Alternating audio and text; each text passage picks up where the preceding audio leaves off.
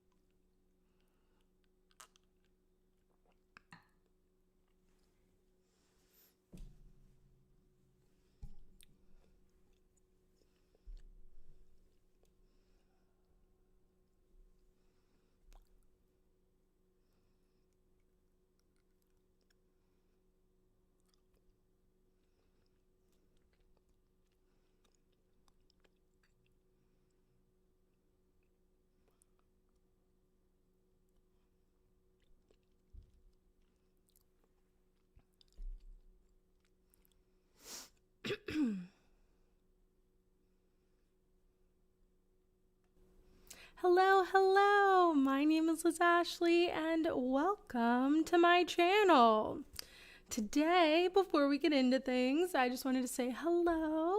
Thank you for watching, and if you want to support my channel, please like, subscribe, turn on post notifications, become a member, all the things. I am working on a content plan for members, so I'll be working on that this weekend. Also, I've decided that I'm going to start streaming at around 8:30 on Mondays, Wednesdays, and Fridays. So I'll send out a schedule and update my banner and all the things. But yeah, I just wanted to let everyone know that. Now, let's get started. Today, we are going to talk about a lot of things. So I'm excited. We're going to talk about Jillian Michaels being being who she is. Being exactly who she is, and exactly who she is on her take, which Anna Kasparian's on. And then apparently TYT called out the Majority Report again. I don't know why they keep doing this. It's really ridiculous. And then we might get to the fell in love with the therapist thing. I don't know. It's long, but I kind of want to talk about it or react to it. I might have to do a part 1, part 2. Like Hassan. But yeah, so that's what we're going to talk about today. I do have a question of the day, and today is actually a question I've been meaning to ask for a minute. So, okay, my dad asked me this, and he did not like my answer, but he asked me, do I think that if Donald Trump saw someone drowning or a kid drowning, do I think Donald Trump would save them? I said no. My dad did not like that answer. I think it's true. So I think it's objectively true. So let me know what you think. And I also said I don't think Hillary Clinton would either. So, I mean, I was being fair. Hey. I was being fair. He would laugh at the kid. Exactly. I don't think Hillary Clinton would either. So anyway, that's my little question for today, because I've been wanting to ask that because I think it's funny that was the question. I think some people really they really think Donald Trump is like a good person, or like he means the best. Like some people really believe that, and that blows my mind. That blows my mind. All right, okay, so we're gonna talk about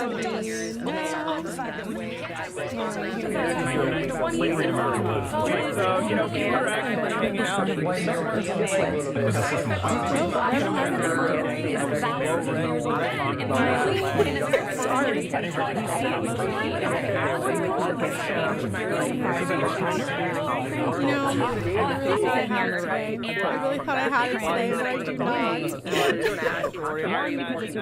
really thought I had it today, but I do not. Okay, I gotta stop all the rest of it. I thought that like hiding that was like identify as a woman, right? When you say that as a rejection and more powerful sex of maleness. What they also don't like is the idea that they can't that trans women they might be practiced and I can't help but notice that live stream, so spoiler alert. Tristan kept me anyway, part 2. Okay. So in this intake, playing, like, I kind of clocked that he was attractive in my age, but when I tell you that I've had a lot of couch time in my... All right, so now it should be good. I apologize for that. Okay. All right. Let's start this over. So, okay. So Jillian Michaels went on CNN, and she is going to excuse slavery. Okay. That's what she's going to do. And I haven't watched this yet, but so this is going to be my first time reacting to it. We are going to be reacting to Indisputables because I could not find the clip on CNN on YouTube. I could only find it on Twitter, and Twitter is a cesspool, okay? And I do not like going on there. It was not fun going on there to try to find this clip. So we're just going to react to Indisputable's coverage of it. He's not whitewashing slavery. So he's not? He's not. No, okay. He's not. And you cannot tie imperialism and racism and slavery to just one race, which is pretty much what every single exhibit does. But let's talk about the fact that when you can't tie slavery... Oh, okay. So this is all about... Okay. So this is all about, I believe it's the Smithsonian that is going to be talking to Trump, and they are going to be updating their, like, history and their, just like their exhibits to whatever Trump approves of, which is insane. That's insane. Like, that's an insane thing to do. And I mean, it's fascism is what it is, but I just like, it's insane. And so basically what Jillian Michaels is going to say is that everyone blames white people for slavery, and we need to not do that. And that's why Trump needs to have control over our museums, which is really insane.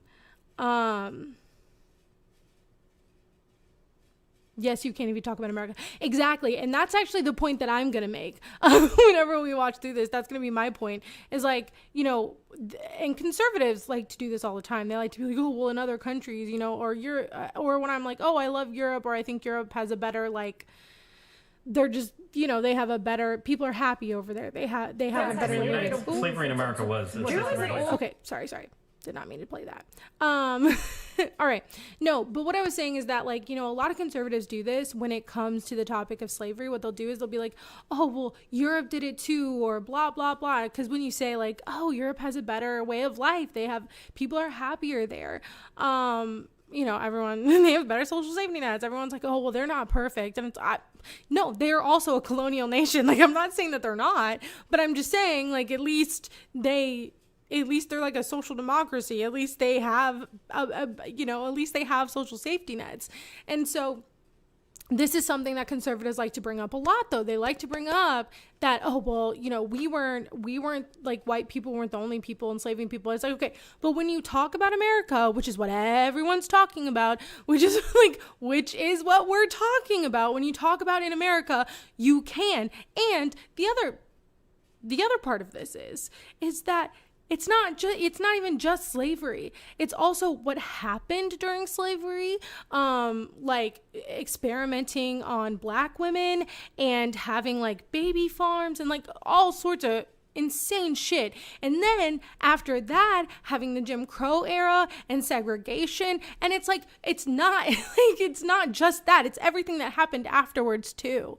And so to act like slavery in America had nothing to do with race is whitewashing history and is ridiculous. But that's what they're trying to do. That's what they want to do, because that's what they've been wanting to do for a really long time. And my theory is that they just, like a lot of conservatives, either don't think slavery was a big deal. Like, it's not that they feel, because sometimes, you know, people are like, oh, like they feel guilty, so they get really defensive. I don't even think it's that. I think that some like white people in this country like really do look down on other people. They look down on people of color all the time. And so what happens is in their mind they try to rationalize it, because I just don't think they're too far off of the people who did do slavery. And so like their thought process, how they think about life is not super different when it comes to this stuff. And so that's, we haven't even watched the video, but you know, that's my 2 cents, I guess. Okay.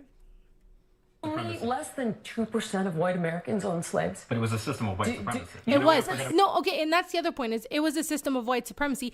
And again, after that, it continued a system of white supremacy. It continued that system. Yeah. Slavery is till today, honestly.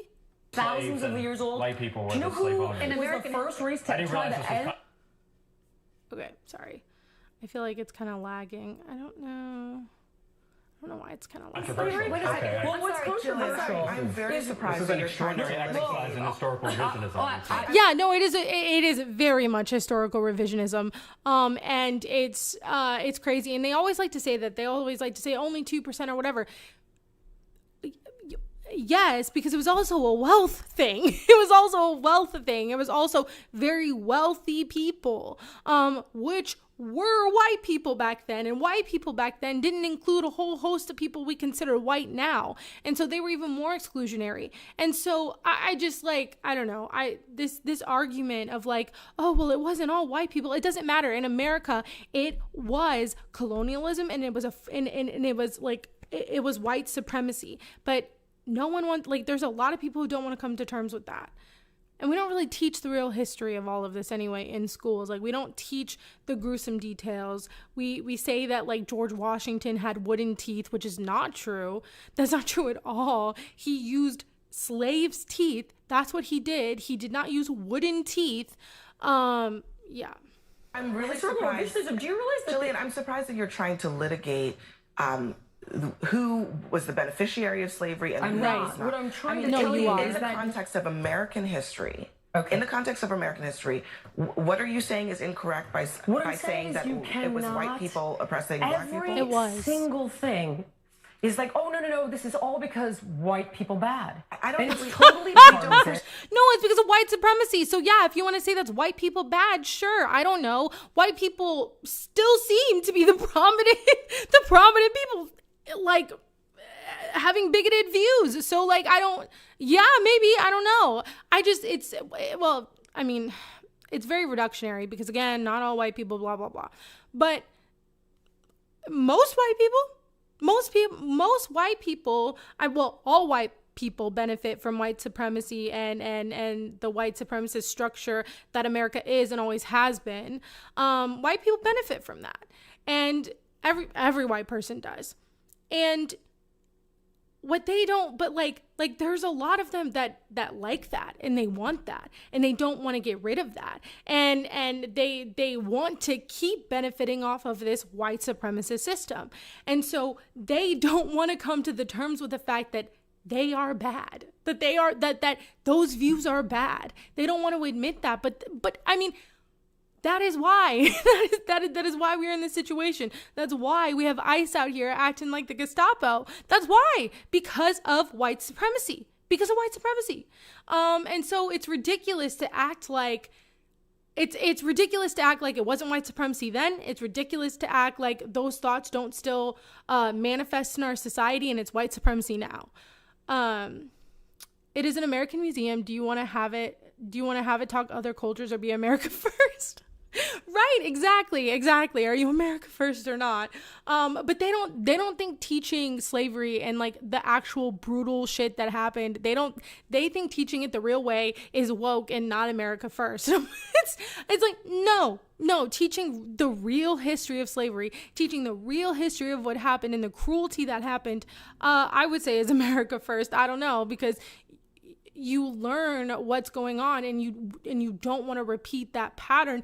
Unfortunately, we don't teach that, and so we are repeating that. We are repeating it right now. But yeah.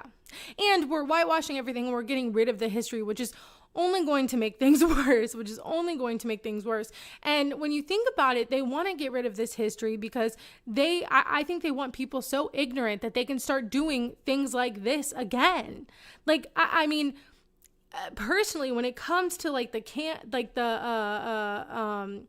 detention centers, or like camps, or like concentration camps that they're creating for people, for immigrants, like when it comes to those things, like who's to say that they're not going to do the same thing that they do with prisons, and they're going to make them work for maybe nothing? You know, because right now prison, there's essentially slavery in prison right now. They're getting paid little to no wages. So I'm like, are they going to do the same thing in these to immigrants in these detention centers? Like, is that what they're going to do? And I think they might. I think they probably will. And so they're trying to get rid of this history to keep people ignorant so they can do similar things all over again. And that's why they don't want people to know about the history of this country. That's why they don't want people to learn about all of the atrocities that this country has already committed. Yeah. Anyway. First of all, we don't have time to litigate all of this. Of course we don't, because then you're going to lose the argument. And everything is racialized, just like you're trying to do to me now. Just like you're trying to do. No, what do you?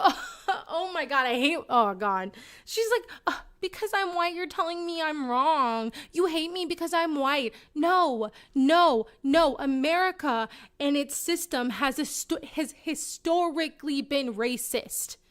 Like, they always want to talk about this, but it's very convenient that they never want to talk about segregation. They never want to talk about Jim Crow. They never want to talk about any of those things. And there are people like, there are people in my family, like, not like my parents, but other people in my family who have said that they think segregation was better. So there are conservatives who believe that.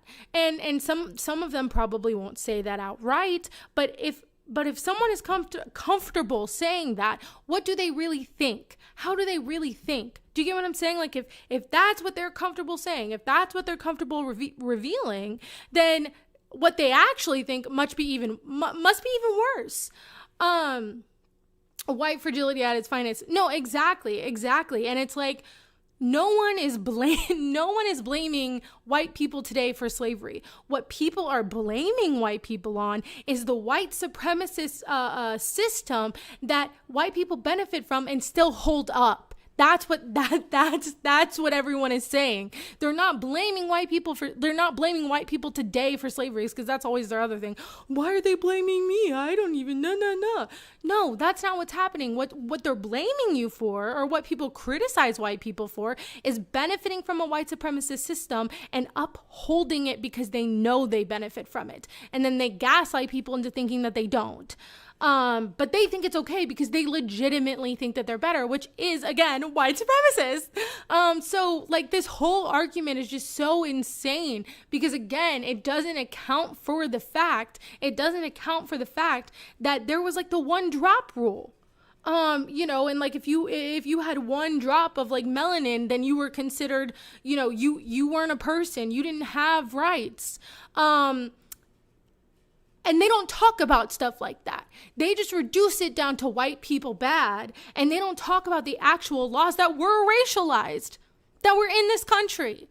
And then they don't talk about the aftermath of that when Black people weren't even seen as like human. They weren't seen as citizens. They were seen as property. And even when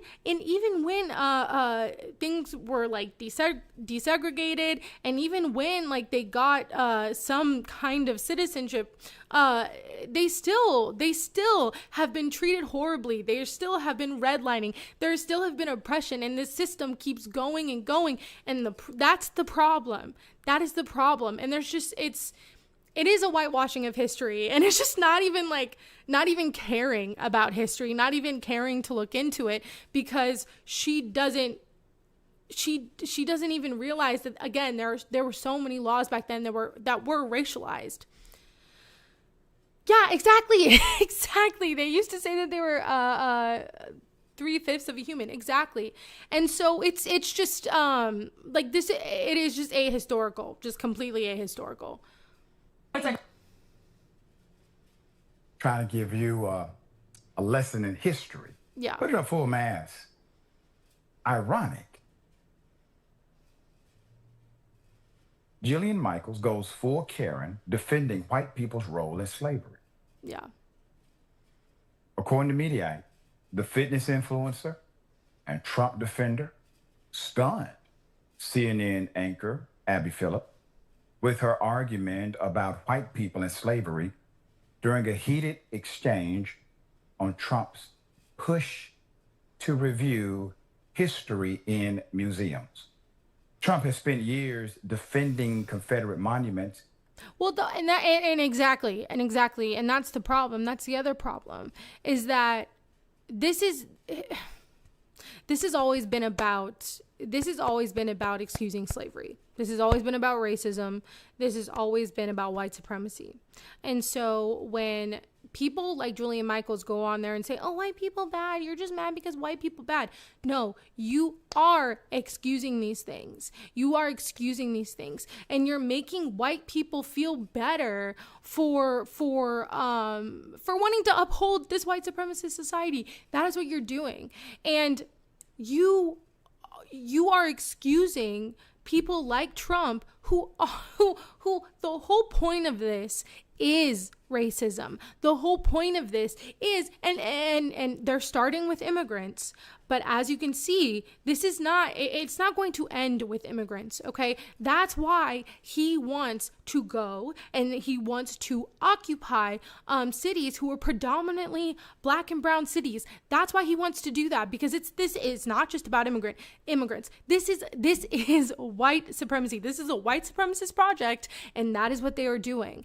And to act like it is not anything else, and that they are erasing history so they can try to do it again, so they can try to do similar things again. That is why they want to erase history. And she, you know, I'm going to talk about, you know, her being gay and still excusing this shit, which is so insane, at the end, because I'm going to kind of take it into the talking about gay marriage maybe getting overturned. But I mean, she is like, like white people, like a lot of white people, especially white women, whether they're gay, straight, whatever, they tend to like really think that their whiteness is going to save them. They really do. And it's not going to. But they really think that. And it's, quite frankly, it's delusional.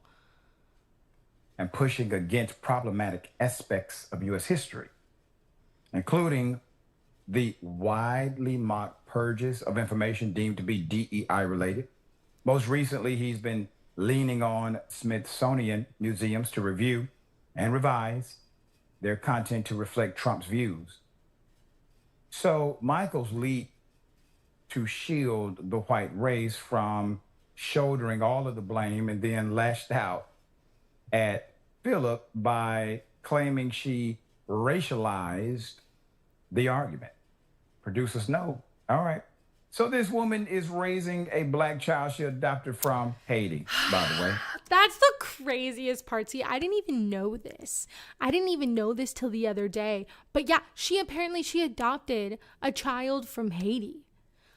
I don't like this. It reminds me of like when we were talking about the the guys who are dating like white women who are just like racist, I don't understand. And like maybe and I do think it's a weird thing that some like white people do is like white conservatives who are racist. I'm not talking just like white people who adopt children of color. I'm just talking about like white conservatives who are racist that like adopt black and brown children. I don't understand that, but it actually happens a lot more than you think.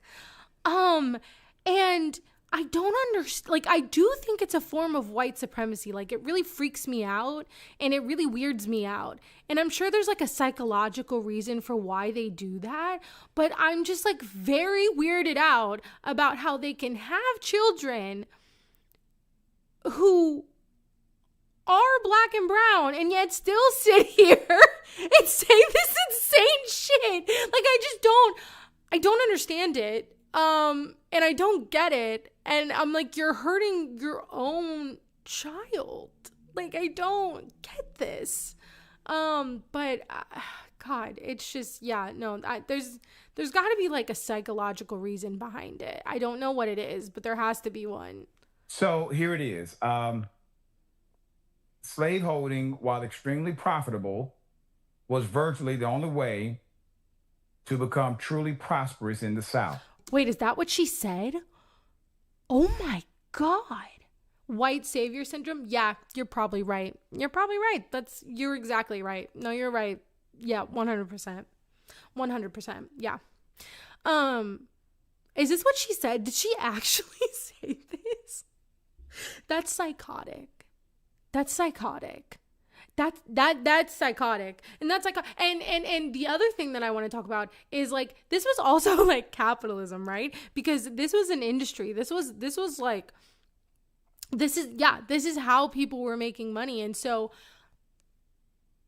now when people talk about like trying to get rid of, trying to stop using oil or just like all, not that it's a one for one, not that it's the same. That's not what I'm saying at all. Sorry. But I'm just saying like, there's all these industries where like, oh, they're too big to fail. Like we need to have all of these things. And if we don't have it, the world's going to end. They thought the same thing about slavery. And like, well, now they have for-profit prisons, which is essentially the same thing. But like, they thought the same thing about slavery. And so this excuse that, oh, well, it was profitable and like, it was the only way to become successful. So like, man, they just had to own people and beat them and treat them horribly. Like they just had to do it. Like, are you kidding me? Like, what the fuck? That is literally psychotic.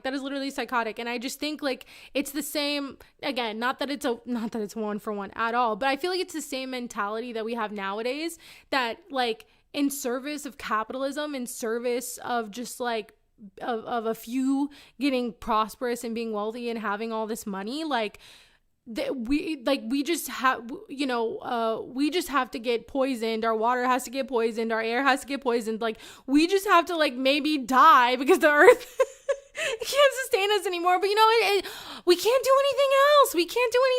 Because these guys, they have to make money. They just have to make money. They said the same thing about child labor. Exactly. And so it's just like, it's such a psychotic argument. It really is. Like it's okay. Like, and this is how you know that like money corrupts people, and people really think that money is like the most important thing in the world. Like it is just more important than literally human rights, which is like so fucked up. That very profitability proved a challenge for the South, because as the price of slaves increased, the percentage of white families who owned slaves decreased. In but like my whole thing is like, okay, did she say this? Or no, this is the National Park Service. Okay, that said this. I thought she said this for a second. I was like, what the fuck?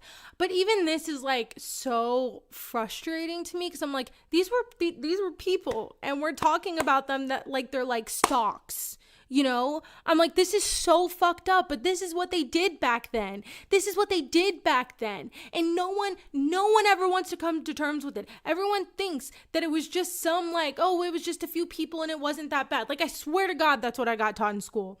And it was like, it's such a lie. It's such a lie. It was so fucking horrific. And they literally did not see them as people. They saw them as like literal products. It's disgusting. And it's disgusting to try to excuse this in any way.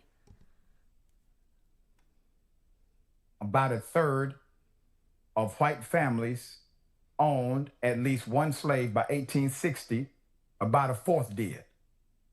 Those are facts. White people in the South who did not own slaves were deeply implicated in the system. With large numbers of non-slave holders hiring enslaved workers, trading with plantation owners, acting as bankers or insurers, and aiding the slave trade. Non-slave holders could sustain quite respectable family farms, gain respect as ministers or lawyers, or run shops in towns, but they could not attain the heights of their slave-holding neighbor. Of the many myths told about American slavery, one of the biggest is that it was an archaic practice that only enriched a small number of men. Yep. The argument has often been used to diminish the scale of slavery, reducing it to a crime committed by a few Southern planters. Yes. One that did not touch the rest of the United States. Yes. No, it was literally, it was literally like, and this sounds so callous, but it was literally like an industry. And it touched, like, it was. And so to, like he's saying, to act like this was something small and that people's like, to act like it was something small and to act like the remnants of it do not exist till today, or the white supremacy of it all does not exist in this day, is just fact. It's just not true. It's just historically not true. It's just not true. And there were even abolitionists back then. And that's something else that a lot of people and a lot of conservatives don't like to talk about, because they like to say, oh, well, you know, it was just the norm. It was just the norm and no one thought it was bad back then. That is not true. That is not true at all. That is not true at all. And so they want to act like it was just the norm. It was fine. No, that's not true. There were many people who were abolitionists. There were many people who were against it. So again, we need museums. We need museums to actually tell the truth, because our classrooms don't. Here in America, we could, at least, I mean, again, I live in Missouri, and so the schooling that I had around this probably wasn't great at all, you know, and it wasn't, we literally did not get taught like half the shit that happened, and you get taught very little about what happened, and, you do get kind of taught that it was just like the norm and that it's just the way things were, and you don't get taught the level of violence. You don't get taught the atrocities. You don't get taught the industrial nature of it. You don't get taught the experiments that they did on them. Like, the amount of things that you don't get taught in school about this, honestly, I think it's just like criminal, but you don't. And coming from a person who grew up in a red state, I'm sure it was even worse than probably other states, maybe, you know? So yeah. Hey Liz, this is just, hey, this Jillian clip was wild as AF. It is, like, it's so like, God, I don't know. I had a friend like repost something today, and it was like a meme, and it was like, man, every day, at least once a day, I said, like, like, what the fuck to white people? And I'm like, I feel that every day. Like, every day I'm just like, God damn it. Like, what the fuck? Like, why? Like, God damn it. And it's white. It's usually white women too. It is usually white women. Oh, God. Slavery, the argument goes, was an inefficient system, and the labor of the enslaved was considered less productive than that of a free worker being paid a wage. The use of enslaved labor has been presented as pre-modern, a practice that had no ties to the capitalism that allowed America to become and remain the leading global economy. But as with so many stories about slavery, this too is untrue. Yep, exactly. That's what I was saying. I was saying that. Yep, exactly. It was like to act like that wasn't also a part of like capitalism is also false. And to turn into what we are today, like hyper capitalistic. Oh God, crazy. Slavery, particularly the cotton slavery that existed from the end of the 18th century to the beginning of the Civil War, was a thoroughly modern business, one that was continuously changing, transforming to maximize profits. Yep. The bodies of the enslaved served as America's largest financial asset. Yep. And they were forced to maintain. Well, I guess this could, again, this also could be like, again, this is also kind of like what we're doing to immigrants right now. You know, they get paid such small wages, and we purposely make it harder for them to become citizens so we can exploit them. And then, you know, our whole entire economy, our whole entire just like privilege living in this country is based on the backs of immigrant workers, and yet we're treating them so violently. And, you know, a lot of people are like, oh, well, you know, we like, I think that we should make it easier for them to become citizens. I think that they should become citizens and join a union. But, you know, some people come at this from like a different perspective of like, oh, well, you know, if we don't have immigrants, it will collapse our economy. But, they need to actually be paid a living wage and be able to be a part of unions. You know, we need to stop exploiting them. And so I do think it's like a similar exploitation. And that's what American capitalism has been based on this whole entire time, is exploitation. Exploitation of people, exploitation of land, and a lot of violence, all in the name of a group of mainly white guys getting rich. America's most exported commodity. In 60 years, from 1801 to 1862, the amount of cotton picked daily by an enslaved person increased 400%. The profits from cotton propelled the U.S. into a position as one of the leading economies in the world and made the South its most prosperous region. The ownership of enslaved people increased wealth for Southern planters so much that by the dawn of the Civil War, the Mississippi River Valley had more millionaires per capita than any other region. Slavery being enabled by members of the government. Yep. Of the 55 delegates to the Constitutional Convention, 25 owned slaves. Yep. The framers of the Constitution believed that concessions on slavery were the price for the support of Southern delegates for a strong central government. They were convinced that if the Constitution restricted the slave trade, South Carolina and Georgia would refuse to join the Union. But by sidestepping the slavery issue, the framers left the seeds for future conflict. And honestly, that, like, I feel like that dynamic has lasted until today, where there are people in our government who are willing to sidestep atrocities, who are willing to overlook atrocities, overlook fascism, overlook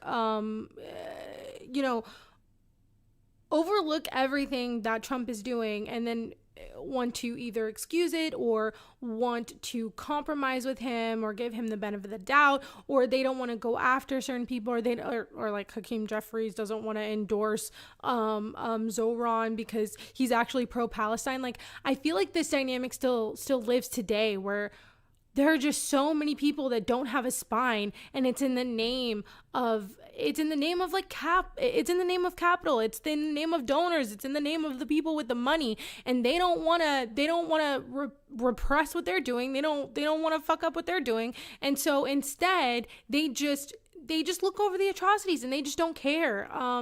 And it's so fucked up. But I feel like, again, this has just always been prevalent in our society because we are so capitalistic, is that our politicians are willing to aid and abet people who are horrible, who are just they're willing to aid and abet violence. They're willing to aid and abet atrocities just in the name of capital, just in the name of money. And yeah, The word slave does not appear in the Constitution. This is true. Framers consciously avoided the word, recognizing that it would sully the document. Nevertheless, slavery received important protections in the Constitution. For example, the notorious 3/5 clause, which counted 3/5 of a state's slave population in apportioning representation, gave the South extra representation in the House of Representatives and extra votes in the Electoral College. Yeah, another reason we shouldn't have an electoral college, because a lot, and that's the other thing that's frustrating, is a lot of Democrats, I think nowadays, also don't realize, I was watching the Majority Report this morning, and they had on, I forgot who they had on, but they had someone on, and he's a journalist, and he was, he's progressive, he's on the left and everything, but he was Democrats really just want to uphold the system. And so a lot of them, they don't know if they want to push too far on this gerrymandering thing because they just want to uphold the system. And they don't really want to get into the Jeffrey Epstein thing because they just, they think that that's conspiracies and not logic and blah, blah, blah. And then Emma kind of pushed back and she was like, well, I think a lot of people are right to not trust our politicians, are right to not trust the system. I think people have a right to think that, and that's what is so frustrating about the Democrats and, some liberals are that they want to uphold these systems that are rooted in racism, that are rooted in colonialism, and they want to uphold them to just the detriment of their cause, to the detriment of their party. And this system is not meant and was never made for regular people. This system was not meant for us. It was never made for us. This system has always been meant to benefit people in power and to benefit the 1%. That is, Dave Weigel. Yes. And so I was getting a little frustrated listening to that this morning. But I mean, whatever, people have different opinions, but, I just I do think that's, but I think he was right. I think a lot of Democrats, that's what they want to do. They want to uphold this system. And I think it's to their detriment, because they want to uphold these systems that do not benefit anyone, that were not made to benefit anyone but the 1%, but the people in power. And these systems are rooted in racism and white supremacy and colonialism. And people are trying to tell them that, and they're trying to relay that, but they just want to upkeep this system that wasn't meant to work for everyone. It just never was. It was never meant to do that. So I do think changing it is a good thing, but they don't want to do that because they don't want to go too far. And I don't know. And so that just made me think of that, because the electoral college, we should not have the electoral college. And as you can see, this is another reason why. There is more. When we say the Electoral College is a slave era dynamic, this is what we're talking about. Exactly. In order for the South to gain more power in the federal government, the Constitution allowed Southerners to count slaves under the 3/5 compromise so they could have more power in their Electoral College count or mass per state. Yep. And in their congressional representation. All of that additional representation came on the back of Black folk who had no rights. Yep. Yep. They had no rights under that Constitution. They could be murdered, sexually abused, molested with approval from the United States government. Understand what slavery actually is, and understand what people are doing when they try to whitewash it. Yeah. They're trying to excuse it. Slavery was human trafficking. Yes. Yes. Slavery was also human sex trafficking. Yes. Period. Yes. Now, anytime someone tries to contextualize slavery as some positive or that the country was not implicit, understand what they said was legal to do. It was legal to traffic human bodies. Yep. It was legal to sexually abuse those same human bodies. Yep. It was legal to physically torture those human bodies, and it was legal to murder them. Yep. There's more. Thomas Jefferson. Thomas Jefferson would have lost the election of 1800 if not for the 3/5 compromise. I'm helping you see how big a deal slavery actually was. Yes. The Constitution also prohibited Congress from outlawing the Atlantic slave trade for 20 years. They couldn't even make it statutorily illegal. And I think that's the most important part about all of this is that this, slavery was a big deal.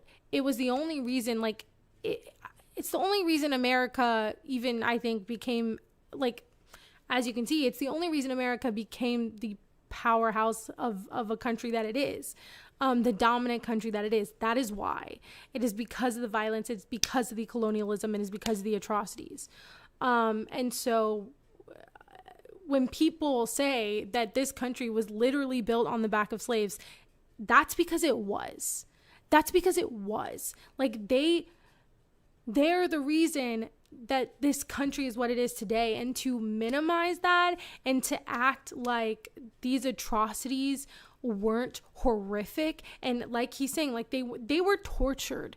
They literally did experiments on them. They thought I don't think they really thought this, but they thought that black people's skin was so thick that they couldn't feel anything, or they could feel less. And that's literally been a trope literally in medicine for years now. I think they finally are starting to get away from that. But this shit has consequences. This shit has been, they still do. Yeah, see, I thought they were starting to get away from that, but I think there are doctors, they have polled doctors, and there are doctors who still think that, which is insane. And so this shit has consequences. This shit has had ripple effects within our society ever since America has been founded. And to act like it doesn't, and to act like it was nothing and it wasn't a big deal and that it's in the past is bullshit. And they think they feel less pain. Yeah, exactly. And it's I don't know. I just this is something that I do get very frustrated of, because when you're when you live in a red state, at least when you go to school, you get taught nothing. And so when I got older and when I actually learned what happened, I had a lot of resentment. I think that's why a lot of people on the left or leftists have a lot of resentment for America, have a lot of resentment, and it's, and everyone's it seems like we hate America. And maybe I do a little bit. And it's because your whole life, you're just gaslighted and you're lied to, and it's just propaganda, and none of it's real. And you get told we're the freest country, but we're not, and we never were, and we never have been. And to that, I don't know. And so it's just it's this feeling of just such it's just this feeling of such just anger of being lied to your whole life.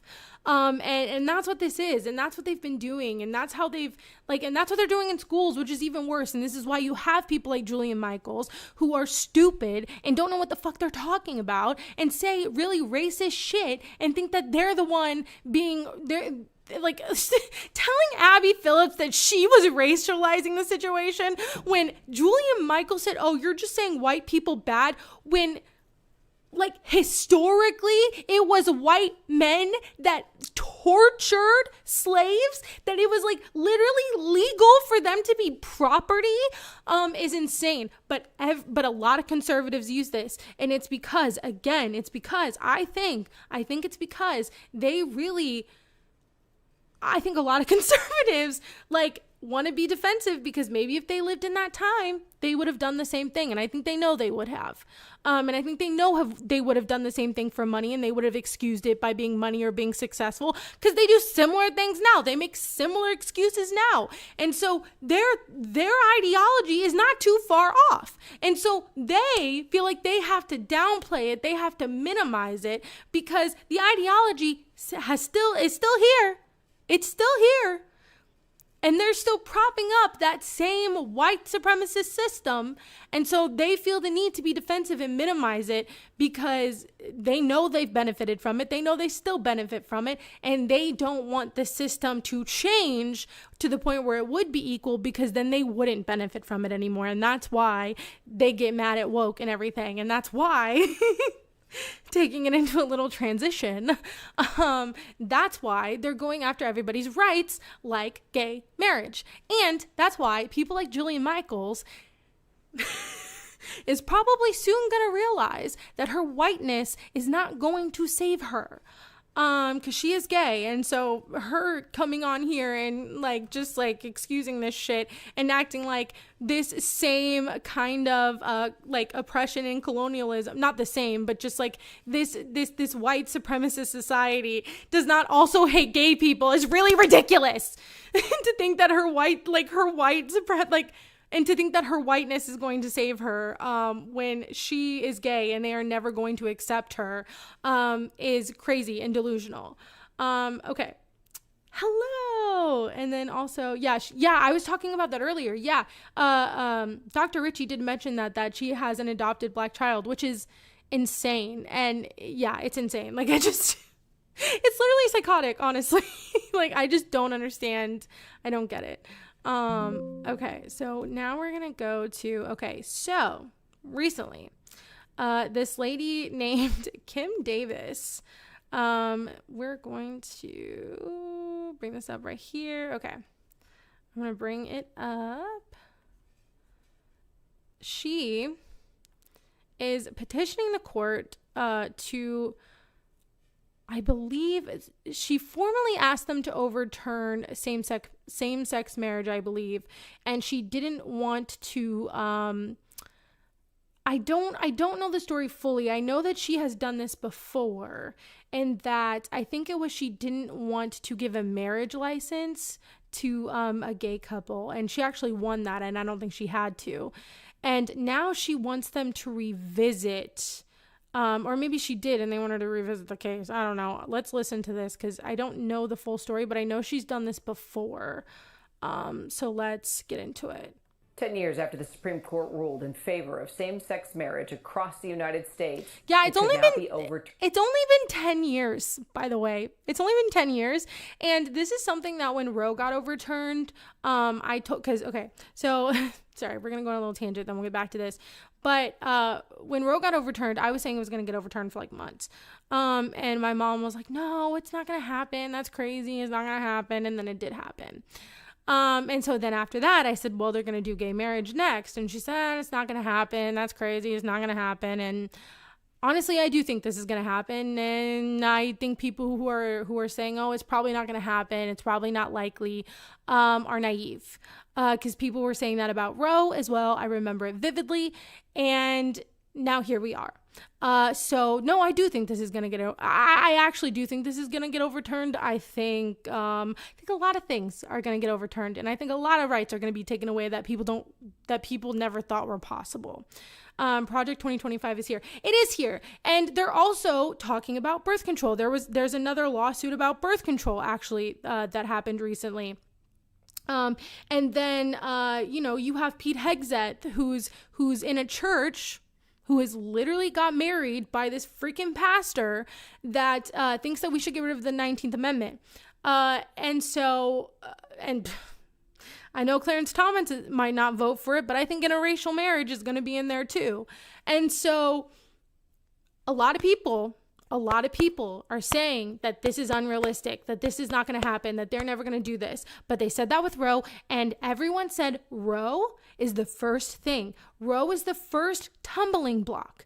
Because they overturned Roe, they can now come for everything else before that, which was sorry, it sounded like I said like booger, which was gay marriage. We'll just say that. And then it was interracial marriage before that. And then I don't know if the 19th Amendment, it's not a part of like that set of rulings, but what I'm saying is these are things that they have been saying that they have been wanting to go after for decades. Ever since gay marriage ever since Roe ever since they allowed Roe to happen, ever since they allowed gay marriage to happen, they have been going after it. Ever since they've allowed interracial marriage to happen, there have been people that have been going after it. There have been conservatives who have been going after it. So to act like this is not something they have been wanting to do for decades is insane.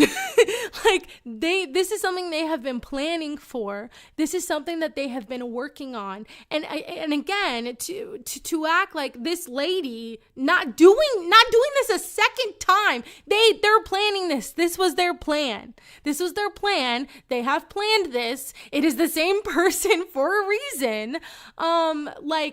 This is something that they have been wanting. So I do think it's going to get overturned. And I'm very upset. I'm very upset. I'm not happy about it. Senior Washington correspondent Devin Dwyer is on the story for us. All right, give us the deal, Devin. Who is actually asking the justices to overturn this? Well, in recent years, Kira, we've been waiting for a case like this as some of the sentiment in the country has started to shift a little bit, softened rather, against same-sex marriage. There's been a lot of talk about whether the justices will get a chance to reconsider the case. And as you said there, they are getting that opportunity next month. I love how we're talking about this. This is ABC News. They are getting the opportunity to overturn it. Why do we even and this is what a lot of people are saying, why do we even have gay straight marriage? It's because of freaking, oh God. It's because of religion, and it's because it's because of the evangelical movement that has been putting religion into literally every part of our government since the 1950s. It's very frustrating. It's very frustrating that we have to sit here and go between gay marriage, straight marriage. This person can get married, this person can't. It's it's not an opportunity. It's literally just getting rid of a human right. It's ridiculous the way this is being, it's ridiculous the way this is being talked about. We've learned that Kim Davis, she's that Kentucky clerk from back in 2015 that was at the center of international controversy when she refused to issue marriage licenses to a gay couple in Kentucky in defiance of the Supreme Court. She spent 6 days in jail. She good. And okay, then don't have that job. It's the same with the stories about the pharmacists who don't want to give birth control. Then don't have that job. I don't know what to tell you. I don't feel bad for you. Don't have that job. There's no excuse for your bigotry. Just don't have that job. You shouldn't be able to do that job. She lost a defamation suit. She had to pay find a new job for real. In damages, $260,000 in legal fees. That's what she's appealing. Okay, so she didn't win. I'm sorry. I don't know why I thought she won. She there was this video of her with her hands up or whatever. I don't remember. I don't remember this happening. But I guess so. She went to jail and then she had to pay a fine. Good. I'm glad. Good. She should have been fired. But now she's going back to them. So now she's going back to them to rethink this decision. Appealing to the Supreme Court, but repealing. It's the first time, Kira, that anyone has technically asked the justices explicitly to overturn Obergefell v. Hodges, which was that landmark ruling. And she does just that. Her counsel in this petition, which was filed last week, says that decision was egregiously wrong. And if that sounds familiar, that's the same type of argument that was made by opponents of abortion. Yes, exactly. They are linked, and everyone has been saying they are linked. And I just, God damn it. It just pisses me off. It just pisses me off because it's who are you? Who are you to say that people can't get married? Who are you? She's been divorced 4 times. Who are you? Who are you? I like, how is this hurting you? It's not. You're just a bigot. You're just a bigot that wants to take rights away from people. And of course, this is something that they've planned. Of course, this is something that they planned. That's why they asked them directly to overturn it, because they probably are. Because it was all premeditated. Mike Huckabee bailed her out during his primary. Of course he did. Of course he did. To overturn Roe versus Wade just a few years ago. So a lot of eyes on this petition. It's unclear whether the court will take it up, but certainly a lot on the line. Well, is there any indication that justices will consider hearing arguments? Well, a lot of the legal experts I've talked to say there's no chance the Supreme Court will want to. I don't believe that at all. Another thing that I was watching today was Some More News, and Katie Stoll, she was saying that, like, you know, at first she believed a lot of the people in the beginning when they were like talking about Roe. She believed a lot of the people who said it would never happen. I did not believe that. I knew they were gonna. I was very firm in my belief that they were gonna overturn it. And everyone in my life thought I was crazy, and I obviously was not. So no, I was in a firm belief that they were gonna overturn Roe. But Katie Stoll, she was saying that she wasn't, and that she listened to a lot of these people, and then it got overturned. And so she was like, you know, now she's like, no, I think you should be worried. She's like, I think people should be worried. I think this is a moment where people should be worried. And I agree. This administration, this like Project 2025, like everything has been going on, they have been planning for. This is not just some on the whim thing. This is something that they have been planning for and that they have been wanting to do for a very long time. This is not just Donald Trump. This is like the Heritage Foundation, okay? They have had these plans in place for a very long time, and Donald Trump just happens to be the vessel, just happens to be the person that is going to go along with it. This is something that they have been planning for a very long time. And so to say that so I think Katie's right. I think this is a very worrying moment. I personally do think that they're going to overturn it, because apparently they could have just like not even entertained it at all. But they are, and they're going to like entertain arguments. And I think it's like arguments. I don't know the specifics of what it is, because I don't think they've put it like on the docket, but they could have just completely like rejected it, but they didn't. And so to me, that just spells to me that this is what they're going to do. This is the next thing that they're going to do. They are going to overturn this. And I have thought that they were going to overturn this since Roe. Since Roe got overturned, I knew this would be next. So I do think this is going to happen, unfortunately. It's really, God. Okay. He had twins with she had twins with husband 3 while she was still married to husband 1. Oh my God. Okay. I'm going to show these threads. So this is very sad and very angering, and it's really pissing me off, but I am going to show some like threads that I found that were really funny. And it's kind of about that. It's always the loudest people who are against this stuff, who are like holier than thou, who are literally the worst and do not follow anything at all. They are always the ones. To wade into this, but you know, the climate that we're in right now, anything can happen. Certainly we are in the midst of a campaign against same-sex marriages across the country. At least 9 states so far have either passed legislation seeking to end those rights, or specifically asked the Supreme Court send resolution. I just muted it. You saw the Southern I really need to move. That's what I was trying to say. Like, I really need to move out of Missouri. I really gotta move. I gotta go. I can't be here anymore. God damn it. Because I'm sure we have one of those trigger laws. We had a trigger law after Roe. And then we voted recently to like legalize abortion, and then they overturned it, and the state overturned it, even though we voted for it. I think we have it back now because a judge stopped the legislator. But Jesus Christ, like, that's not like, this is to my point that I was talking about on Wednesday. Red states have already been like suppressed. Like the blue people in red states, or the Democrats in red states, or the leftists in red states have been very much suppressed. Like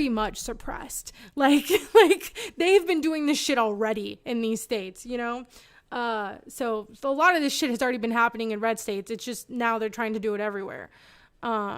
Baptist Convention, the nation's largest Protestant Christian group, just last month, they voted to make overturning Obergefell a top priority. So there's a renewed effort by activists in this space to try to get the attention of the Supreme Court. And a lot of them, Kira, are pointing to comments by Justice Clarence Thomas, the senior conservative, who after the Dobbs decision, the one that overturned abortion rights in this country, he said in his opinion that he thinks it's time to take a look again at marriage rights. So anything can happen. I think that's wild. I think that's so wild. God. Oh, God. Clarence Thomas is a wild person. On the table, but most legal experts think that the chances are less likely than not, Kira. Got it. Devin Dwyer, thank you. You bet. Yeah, and I bet there are still people who think like people are overreacting, or that queer people are overreacting. No. No, we're not. We're not overreacting. This is happening. It's going to happen.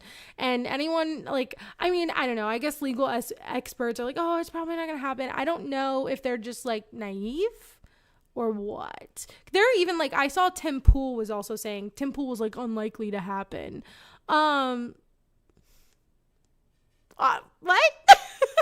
I'm like, this is what you all have been wanting. You all have been going after gay people and trans people for the past like few years. You've been calling them groomers.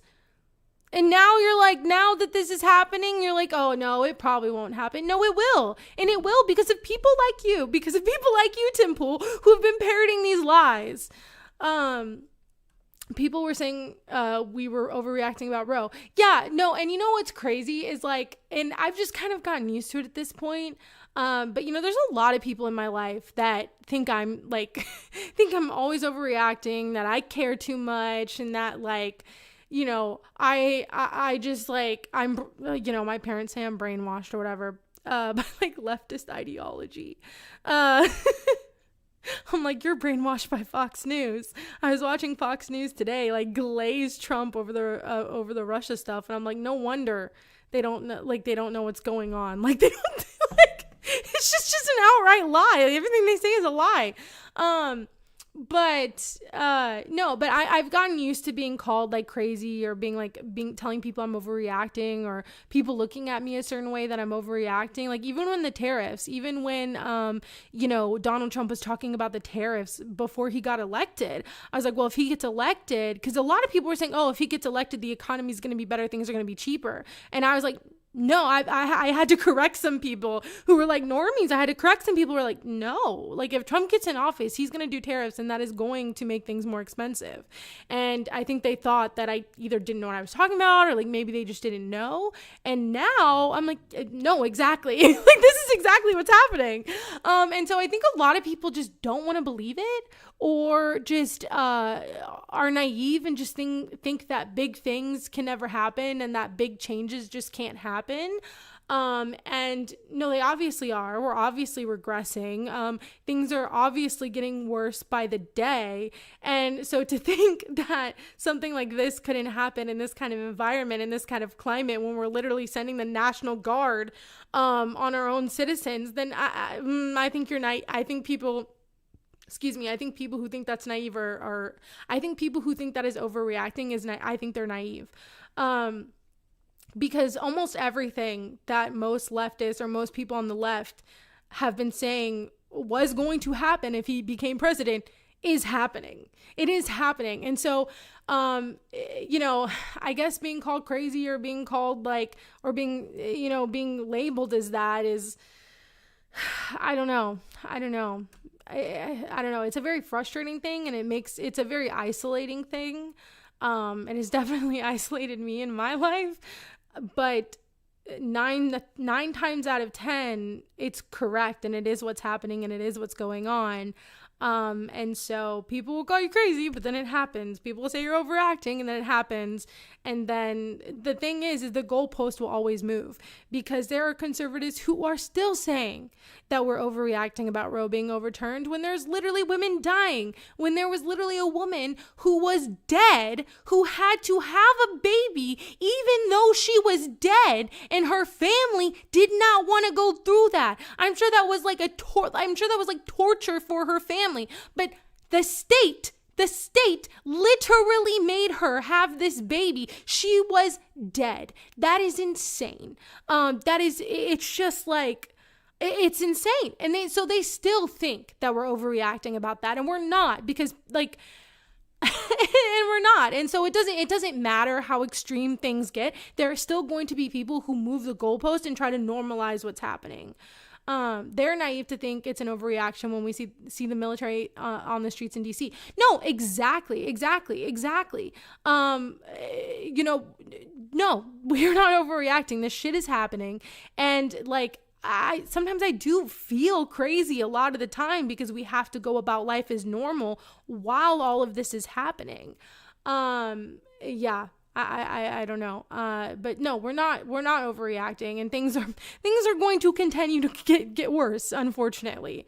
Yeah. Okay. So now I want to show you all, we're going to turn it into some fun stuff, because that was just really depressing.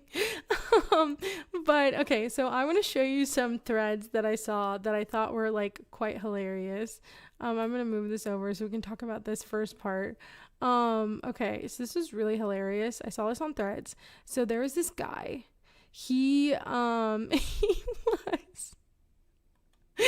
like Christian. He's like obviously like Christian or very religious. And he said, homosexuality is a perfect example of what it means to be a slave to sin. Many homosexuals believe that they are stuck in their desires and have no choice but to submit to their passions. Some are so bonded they claim to be born that way, or they can't choose a different path.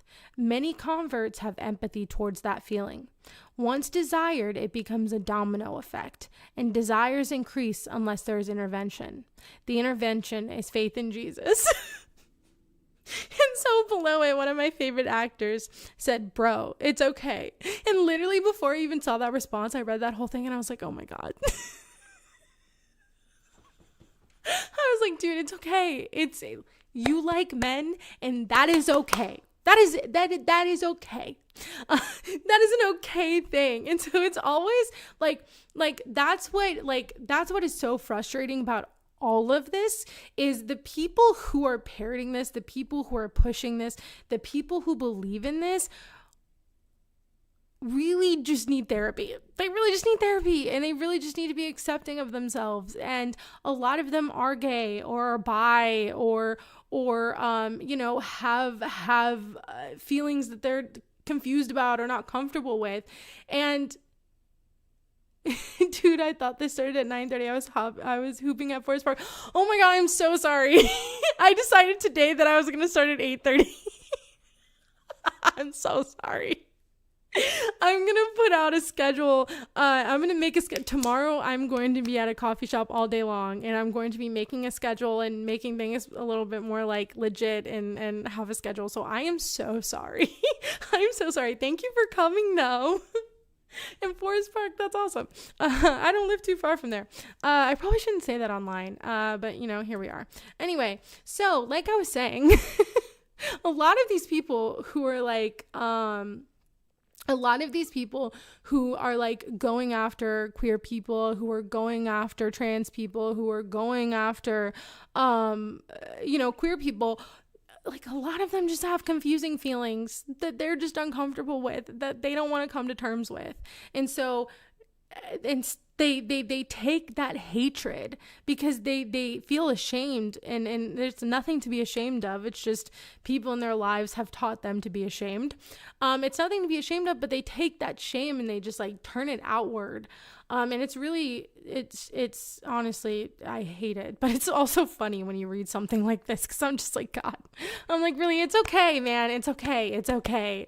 You can't be happy. You cannot be a happy person. Obviously you aren't a happy person. But yeah, so this guy said all that, and then here are the responses. I just thought that was really funny. Weird way to announce that you're gay, but whatever, babe. Happy for you. And then this one is my favorite. Josh, we chatted on Grindr. This is disappointing to see. And like famously, Grindr crashed at the RNC. So you know what that means. And this person said, I'm a behavioral psychologist. Homophobia only comes from those who have very gay thoughts that they're very mad about having. Every time a Christian male speaks out about homosexuality, he has 100% got an account on Grindr. Which is so true. Okay, so this next one is kind of like going off of what his did, only like homophobia. So this person said, homophobia is a perfect example of what it means to be a slave to fear. Many homophobes believe that they are stuck in their prejudice and have no choice but to submit to their ignorance. Some are so bonded they claim it's God's will, or they can't choose compassion instead. Many allies have empathy towards that fear. Once embraced, it becomes a domino effect, and the hatred grows unless there is intervention. That intervention is education and empathy. That is very true.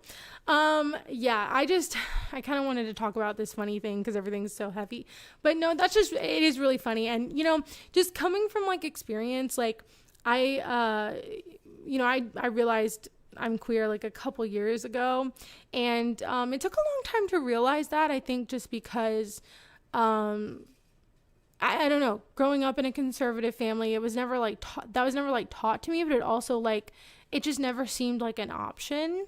You know, and there are different things in my life that have happened where I kind of felt like shame around having some of those feelings. And, but it's funny because like throughout my life, even when like I had friends who were really religious, and I dated someone who was really religious for a while, and I would go to church with them. And the one thing that I always would just get so mad about and just get so like pissed off about was when they talked bad about gay marriage. And like, I would get so mad, and that should have been a sign, but, I would just get so pissed off. I'd be like, it's just like, they shouldn't care. Who cares? And so I don't know. I don't know why I'm just sharing stories, but yeah, I just think it's really sad and it's really crazy. And, you know, I feel bad for like kids who feel this way, and, you know, who may like be homophobic because they have these feelings and don't realize it. But when you're an adult like this guy, I don't feel bad for you anymore, because you are actively taking the shame and the hate that you have about yourself, and you are taking it out on everybody else, and it is nobody else's problem but your own. You know, when I realized that I am queer, it actually, like, I learned a lot about myself. Like, I just learned a lot, and I started to become more comfortable with myself. I started like, just experimenting with different, like dressing different ways and just stuff like that. And it's just like, I learned a lot about myself, and I just, it's just like, it's kind of a cool little journey, you know, I don't know. And so I think that, I think it's just really, I think it's sad when people like this, who are most likely, you know, gay or queer, and they shut it off because people tell them they should be ashamed of it. But again, he's a full ass adult. So, I blame him. And I think that, he'd be happier if he just let himself be who he is. Yeah, that's and Benny Johnson. Maybe Benny Johnson wouldn't be such a fascist freak if he just accepted who he was. Anyway, so that's the talk about gay marriage. That went a few different directions. Okay, now we're going to talk about TYT. I have not watched this video yet, but the Vanguard came out with a video, and it's about TYT calling out the Majority Report again, which I do not know why they keep doing. I don't understand it. It doesn't make any sense. But they keep doing it because they are, God, I don't know what they're doing, man. They're just ridiculous. Okay. So we are going to watch this right now. Okay. Oh, there we go. It was a question in their chat. Okay, thank you. I'm sure, yeah, because I couldn't find it. I tried to find it, but I couldn't find it. I could just find the the Vanguard version of it.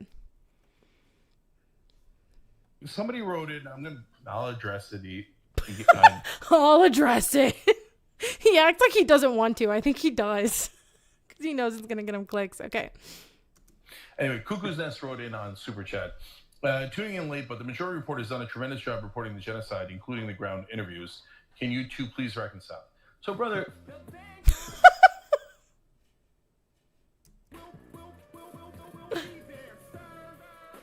Sweet. So, we were actually hanging out in New York a few weeks ago. Was it maybe a week and 10 days ago with some low-rent grifters, Matt Leck, and...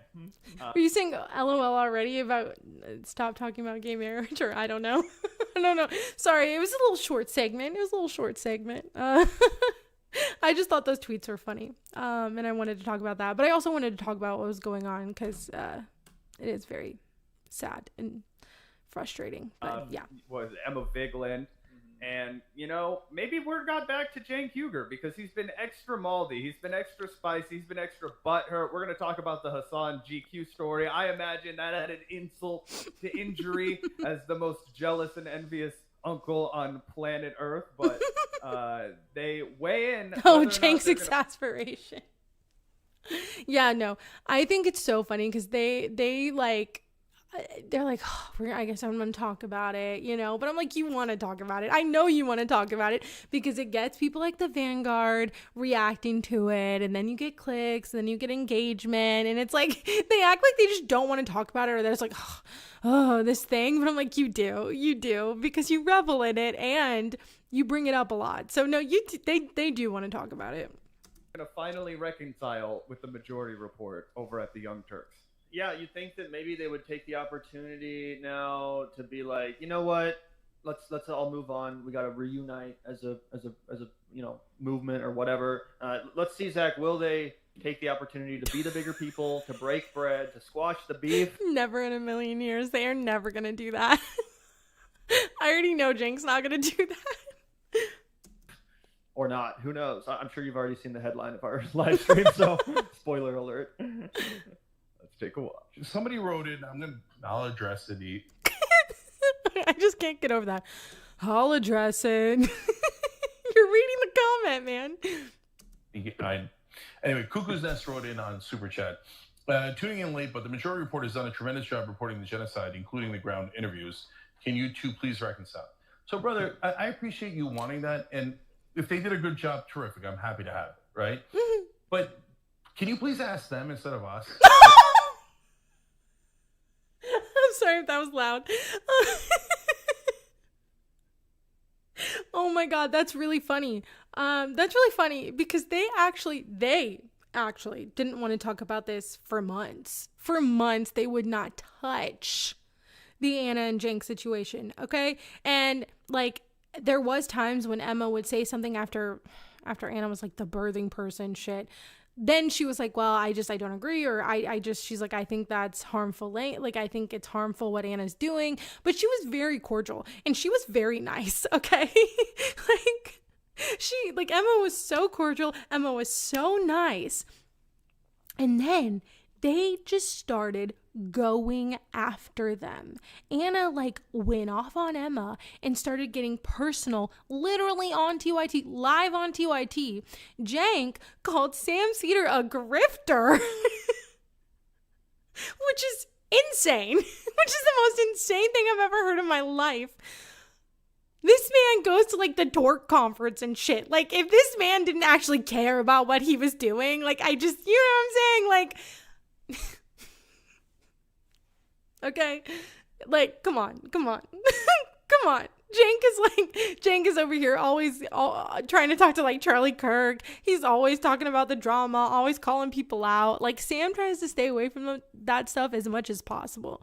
And he talks about real issues every day and interviews journalists and interviews people that like have knowledge around this stuff every day. Okay.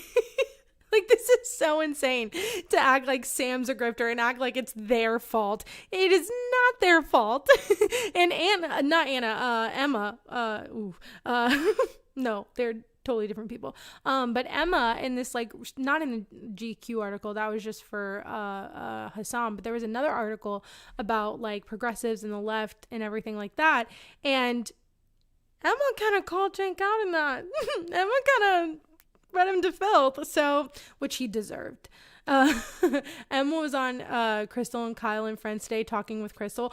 Oh, I saw that. I'll have to watch that. Maybe we'll react to that on Monday. Yeah, I saw that. And well, that's two other people that just like read him for filth, was Crystal and Kyle. Emma was spot on in that article. She was spot on, and she called him out. And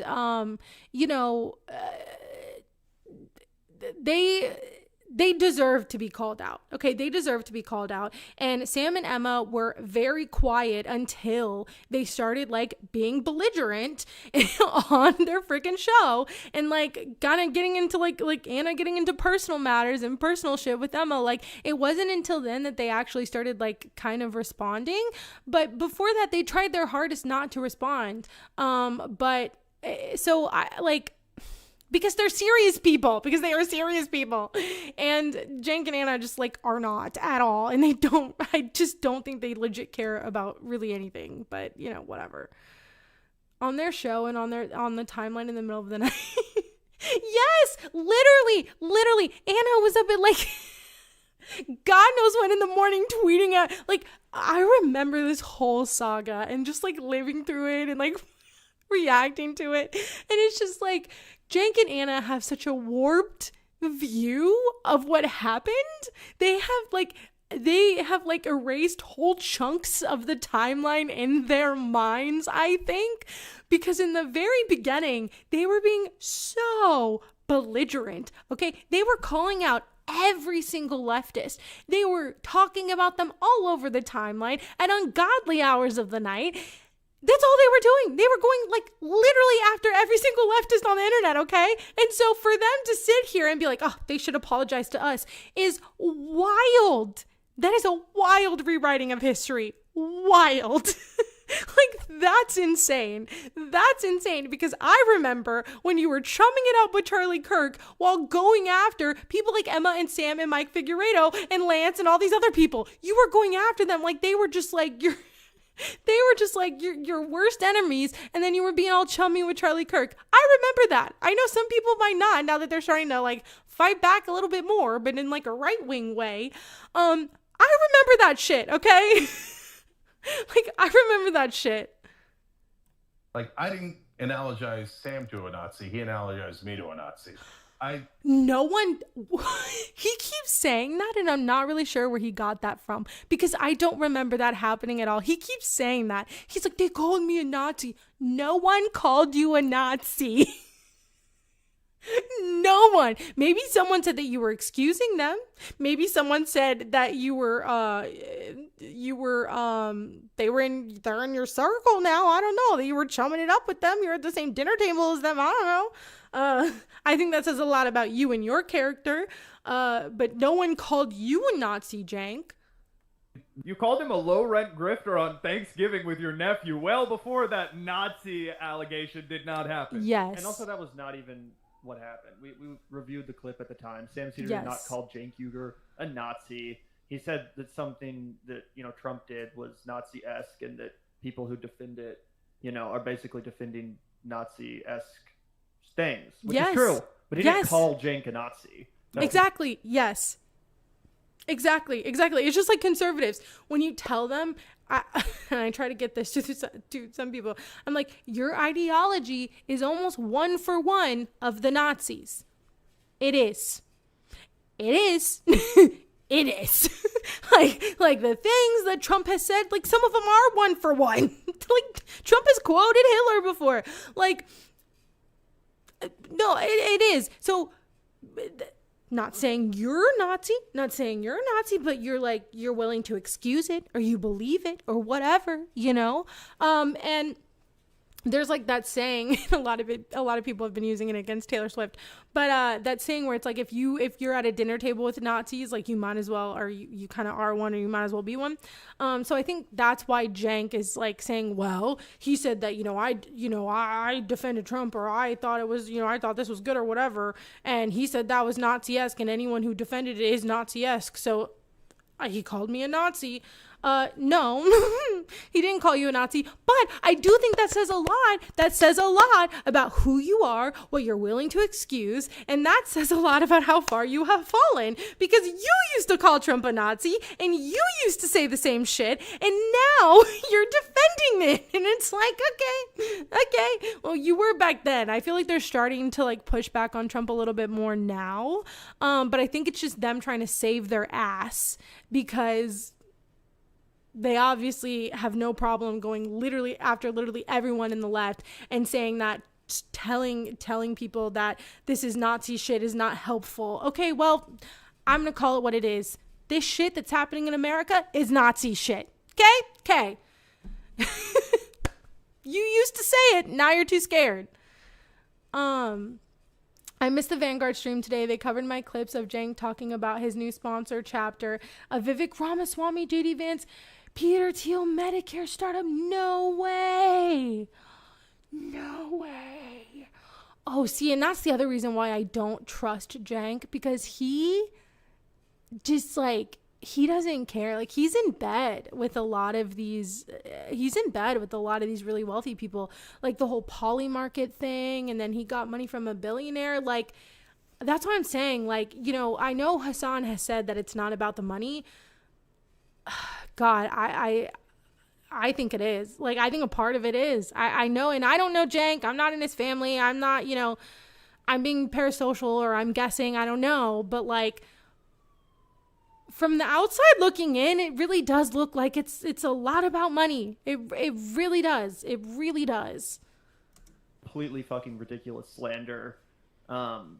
Yeah, so stupid. We didn't call them right-wingers. They called us right-wingers. We didn't lie about them. You literally called them low-rent grifters. Yeah. They lied about us.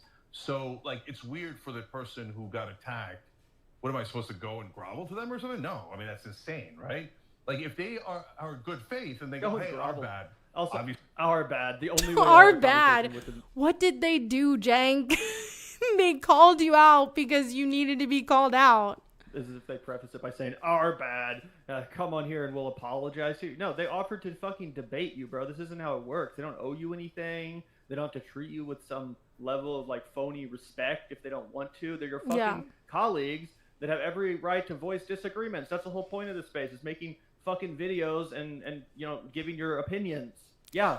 Well, and I think Jank really thinks that people, like, he thinks a lot of people on the left, like, owe him something. Like, he really thinks that. And I think that's why that's why he has a lot of resentment to people on the left, is because he thinks, and it's a lot like Donald Trump. It's a lot like other people I know who are, like, very, narcissistic, and nothing is ever their fault. And, a lot of them are men. Sorry. I'm thinking of like two specific people in my life that act just like this. I don't want to say who they are, but I have dealt with people like this in my life. And so it's like, they think that you owe them something. They think that you need to like bend down and kiss the ring, and like you owe them something. And because he started TYT, and because it was like the biggest progressive show or whatever, for a while, he employed a lot of people who are now, their own creators. He employed Emma. He thinks that everyone just like owes him something, that the online left owes him something. And now he's resentful because people are like, F you, we don't owe you anything. And so I think that's actually where a lot of this stems from, is his ego. And he doesn't like that people are calling him out for valid reasons, because he can't put up this, he can't hide the fact of where money is coming from. He can't hide it anymore. He can't hide that obviously a lot of the progressive views he said he had or has, he doesn't. And so, yeah, I mean, he doesn't like the hit to his ego. Saying Jake's ego is huge. Yeah, no, it is. And like, I've dealt with people like this where, they literally screw you over. And then in the process of them screwing you over, they're mad at you because it's your fault that they're screwing you over. Oh, what? What? Like, literally. Like, yeah. And then there was someone, that same person, I'm not going to say who it is, but that same person, I like laughed at them because they were like yelling at everyone. And I knew that like laughing at them would be the most, like, that would hurt their ego the most, because I knew everybody else arguing with them just like helped him, like, just kind of fueled it, really. And so instead, I just laughed at him. And it made him so mad. Okay. I can't say who it is, but it's someone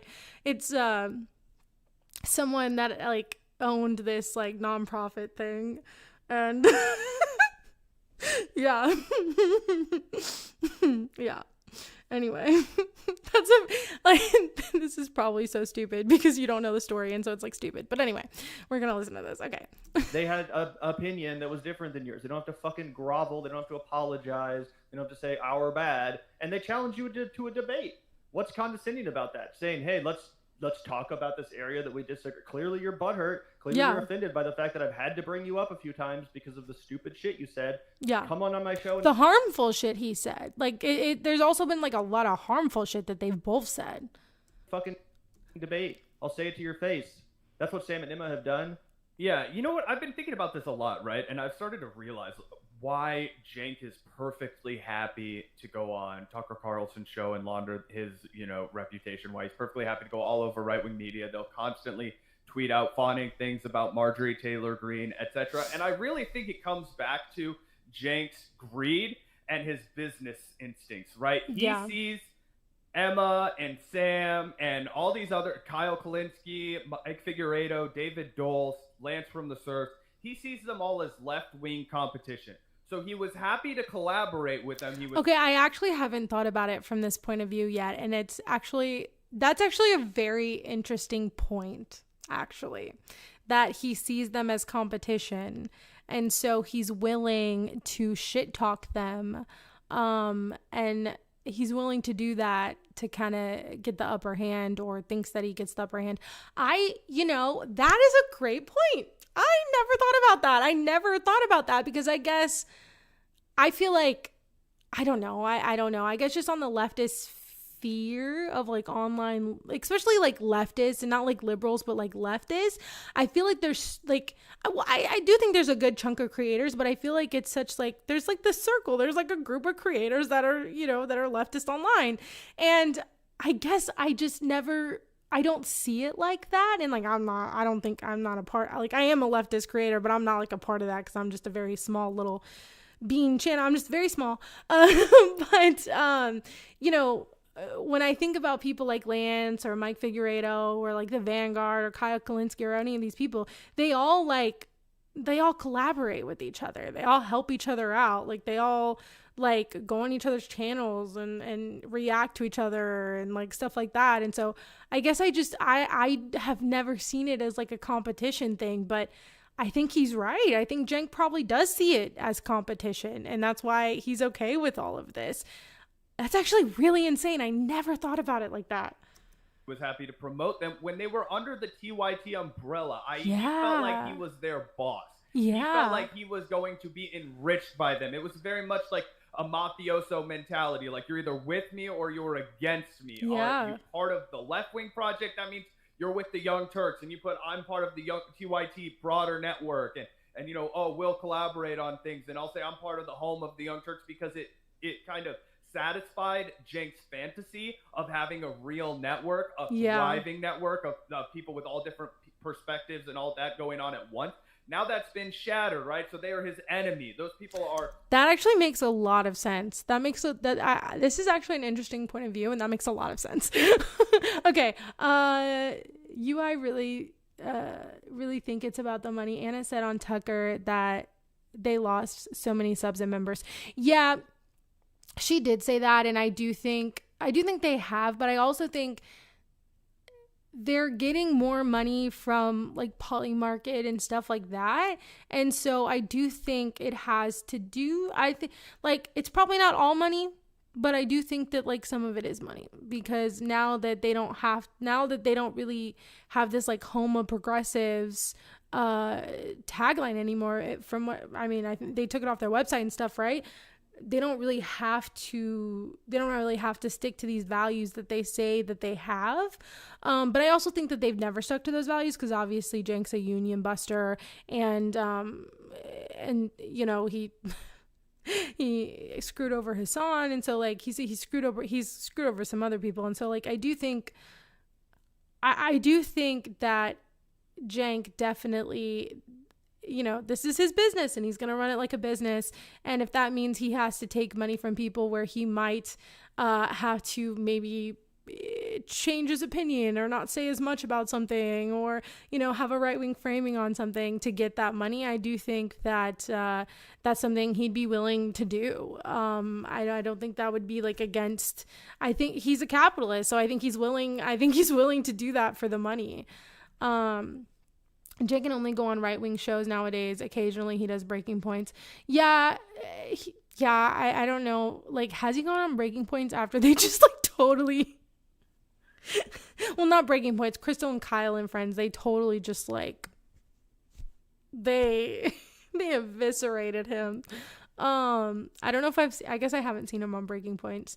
Cenk didn't mind Sam when he was trying to sell his book on the Majority Report. God, I remember that. And it's so funny that like right after that is when like right after his like failed presidential campaign, all of this stuff started going down. Is that a coincidence? I think not. You know, stealing food out of his mouth. Everybody's competition on the left, right? He doesn't view the right wing as competition business-wise, so he's willing to get all chummy with them. But it's really just a dog guarding his bowl of food. That's what Jake's doing right now. He's just being a dog that's guarding his bowl of food because he doesn't know how to share, and he's convinced everybody else is trying to take from him. Yeah, I think they're right. You want to go back and just listen to this from the beginning almost? Sure. I feel like this is such a good clip. Done a tremendous job reporting the genocide, including the ground interviews. Can you two please reconcile? So, brother, I appreciate you wanting that, and if they did a good job, terrific. I'm happy to have it, right? But yeah, they're willing to like praise Marjorie Taylor Greene for her views on Palestine, but like the Majority Report, that's just a little too far for him, you know? Jesus Christ.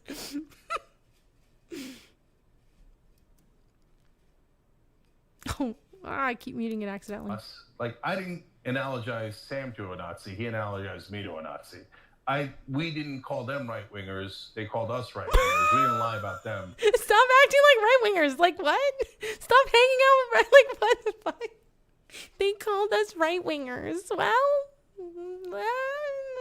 quacks like a duck, maybe it's a duck. They lied about us. So, like, it's weird for the person who got attacked. What am I supposed to go and grovel to them or something? No. I mean, that's insane, right? He's so delusional. Who do we think's more delusional, Cenk or Ethan? Do we think Cenk Uygur or Ethan Klein is more delusional? Who do you think's more delusional? Oh my god. I got attacked. Okay, bro. I get annoyed that Cenk calls everyone brother. Yeah, honestly. You're right. Ethan, yeah, you're probably right. Ethan probably is more yeah, you're probably right. Ethan is more delusional. Like, because at least Jank, I think, is like delusional when it comes to like his ego. But I think a lot of the other decisions he makes are because of like, you know, money, or he really isn't as progressive as like, you know, he says or was or whatever. And so like I do think like like Ethan has just like actually lost his mind. So I think you're right. He lives in a different universe in his own head. God, yeah, honestly. if they are good faith and they go, hey, our bad. Obviously, you're not right wing. That we Our bad, dude. No, they were right. They called you out, and it was valid reasons for calling you out. Like, what? Our minds for a second. So yeah, sure, of course. And you guys are doing great work on XYZ.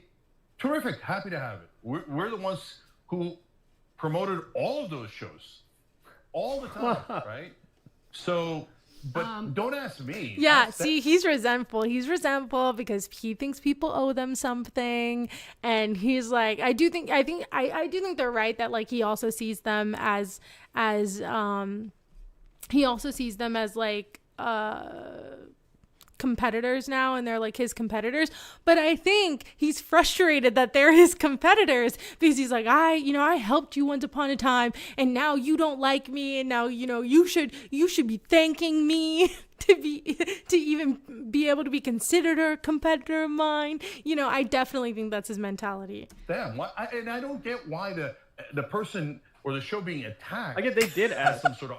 They did ask Sam. People have asked Sam and Emma, and their response was, yeah, we're more than happy to discuss this on either fucking show. Yes. They're more than happy to debate. They literally challenged Jake and Anna to a debate. I think Emma did it on our fucking show. She was like, come on. I'm throwing down the fucking gauntlet. Let's hash this out. And yeah. But they know they would look so silly because Jank already made that mistake on Crystal and Kyle and Friends. Like, he went on there and he got eviscerated.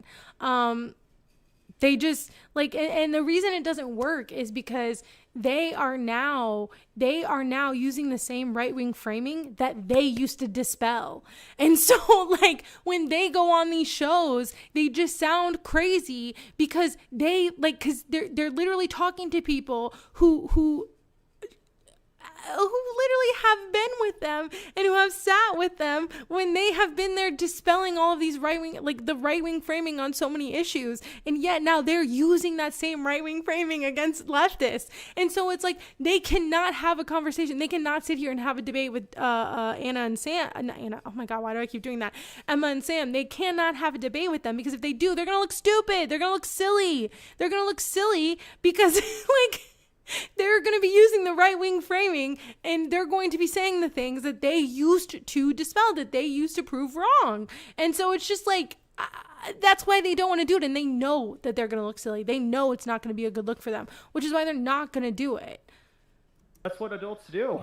It's not that scary. Yeah, and it's crazy to act like he didn't cast the first aspersion. He did. He was literally sitting with his nephew Hassan on Thanksgiving doing their Thanksgiving stream. He brought up Sam Cedar. He said Sam Cedar's a low rent grifter. Mm-hmm. He was like I don't take anything that guy said. That was the first stone. That was the first stone cast. I might have the clip. We might have it. Well, and then remember, Anna went after Emma and was like, "Oh, she, her parents were wealthy and rich. She's just like some rich white girl, blah blah blah, talking about crime and da da da." Like that, like literally, like Anna was starting to talk about like personal shit, and it was just like. It was too far because they were friends. They were actually friends. And then Anna decided to get personal. And I do think that that's when things shifted a bit, because Anna... that's what Anna wants to do. She wants to be vindictive. She wants to be petty, because she doesn't see that this is about her argument, and this is about her I guess ideology change, and she wants to take it so personally. And like now, I just think maybe she's just not a good person. maybe she just never believed any of this, and maybe it was all for money and to be internet famous. I don't know. But like to get so personal with Emma after that being someone who you're like friends with is honestly disgusting.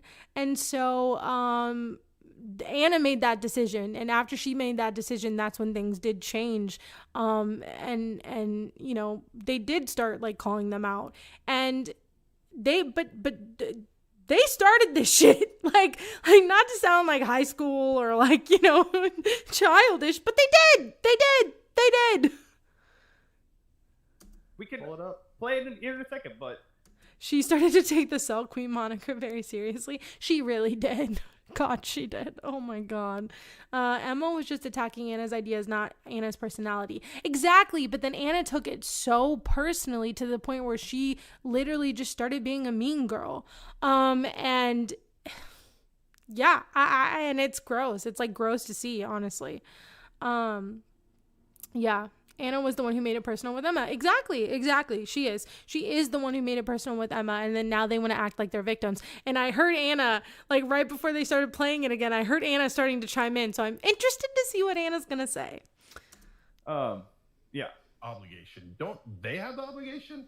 I mean, it's just logic, right? It's simple logic. No. That's it. No. Okay. All right. God, I hate her so much. God, I hate her so much. Oh, God, I hate her so much. So she'll break bread with Tucker Carlson. She'll do her Jillian Michaels appearance. And then she'll blame the left while she's on there, too. Also, she is so smug. She's so smug, which is why I hate her so much. I can't believe I ever liked her, really. But anyway, like I used to really like Anna, and I think that's why I've come to hate her so much, is because I used to really like her, and like now I just am like, God damn it. Because she's just petty and she's just a mean girl, and like she's just like jealous and vindictive, and it's just like crazy. It's crazy the way she's acting on the internet. But yeah, I don't know. She's willing. She loves to hang out with white supremacists now. That's her crew. So, you know, maybe that's just who she is and who she's always been. On her take, right? She'll sit next to Tommy Lahren. She'll sit next to fucking Ann Coulter and chop it up. And blame the left the whole time and say the left left her and that they're crazy and blah, blah, blah, all while she's acting like a mean girl over here online. Like, come on, man. Like, like they are conservatives. They are right-wingers because they're like perpetually the fucking victims. Sum it up with the gals. Oh, but if it's an actual leftist, it's a bridge too far. Fucking crazy. Yeah, that is so fucking crazy. 100%. And also the way Anna was just being so fucking passive aggressive at the end there, that really proves that she's behind a lot of this shit with the firing of Francesca. She was totally behind the firing of Francesca. Totally. Oh my God. Like I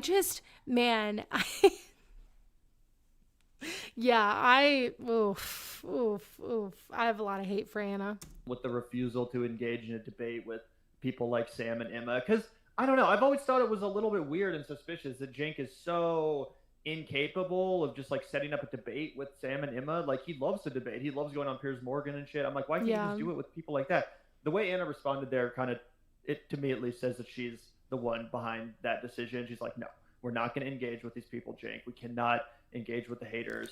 No, I think they specifically can't engage with Sam and Emma because I think they know that they would look stupid against them, and I think they know that they would call them out, and I think Emma knows enough of behind the scenes shit, and so does Sam. Sam knows some behind the scenes shit that it could probably damage their reputation even more, because there are things that like Sam and Emma have said about like what was going on behind the scenes, and because didn't like Sam, it was like Sam and Cenk, and they met with like the people of like YouTube or something, and I forgot what it was, but Sam had this story, and it was like they wanted to get their opinions or whatever, and Sam was like, no, I'm not comfortable working with you, because it was like Google or something, and Cenk's like, yeah, no, let's do it, da da da. I forgot, I'm totally screwing up this story, But they know shit like that. They know behind the scenes shit like that. So I think that's the other reason why they don't want to talk to them, because they would out all their dirty laundry.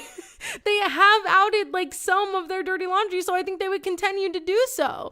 And so I think that's another reason they don't want to talk to them, because they know all the shit behind the scenes. They've worked with them.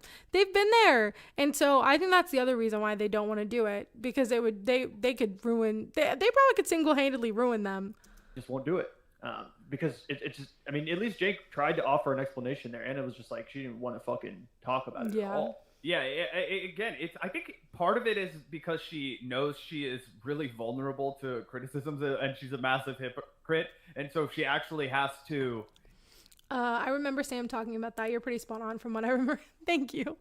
Sometimes, like, I try to start explaining something, and then, like, I'm like, oh, I don't know, I don't remember, or I get it all mixed up, and so I just feel like it comes out really bad.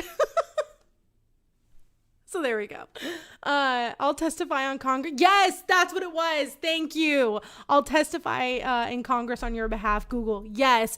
Jang was going to testify in Congress on, yes. And I remember Sam being like, he's so delusional to think that they actually like wanted him to do that, or that they would tell him to do that. I remember now. Sam was talking about just how delusional Jank is. Because I think that's when Francesca was on, and she was talking about just how delusional he is, and she never really realized that he actually believed, like when he ran for Congress he was going to change things, or like he actually believed if he ran for president like it was going to move Biden to the left or whatever. Like he actually believed this shit, and that, oh god, yes. And then that's why Sam told that story of like he was so delusional because he really thought he was going to like change things up and that he was gonna like testify on behalf of Google. Oh god. And he was entertaining it. Cenk was entertaining it, and Sam was like, no, I'm not doing this. And so that's what I'm saying. I don't know if Cenk has ever had any real morals, or I think he's always been a capitalist, and that's what his views are gonna go around. So if things start going in the right-wing direction, if things are going in the fasci direction, if they have to start having right-wing framing on things to get poly market money, they will. So yeah, God, yes, thank you for that. Thank you. He thought if he won a seat in Congress that they would let him introduce he thought that if he won a seat in Congress that they would let him introduce the articles of impeachment for Trump. Like, he's so delusional. Like, he really is delusional. Like, he legit believes this shit, which is kind of crazy, man. I mean, I'm not gonna lie. It's a little fucking crazy. But that's what I'm saying. Like, they know this shit, and Francesca knows a lot of this shit too. So they know a lot of this shit behind the scenes, and they have a lot of stories that they can tell, I bet. And the more stories they tell, the worse it looks for Cenk and Anna. And so I do think that's a big reason why they're not going on there, because I think they're right. I think Cenk would go on there because I think Cenk is delusional enough to think he would come out looking good. But I think Anna knows better. And so Anna's like, no, we're not going to go on there, because they probably know too much. It's kind of sad too. Yeah, no, it is sad. It is sad because TYT is kind of like what, I talked about this the other day. TYT was a part of what got me into like the leftist sphere and everything. And so it is sad. It is really sad. Like it is very sad. But even when I started watching them, there were a lot of people who were like, one day you will grow out of watching TYT. Like one day you will see that they're not as like leftist or progressive as you think. And then that day did come. That day did come. And I was like, oh, okay. Yeah, they were right. Yeah, people were right. But yeah, it is sad. It is very sad to see. Engaged with somebody from the left, it's not just going to be her going on there to be like, I was a naive little girl when I first met Cenk, and I let him poison me with all of his leftist propaganda, but now I'm grown, and I have real things to do, and I have real... Is Cenk still going to the Supreme Court to argue that he's allowed to be president, or did he drop that immediately? That is such a good question. That is such a good question. I forgot he said that. Oh my god, that is such a great question. I definitely think he dropped it. He definitely dropped it immediately. Definitely. That's a great question. I definitely think he dropped that immediately. I think that was just grandstanding. But that's hilarious. Thank you for that, because that's a great question. Feel, understanding of the world, and I don't feel safe when I go outside, and neither do millions of Americans. And that's why the question of the night right there, honestly. Maybe he'll team up with Elon on that. Oh, don't even say that. Don't even say that, because in this twisted timeline, literally that would happen. And he would be like, I don't understand why people are calling me out. Why are you calling me out? That would literally happen. Like, I can literally see that happening right now. Oh my god. Okay, let's see. Let's see what else they're gonna say, because I think that might have been it. I had to stand up to this woke left mob. But yeah, let me pull this one up real quick, and we can take a look at the way Cenk discussed the Majority Report crew not that long ago. As you said, Zach, okay. This was on Cenk's Giving. They're doing some old. Okay, I guess we can watch this real quick. Jumped in, and Lance from the Serfs and all the other little dirtbags jumped in. God, I'm so excited for Cenk's Giving this year. I can't wait. I feel bad for Hassan. I really do. I feel so bad for Hassan. This is probably going to hurt his soul this year. But yeah, it's going to be entertaining. That's for sure. And they were like, no, Cenk and Tanner are turning right. The 13 douchebags are right. We need to protect every Okay. Listen, we got. No, did you see what he was saying? Did you see what he was saying? This is... I'm actually really glad that they brought this up, because this is how they were acting. This is how they were acting. They are sitting here and they're getting mad at leftists because we're like, hey, stop being bigoted towards trans people. Stop saying this shit about trans people. And then he's over here like, oh, they told me to include trans people. Ah. Dude, you look insane. Like, you are a grown man. You are a grown man crying because people told you not to exclude trans people and actually be like the progressive you say you are. Like, what the fuck? Oh, Lord. Right. I hope Thanksgiving actually happens and Cenk doesn't chicken out. Honestly? You never know, because I remember this one, and I remember watching this one, and this one was hard enough for Hassan, I think. There were many points where Hassan just had to be like, oh, God. Like, okay, can we just move on? Like, oh, God, I don't know what to say. Because Cenk kept bringing it back to everyone online, and he couldn't get over it. And he's like, yeah, well, the dirtbag left, the Max left. They just keep talking about me. And it's like, dude, your nephew is trying to have a conversation with you, and you literally, he is very Trumpian. He just, like, he can't get over people who he thinks have slighted him. If he thinks somebody has slighted him, he can't deal with it. And this is a 55-year-old man acting like it's exactly. This is a 55-year-old man acting like this. Oh, wow. He's trying to bully trans people. Like, Jesus Christ. Like, grow up, man. Grow up. You look silly. You look so silly. Okay. Even in China, we have nothing to do with China. You gotta we stop. hate them. They're Nazis. He's not even making sense. Like, that. None of that makes sense. He said that the dirtbag left went after him because he doesn't want people in China to get trans surgeries.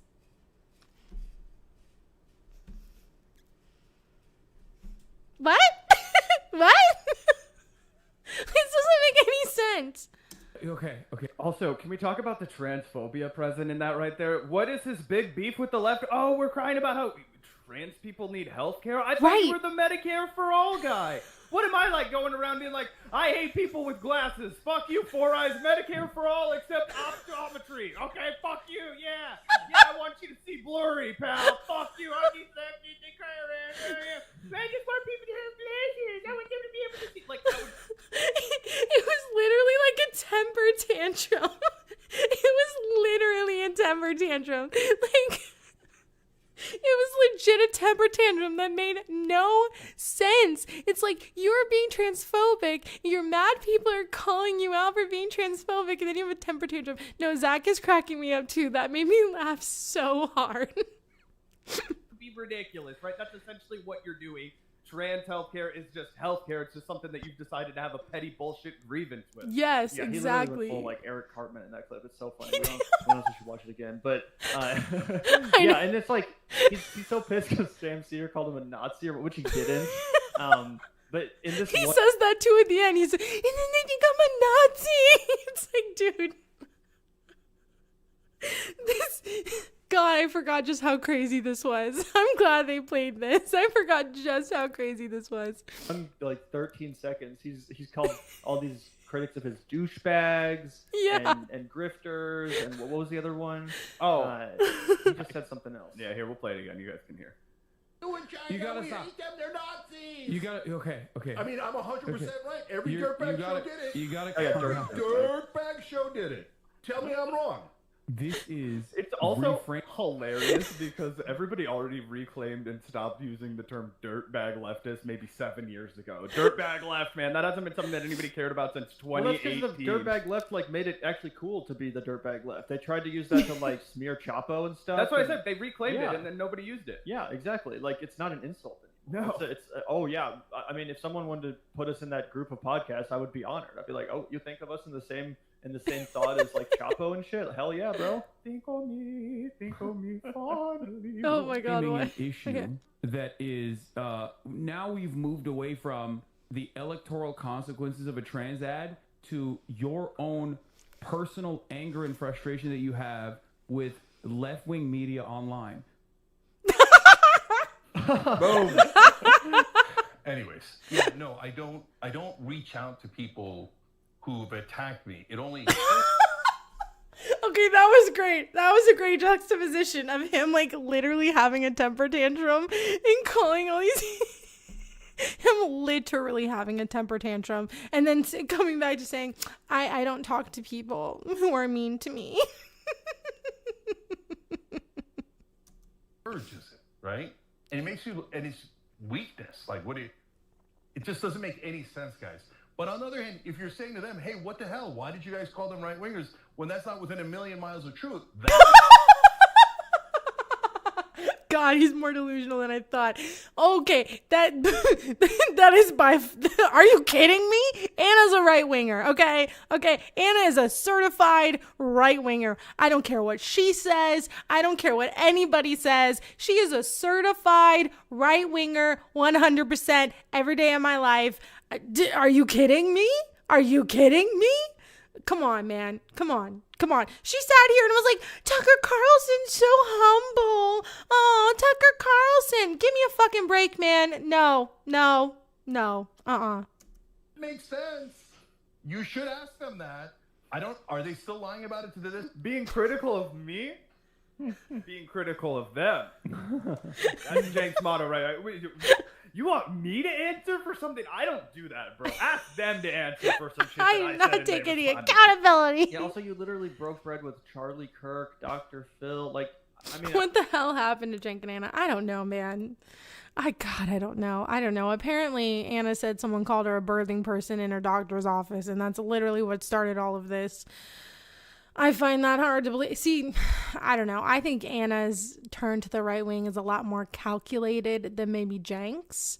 I think this for Anna was very calculated. But that's just my personal opinion. Yeah, I don't know what happened to them. I don't know. They're just like, God damn, it's so wild to watch. And it's so funny when he's like, we're not right wingers. And I'm like, you kind of are, though, or you're comfortable in those spaces and you're comfortable excusing what they believe and you're comfortable playing down what they believe. And I just and Anna believes a lot of this shit. Anna's been so she's been so wishy-washy on the whole immigration thing. She's been like, yeah, no, I mean, we shouldn't treat them the way they're treating them. But also there's all these criminals and we need to get them out here. And there's gangs and there's, blah, blah, blah. You know, it's like, okay. So you're just trying to like both sides this issue while there's literal like people getting kidnapped in the middle of the street. Okay, great. Thank you. I don't remember PBD. You're saying none of those people ever said anything? She didn't even get called that. It was just on paperwork. It's such an insane thing to get upset about. Like, I just like, again, I feel like this all comes back to white fragility. Like, it really does. Like, it just comes back to white fragility. It's like, are you so fragile? Is your femininity so fragile that you are offended by being called a birthing person on a piece of paper? Like, give me a break. Give me a break. Being critical of you? They never disagreed with you publicly? Only because you were irrelevant and they didn't know who the fuck you were until you were But I think they literally have. I'm pretty sure all those people at some point or another have called Jane stupid or at least... to bring up for no reason on Twitter and then be mad that people disagree. Yeah, and also, like, this is why I think it was calculated, because she knew people were going to get upset. She knew this was going to be provocative. She knew that people were going to call her out. She knew that's what was going to happen. Like, she knew. She had to have known. She's not dumb. Okay? She knew this was going to happen. And so this crazy, just, like, rewriting of history and just this crazy, like trying to act like they're the victims in all this is wild to me. Because I'm like, she put that tweet up there. She started talking about all this. She started being anti-trans and she started doing all of this. And now she wants to act like she's the victim because people rightfully called her out for that. Because she knew when she posted this shit that people are going to be upset. She knew it. She's not dumb. She knew this is what was going to happen on the internet. And she did it anyway.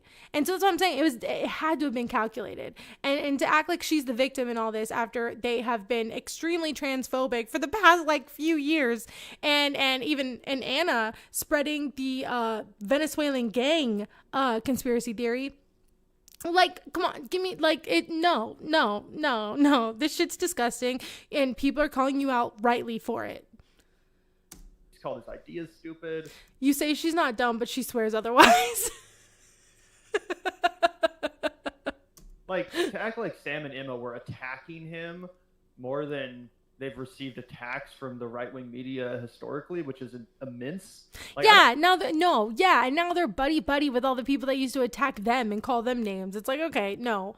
This is mutually beneficial for you and the people on the right wing that you're chumming it up with. It is mutually beneficial, which is why you are doing this. It is not mutually beneficial for you to be nice or talk to people on the left, because people on the left are going to call out your bullshit. They're going to call out your bullshit, and they're not going to sit here and let you keep going after trans people. They're just not going to do that. And so they're going to call your bullshit. So now it's not mutually beneficial for you to be friendly with them or to collaborate with them.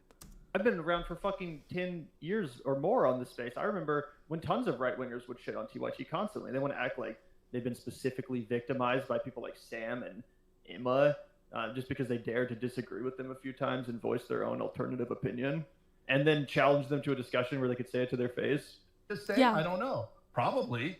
Because honestly, in my experience, they've been giant liars. So you should ask them to reconcile and apologies if they have any decency and morality and honesty. If they have anything. It's funny. Jenkins just calls everybody liars. Like, just anyone who has said anything about how he acts behind the scenes, they're all just liars. Is Hassan a liar? Did Hassan lie about how you treated him when he was your employee? I don't know, man. Have any decency, honor, and morality? Sam Sear will apologize for disagreeing with his colleague Cenk Uygur. He's not even really a colleague, just somebody who's in the same space as him, right? They live on different coasts of the United States. I don't know how often Sam goes to Los Angeles. I would imagine pretty rarely. I don't know how much time Cenk spends in Brooklyn. I imagine not a ton. Like, really, to the extent that they're colleagues or just that they exist in the same ecosystem on the internet. Really, like, it would be like somebody who, you know, exists out there calling out the Vanguard. It's like, yeah, most of the time we just let that go. People call us out all the time. Yeah, 100%. And again, like, I mean, I would get Cenk if someone asks them, like, are you going to debate the Vanguard? I kind of get him being like, all right, no, I'm not going to do that.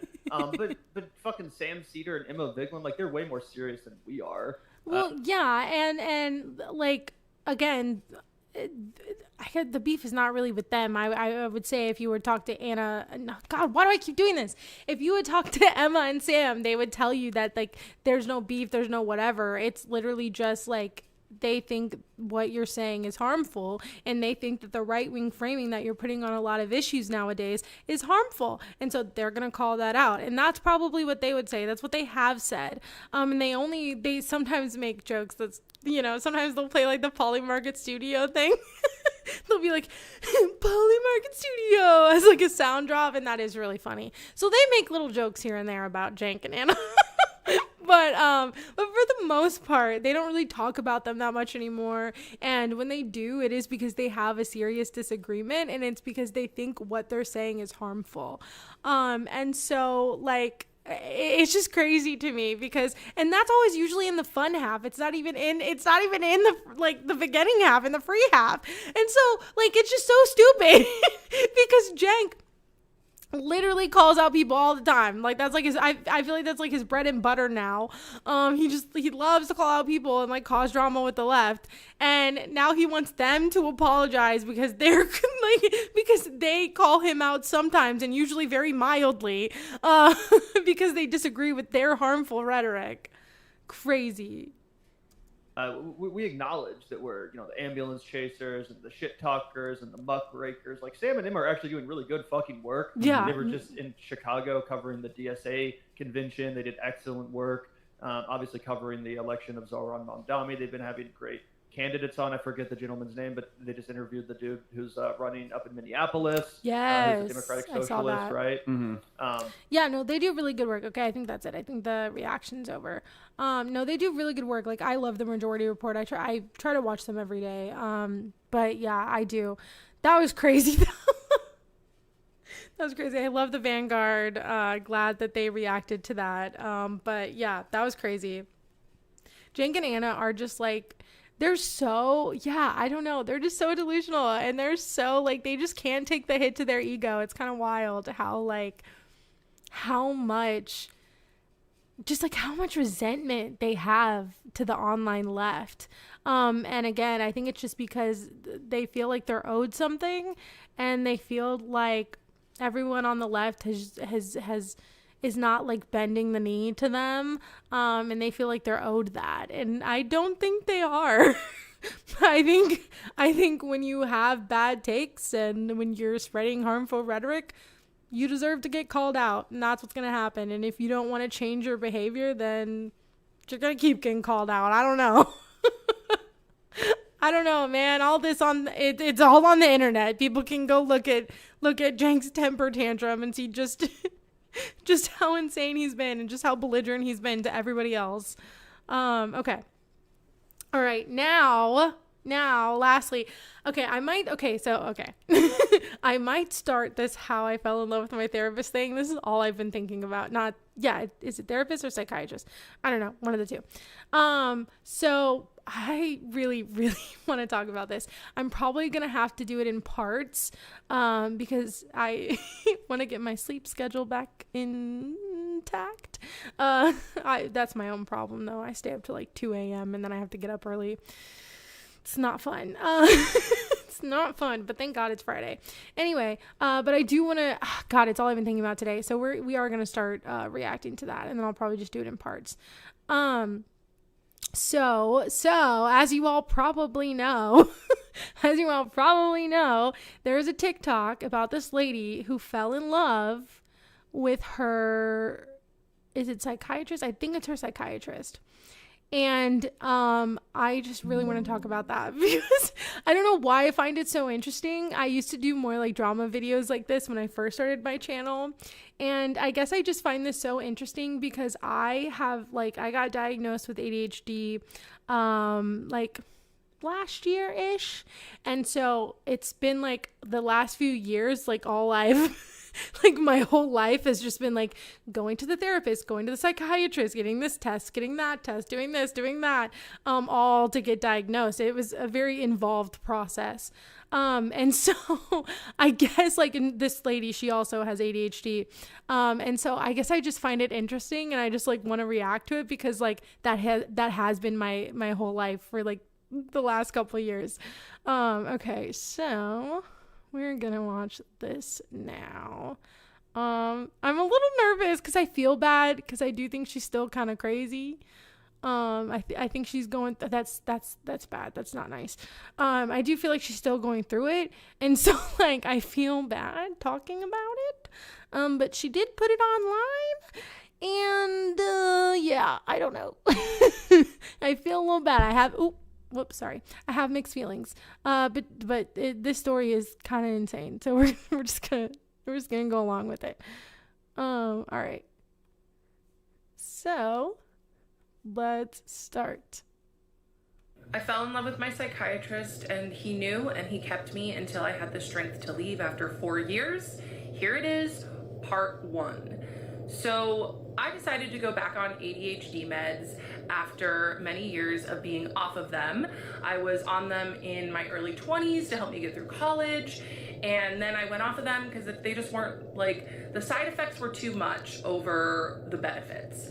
But then in my late 20s, I read ADHD medicine has been a godsend for me. I just gotta say, I actually went to the psychiatrist today, which is really funny. I went to my psychiatrist today. It was good. It was good. Yeah, no, ADHD medicine has like saved my life. But apparently, and we're gonna learn this later, she's an ADHD coach, which is just a whole nother crazy layer to all of this. Read this book, Taking Charge of Adult ADHD, and it absolutely changed my life. For my fellow ADHDers, there's so many good things in here, and the biggest thing that I took away was that it's very important for ADHDers to be on meds. Yes. I think a lot of people don't realize that ADHD is more than just like not being able to concentrate. Like it's also having like, it's also like being very emotional and just having like a lot of emotions, and I will say being on ADHD meds has very much helped with that, because it has very much helped regulate my emotions. And so yeah. So I decided to make an appointment with a psychiatrist. I just Googled psychiatry in the city that I lived in, and I went with the first one that came up, and I got an appointment within a month. And then, God, that's such a long time. And I booked. I mean, it's not, because I had to wait long too, but just like, I feel like it's like if you're having like a real mental health crisis, I feel like that's a long time. A 90-minute intake, and I show up to the intake, and this man is my age, and I can't help but notice that he's pretty attractive, this psychiatrist. And he kept me anyway, part 2. So in this intake, you know, I kind of clocked that he was attractive and my age, but when I tell you that I've had a lot of couch time in my life, a lot of therapy, you know, I just went right into it. I trusted him enough, of course, why wouldn't I, to tell him about my childhood trauma. Yeah, I'm like the opposite. I don't have a therapist anymore. I used to have a therapist, but I can't afford it anymore. It's very expensive. But yeah, no, listen, I can't do that. I can't just like spill all the guts. It takes me a minute to like feel comfortable. But you know, more about your my daddy issues, if you will. I'm sorry. We really shouldn't call it daddy issues, but God, I feel so mean reacting to this, but like also like I feel like I don't relate. Okay, I'm not saying I relate, but I feel like I understand like where her mentality might have been in the beginning, but now she's like so far gone, and you'll see that by the end of this story, that like I don't relate anymore. But it's like, I can understand like having like daddy issues and then having ADHD and then like, you know, it's just there's a lot going on up here.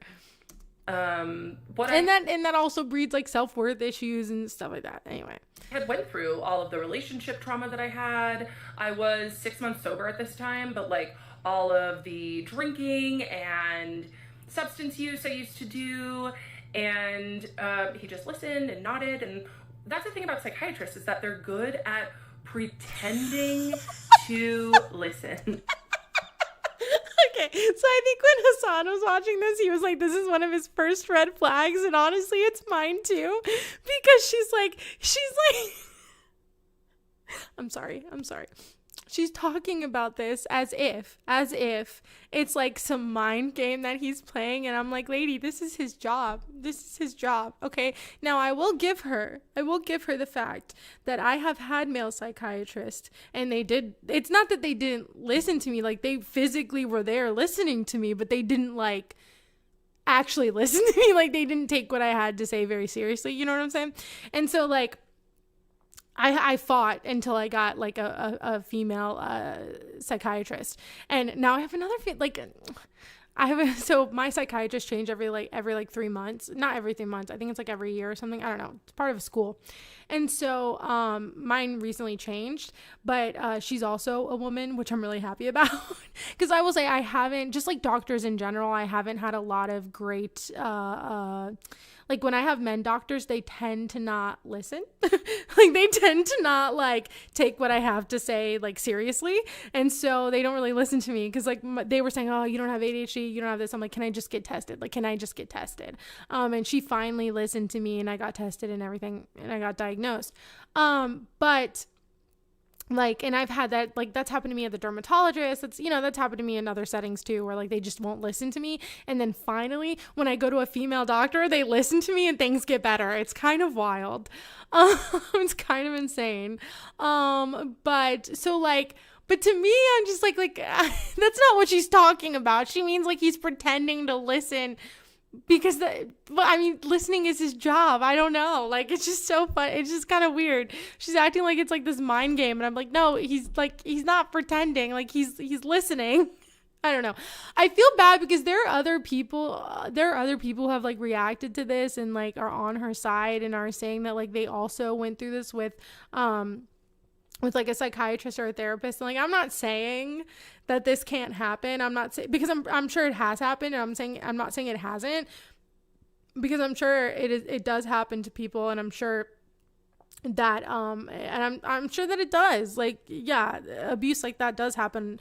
But in this case, it's so hard sometimes to be on her side. But we'll keep going. They can appear connected, but that doesn't mean that they're always connected. So I just felt really seen. And I also told him, I was like, look, I don't want to be on stimulant meds. So he listened to me, and he put me on the non-stimulant ADHD med at the lowest dose, just to figure out if it was going to work for me. Part 3. So I hadn't ever seen a psychiatrist before. When I was on meds in my early 20s, I only got meds from my primary care physician. So it's because they made it harder to get. It's very difficult. The amount of shit that I had to go through just to get diagnosed was insane. It was insane, let me tell you. I didn't understand how psychiatry works. So because he was figuring out my med dose, I saw him every month, and he just made me feel like I was his friend. He was really, really funny and cracked jokes, and told me he was impressed with my running that I would do. And yeah, so of course I loved the attention that I got from him. And it was in my 3rd session with him, because at this point we were all on Zoom, that I asked him, I said, hey, do you mind if I call you by your first name? Okay, that's weird. I'm sorry, that's weird. Why? I don't like that. That's weird to me. Why would you want to call him by his first name? That's so weird to me. And he's Pakistani, so I said his first name wrong. And he said, well, it's pronounced this, but yes, of course you can.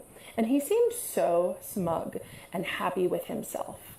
And I know that is because that was his first sign that him pretending like we're friends was working. And to be fair to me, I had only ever been to therapy before. I didn't realize that, you know, it's important to call your doctor last name. I mean, I did know that. I did it with all my other doctors, but it just showed that the boundaries were blurring, and he liked that. So from then on, from my third session on, I started calling him his first name. Yeah, I just don't know why you wanted to, though. Like, I don't know. I find that really weird. Yeah, I don't know. And then he just started turning up the volume on us being friendly. And he would ask me, for the first 6 sessions, he asked me, after the meds, he said, how's your bowels, bladder, and appetite? And I would say they're all normal. And then he would ask me any thoughts of harm. And apparently that's pretty common for It is. I got asked that today. I literally got asked that on the sheet of paper I had to fill out before I saw my psychiatrist, and then I got asked it today. And then, like, I also got, like, I've gotten asked it every single time I've gone to see any mental health care professional, like, every single time they ask that question. Psychiatry to ask those questions. It is. And then on our 6th session, when things were really, you know, the chemistry was starting to be there before, like, I didn't realize it. I was like, oh, this man is just friendly. And he said, I have to ask this because it's a special interest of mine. But is there any thoughts of harm? Like, I was special to him. And I'm sorry. Oh my God. I'm sorry. I feel like I'm so bad at reacting to stuff like this because, like, I don't want to be mean, but I'm also like, listen, okay. Something she's also going to mention later on is that this was like limerence, okay? And if you've ever experienced limerence, I think people with ADHD tend to experience limerence, okay? And I have experienced it before.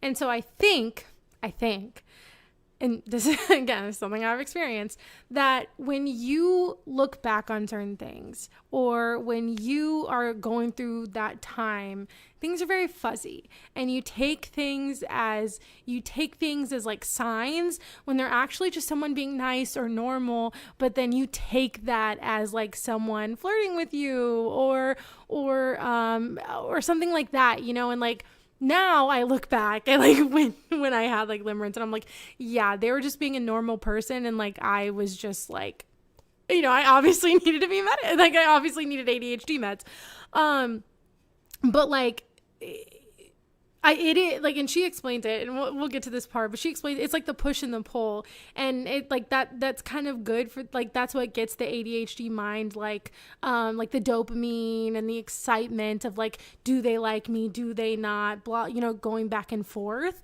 And yeah, and so I think, like, I don't know, I guess just like from my personal experience of like having gone, like, it's never been with a doctor.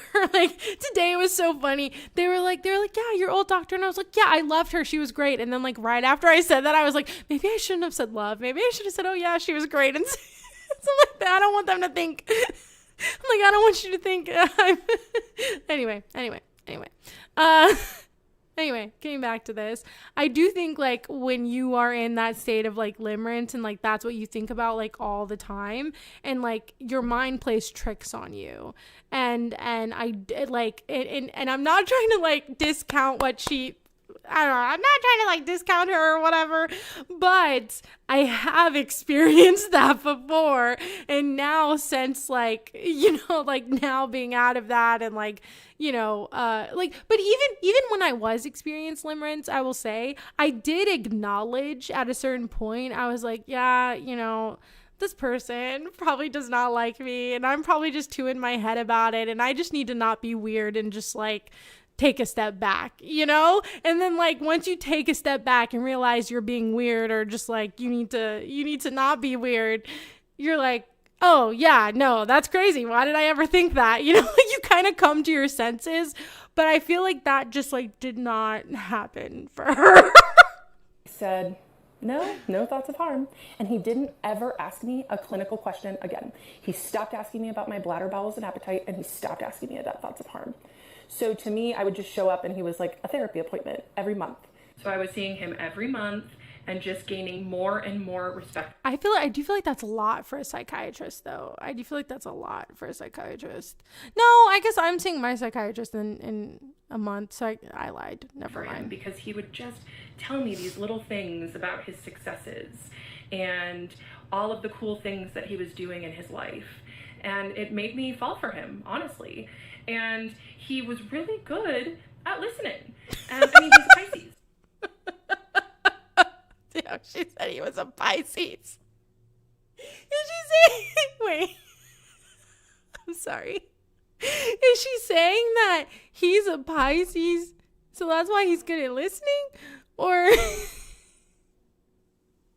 I don't know. I'm like, his whole job was listening. Like, that's his whole job. I think that's why he's good at it.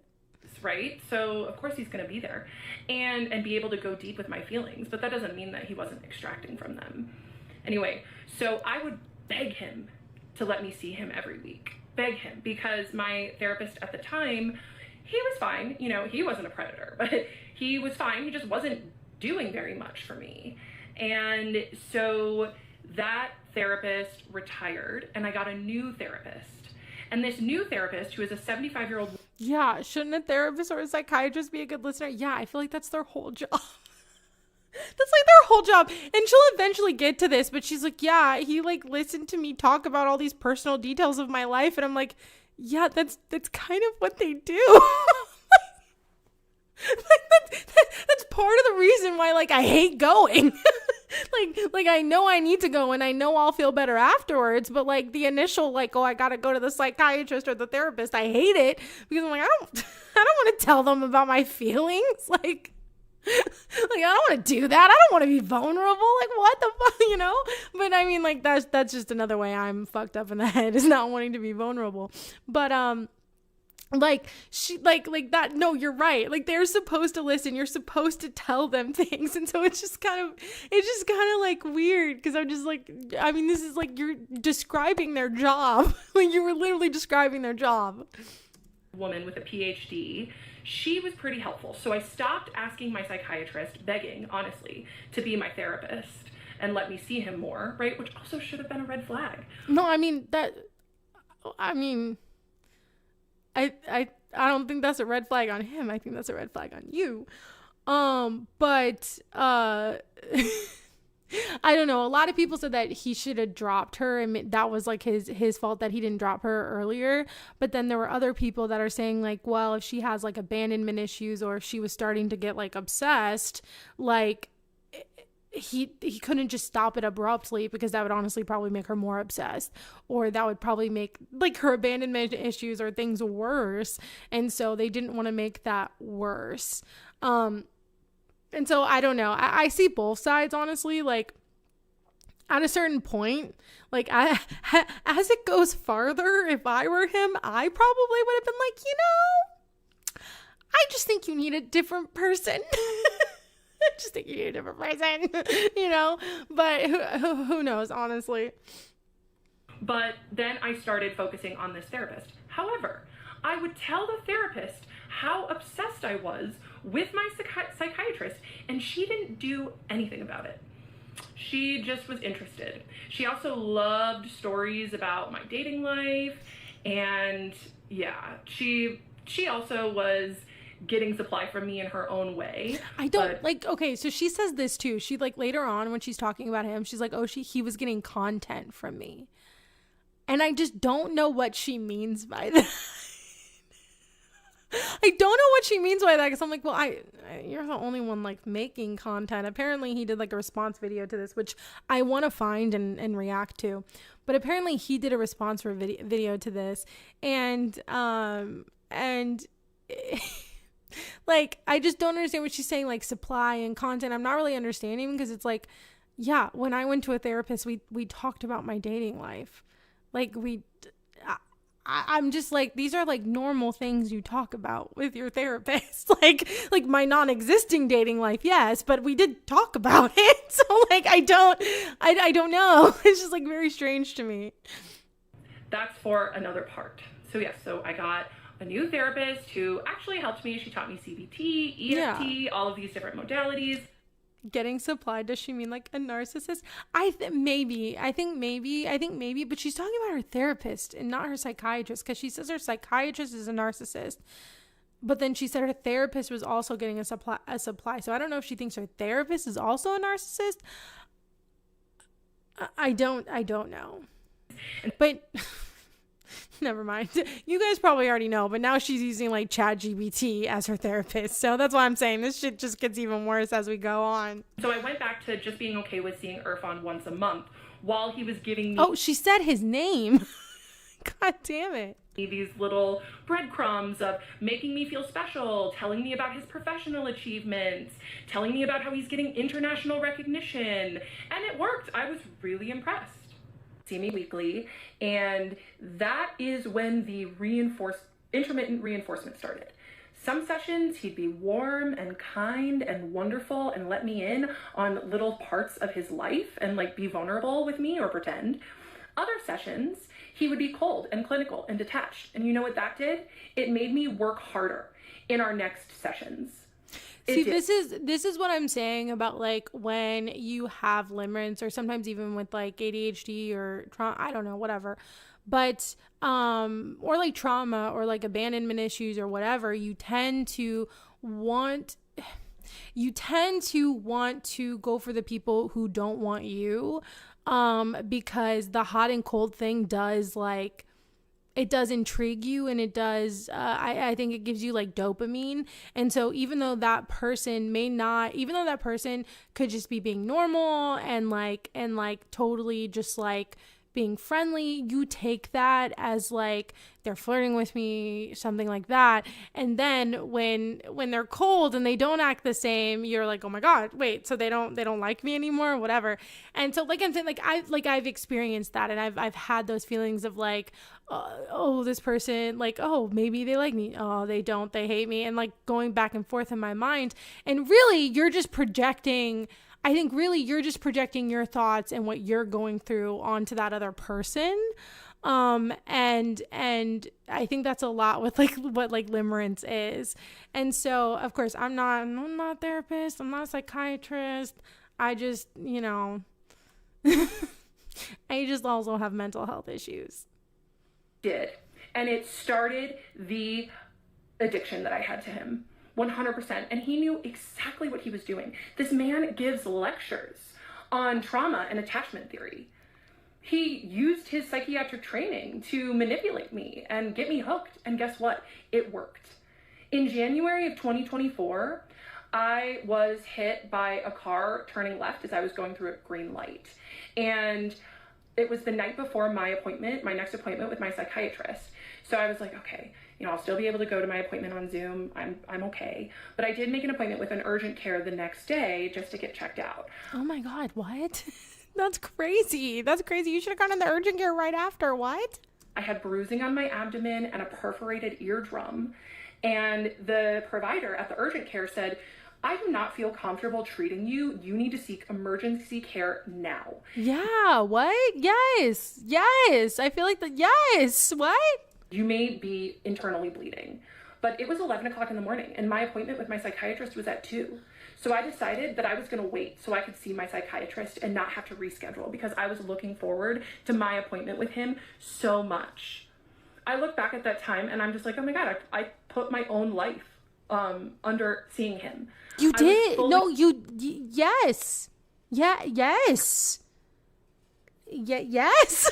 I feel like that should have been a sign. Like, maybe like I feel like at some point she should, like, I'm not saying, listen, I get it, he probably should have dropped her well before he did, but we haven't heard his side, so I don't know. I'll listen to his side eventually, because I guess he did come out with a video. But like at some point, I think you got to be a little self-aware enough to take yourself out of the situation if it's hurting your health and you realize that. And I know she's saying that she didn't like realize it in the moment, and I understand not realizing things in the moment, but yeah, I don't know. I feel like at a certain point you have to like realize, wow, this is a detriment to my health, like usually just mental health, but now you're like physical health. Maybe maybe getting a different psychiatrist would have been a better option, addicted to him at this point. And you know what happened is that I showed up and I told him that I may be internally bleeding, and he didn't stop the appointment. He didn't say, you need to take care of yourself, go get emergency care now. He let me continue and just tell him about how much I loved him and how grateful I was for him, because that was really what most of our appointments were, is me just like pouring myself out, because he was so good at the intermittent reinforcement. Yeah, I got some warmth from him that appointment. So that was January 2023. And I also told my therapist about this. She said nothing. See him. I find it hard to believe that he didn't tell her to go to the urgent care. Maybe he didn't believe her? I don't know. Because if he didn't tell her to go to the urgent care, then yeah, that's kind of fucked up. Like, he should have told you to go to he should have ended that and told you to go to the urgent care. Because what the fuck? How do you just go, I may be internally bleeding, but here I am. No, I just feel like there's so much more to this story than she's telling, I feel, I don't know, because when Hassan was watching it, he was like, there's so many moments where like that, where you feel like you want to get on board with her, and then she just says something in the next video that is so that doesn't look good on her. And so you're like, why would you say all this? Why would you tell all this to the internet, But you can't force me to go into medical debt. Yeah, no, I am in medical debt from getting my diagnosis. I am. It's kind of crazy. But it has helped though. I'm not one to talk. I'm obviously I talk about my shit on the internet too, but, I don't know. I don't know. When he really started turning up the intimacy in our appointments. However, he was really smart and knew the professional lines like the back of his hand. Literally what I just said happened. She'll say something and he'll be like, yeah, that's kind of fucked up. Why didn't he tell you to go to the emergency room? And then she goes, he was so good at professional boundaries. And you're like, okay, so you're saying that he had professional boundaries. I'm not understanding, oh God. And then it's like, okay, you lost me again. So he would comment on my appearance, but not compliment my appearance. No, apparently, okay, listen. Apparently they do this. Okay. And I didn't know that they did this, but I have a friend who told me, she was like, yeah, my therapist once told me that they do, therapists or psychiatrists, they literally will not judge you, but I guess judge your mental health based on how you look and how you're dressed. And if you're if you've kept up with your hygiene and stuff, they literally will look at those kinds of things and to determine your mental health. And when she told me this, I was like, what? I was like, are you kidding me? I was like, I didn't know that. It makes sense when you think about it. It does make sense when you think about it. But I was just kind of like, oh my God, they're judging me on how I look. Because then I would go to the therapist with sweats on, but they were probably right. So now, when I go to the psychiatrist, I put on a full face of makeup. I am like, listen, I am doing better. No, but again, I can't really criticize her about putting her information on the internet, because I do the same thing. But they do consider how you're dressed or how you look, not in a superficial way, but in a is your mental health okay way, So I would come on screen and he would say, oh, you curled your hair. Or I would come on screen and he would say, oh, you're wearing glasses. And the curled your hair thing is kind of weird. The glasses thing I don't think is weird, because if you don't normally wear glasses and then you're wearing glasses, it's I don't know. Of course I felt seen and excited that he was noticing these things about me.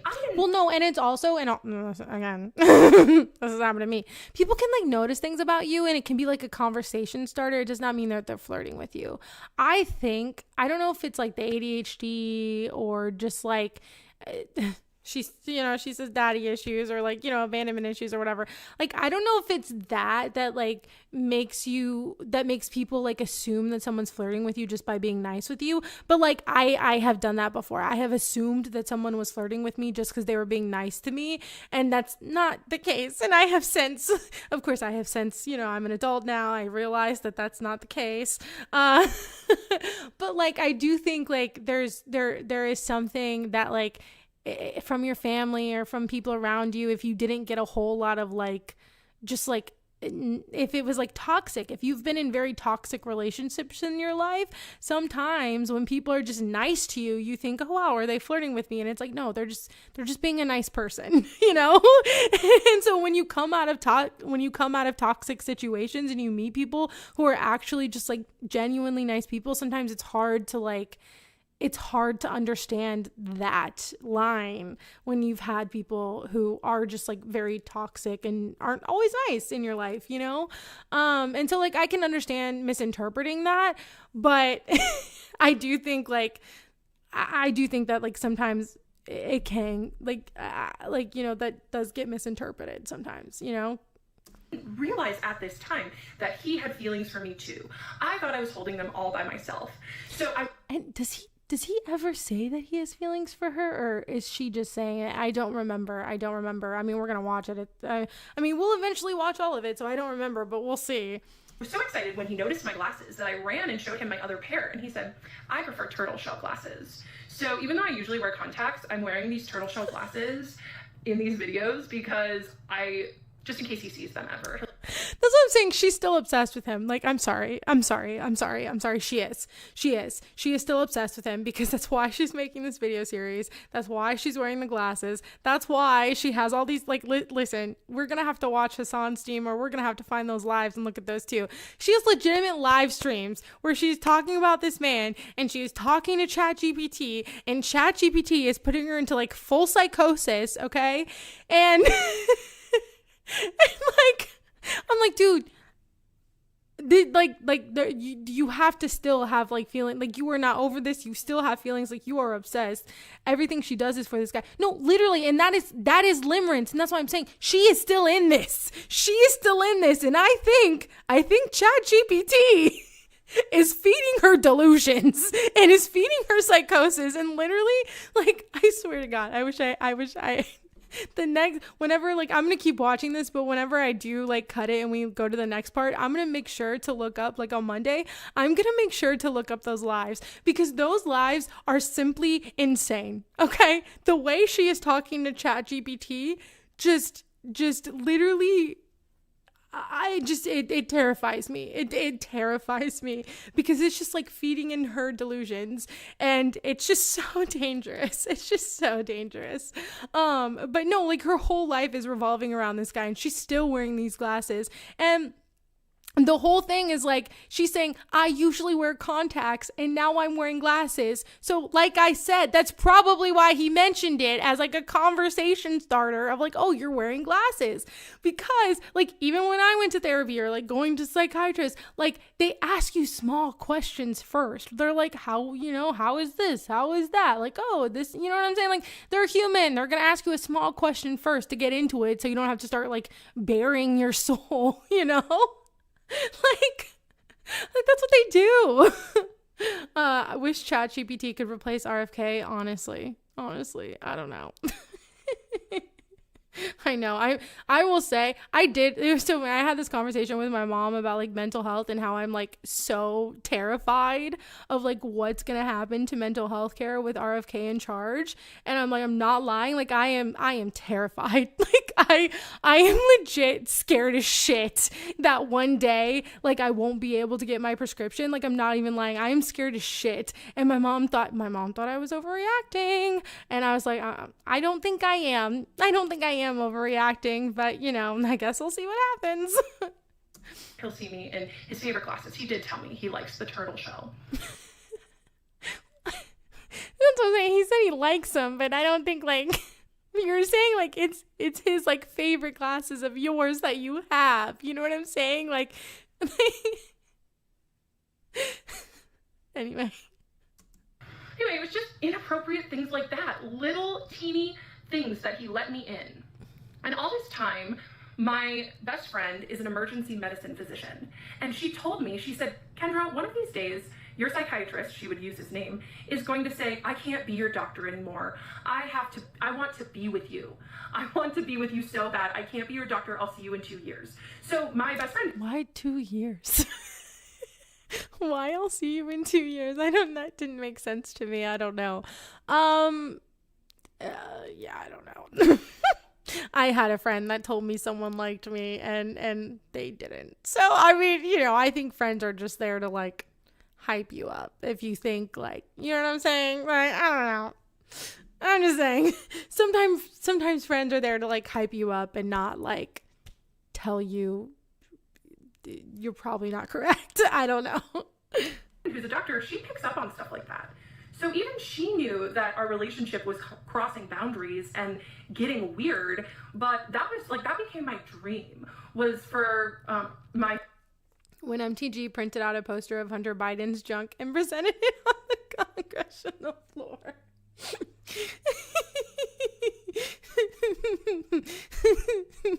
That's really funny. That's a funny thing to remember. That's hilarious, actually. I do remember that. Oh my God. My psychiatrist, I almost use his name to do that. And I told him about Brianna saying that, my best friend, who's the emergency medical doc. I told him that she would tell me that. Yeah, that's the only part of this that I don't understand is like, if she really is telling him that she's like obsessed with him every session and that she's like in love with him every session, I'm like, okay, maybe maybe you should have just like dropped her. I understand that probably would have made her more obsessed and it was probably a very sticky situation, but like to like continue being like, no, everyone around me says you're in love with me. My ChatGPT agrees too. I don't know what I would have done. I think that's like that. I don't know. Like that's kind of terrifying, honestly. Some people can't see their obsessive delusions like we can is the parallel. Yeah, you're right. And again, like I get it. Like I get it. I understand because like I think people with ADHD, I have ADHD, it's easy to like obsess over things. It's easy to get addicted to things. It's easy to fixate on things, because that's kind of what it is. And so like that is a very easy thing to happen. And like, again, I've had it happen. But I do think that at some point, you need to like step back and like realize like, okay, maybe it's me. Maybe I'm the one, that needs to like chill out and, whatever, because like most of the obsession and most of this like going back and forth and most of this shit is like literally in your head. And I think sometimes people don't want to like acknowledge that. Because I don't know, again, like maybe it's just like a hurt to your ego, or you don't want to not that you're crazy, but you just don't want to think that you could like get so obsessed that you're kind of delusional, and, that like, I think that's hard for some people to come to terms with. And, like, I still think you can be a normally functioning person and you can be otherwise a normal person and still like have like limerence or like have these obsessive like episodes or whatever. And it's just something like, if that happens and you just have to like realize it or, get medicated, I don't know. But apparently she was on medication. So I'm not really sure why. Like whatever medication it was, I don't think it was helping. She says it was helping and that I was doing good, but like I feel like the medication should have stopped the obsession. I don't know. I don't know. Maybe we'll see. But yeah, that's why like I'm trying not to be like so mean because like I understand, like, you know, I've had, like, I say this a lot, but like, I was like very obsessed with Supernatural, right? And it's a show and I loved it and I was obsessed. I still love it, but like, I was like obsessed. Like, my whole like apartment was Supernatural. All the clothes I wore was Supernatural. Like, everything was Supernatural. Okay. I spent shit tons of money going to the the conventions and like meeting the actors, and like, I would like, you know, I would like make them things and give it to them and stuff like that. Like, it was like kind of crazy. It was a little crazy, a little obsessive. It really was. You seem like you'd be obsessed with that show. Thank you. Thank you. There is like a type of person that is obsessed with that show. I know. And I am that. Yeah, no, I love Supernatural. And so, but no, I was very obsessed. It was a fixation of mine. Right. And I have since like grew out of that. But when you have ADHD, it's easy to find those things and fixate on them and that become your whole life. Like, that is an easy thing to happen. And it does happen. And, I think, once you realize that that's something that happens and that's something you do, you just have to like realize when it's coming on. You have to take a step back. And, you know, luckily being obsessed with Supernatural was like not harmful to me or anything. You know what I'm saying? Like, I wasn't like, you know, some of those actors have like stalker stories. It was never like that. Like, I paid to meet them and I just spent a lot of my money paying to meet them, and I should have saved it, you know, but I didn't. I spent all my money on conventions and shit. But like, it's still like, it consumed my life. That's all I really cared about was like Supernatural and making enough money to go to the conventions and spending my money on that. And then, you know, watching the show and buying the merch and stuff like that. And so, like, that wasn't like harmful. It wasn't a harmful obsession, but like, it still was something I was just like very fixated on, and it became my whole life. And that's what happens when you have ADHD sometimes. And so, but like, things like this is harmful. It's harmful to her, and it's also harmful to him. And so I think like, this is a much different situation because like, this is actually the kind of obsession that's like scary. And that's probably why he didn't want to just like abruptly end it, because he was probably scared of how she was going to react. I forget where I was going with that point, but you know, there you go. You know more lore about me now.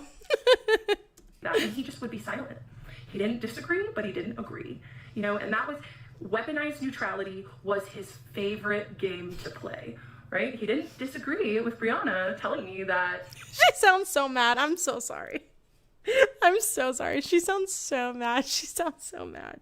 My psychiatrist had feelings for me, but he also didn't say that's inappropriate. Let's change the subject. It was also around this time that I asked my psychiatrist if he had diagnosed me with anything other than ADHD when I had my initial diagnosis. And he said, yeah, I did. I said, oh, what did you diagnose me with? And he said, well, you had a lot of traumatic things happen to you in childhood because of your dad, and so I diagnosed you with other trauma and stressor related disorder. And that was the first little ping that I got of like, that was weird. Why would he keep that from me? I asked him, like, why wouldn't he tell me that? I love weaponizing my neutrality. I know, right? It's just like a weird thing to say. Like, not that people don't do it. Like, you know, I can take it back to politics, and centrists do that all the time. Drives me up a wall. But in this case, it's kind of like a weird thing to say, because yeah, I'm sure he felt very uncomfortable. If you were sharing that with him, I'm sure he felt very uncomfortable, you know, like, I don't know. And look, I am not one to take, you know, no offense, but usually I'm not one to like take a man's side, but like, I don't know. I kind of like listening to her and like having ADHD and like, you know, understanding that I feel bad for him, because like I do think she's a little obsessed. I think she's a little obsessed, and you know, I don't know, we still have to listen to his side, but yeah, I don't know. That seems important. He didn't tell me because he was using that information to manipulate me. He knew I had trauma and stressor disorder, and instead of helping me heal from it and telling me about it, he used it against me. January 2023, at this point I was full-blown obsessed with my psychiatrist, and my therapist wasn't helping me, my psychiatrist wasn't helping me, he was feeding it.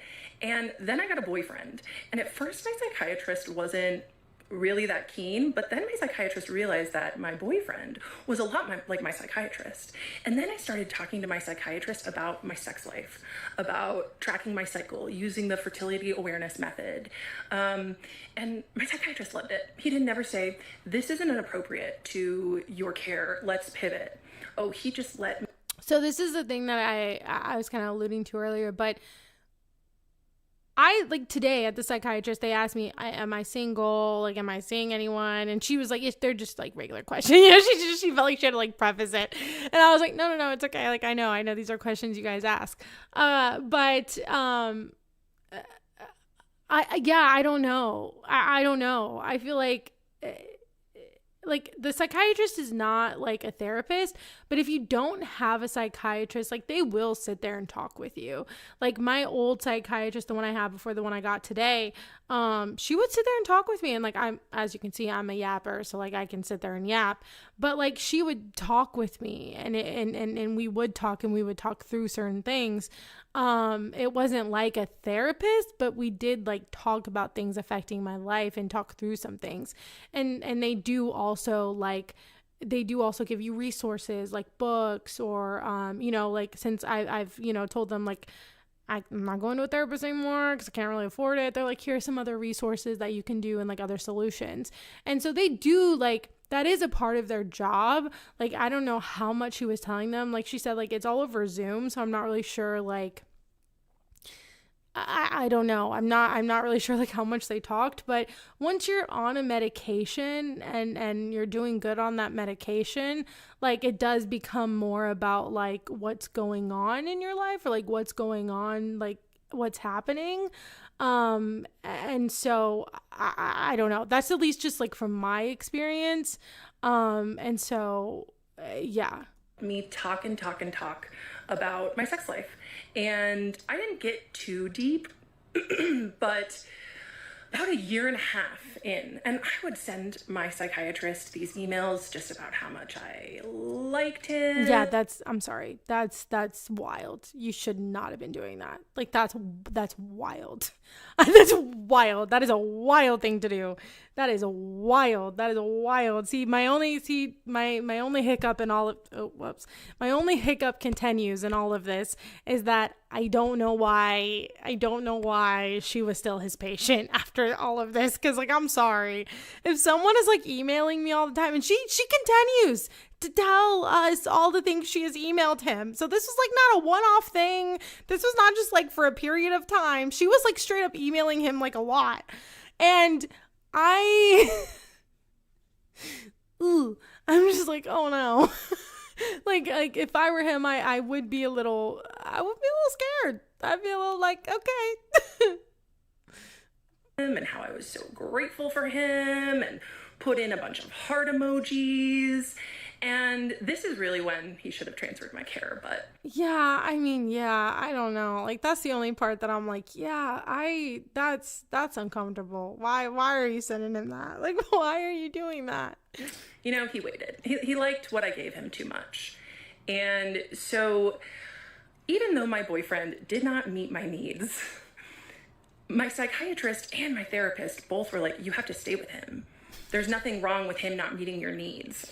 I find it hard to believe that that's what they said, like verbatim. They probably said something else. They probably were like I'm sure they gave you much more concrete like advice. I'm pretty sure. I'm not positive, but yeah, I'm just saying, I'm pretty sure. Like, okay. And my psychiatrist was like, he's perfect. Don't get wrong with him. And what was perfect about him was he wasn't meeting my needs. So I was still coming to my psychiatrist looking for emotional validation, which he would drip to me slowly. So my therapist, who I didn't know at this time had bad boundaries, but she did, I went to her because my boyfriend and I, after like more than a year together, we started having issues in the bedroom. And so I went to my therapist and she asked me, what does your psychiatrist think about this? And I said, I don't know. I haven't talked to my psychiatrist about this stuff because I have a crush on my psychiatrist and I don't want to tell him this intimate of stuff. And she said, well, you should tell him because I want a male's perspective. So at my next appointment with my psychiatrist. That is kind of weird. I wonder what the issue was. I do think it's kind of weird that your therapist would be like, I want a male's perspective. like she also makes her therapist sound really weird. I call cap on all of that. That's what I'm saying. Like, she makes this therapist sound so crazy. Like, she's so worked up about the psychiatrist, but the therapist sounds crazy too, man. It's so funny because the way she talks about the psychiatrist, she's like, he had boundaries, he wouldn't email me back, all this kind of stuff. But then the way she talks about her therapist is like, oh man, she didn't have boundaries and she just kept telling me. She told me she wants a man's perspective, like, and da-da-da-da. I'm like, you're making the therapist sound kind of crazy in my view. Like, in my view, the therapist is the one that sounds a little wild, but I don't know, man. I don't know. I'm like, apparently everyone around you is just, it's not, I don't know. Like to have one mental health professional that's like not, that you're not comfortable with, or that's not going well, that's one thing. But to have like two at the same time, it's a little, I don't know about that. To the point where like now your therapist is ChatGPT. Listen. Psychiatrist, I told him, I said, today we're going to talk about my intimate life. And he said, oh. I said, yes. My psychologist, my therapist, asked what your opinion on it was. And I told her that I don't talk to you about this intimate stuff because I have a crush on you. And he looked down and smiled so big in that moment. He smiled so big. And I loved it. It's so gross thinking about it. And then I proceeded to give him 30 minutes of non-stop content. See, this is what she says, content. Like, I don't know what she means by content. She's like giving him, then she continues after this point to call it content. And I just don't, what therapist tells someone that has a crush on their psychiatrist to talk about their exactly. And she has been saying that she told the therapist that she like was obsessed with her psychiatrist. And if I were that therapist, I would have told the psychiatrist. Like, don't they have? Well, I guess they can't. But I don't know. I just think that's like wild. I just think that's like a wild thing to say, to be like, to confess your love and to fully know that you were obsessed with this man. Like the way you're telling the story is that you were aware that you were obsessed with this man. And you still like you're telling your therapist this and she's still telling you like it's okay, you should continue to see him and you should tell him about your sex like I just don't know. Isn't the appointment over at that point? No clue. Yeah, I just like I don't understand. Like there's so many parts in the story where I'm like, I don't think your therapist legitimately said that to you. Number one, you might have taken it that way. That might have been what you extracted from it. But I find it hard to believe that this therapist was like, no, I want a man's point of view. I also find it hard to believe that that they told her that her boyfriend was perfect and that nothing was wrong with him or what. Like, I don't think that they would say that. I think they would be like, I think maybe probably what they said were like, well, do you think maybe your issues are you're having trouble with your issues and that's like having troubles in your relationship or whatever. You know what I'm saying? Like I think that maybe there was just issues that needed to be worked out. And so instead of like acknowledging that, they were just like, no, they were just saying he's perfect. And it's like, no, I highly doubt they said that. Like, I highly doubt they said that.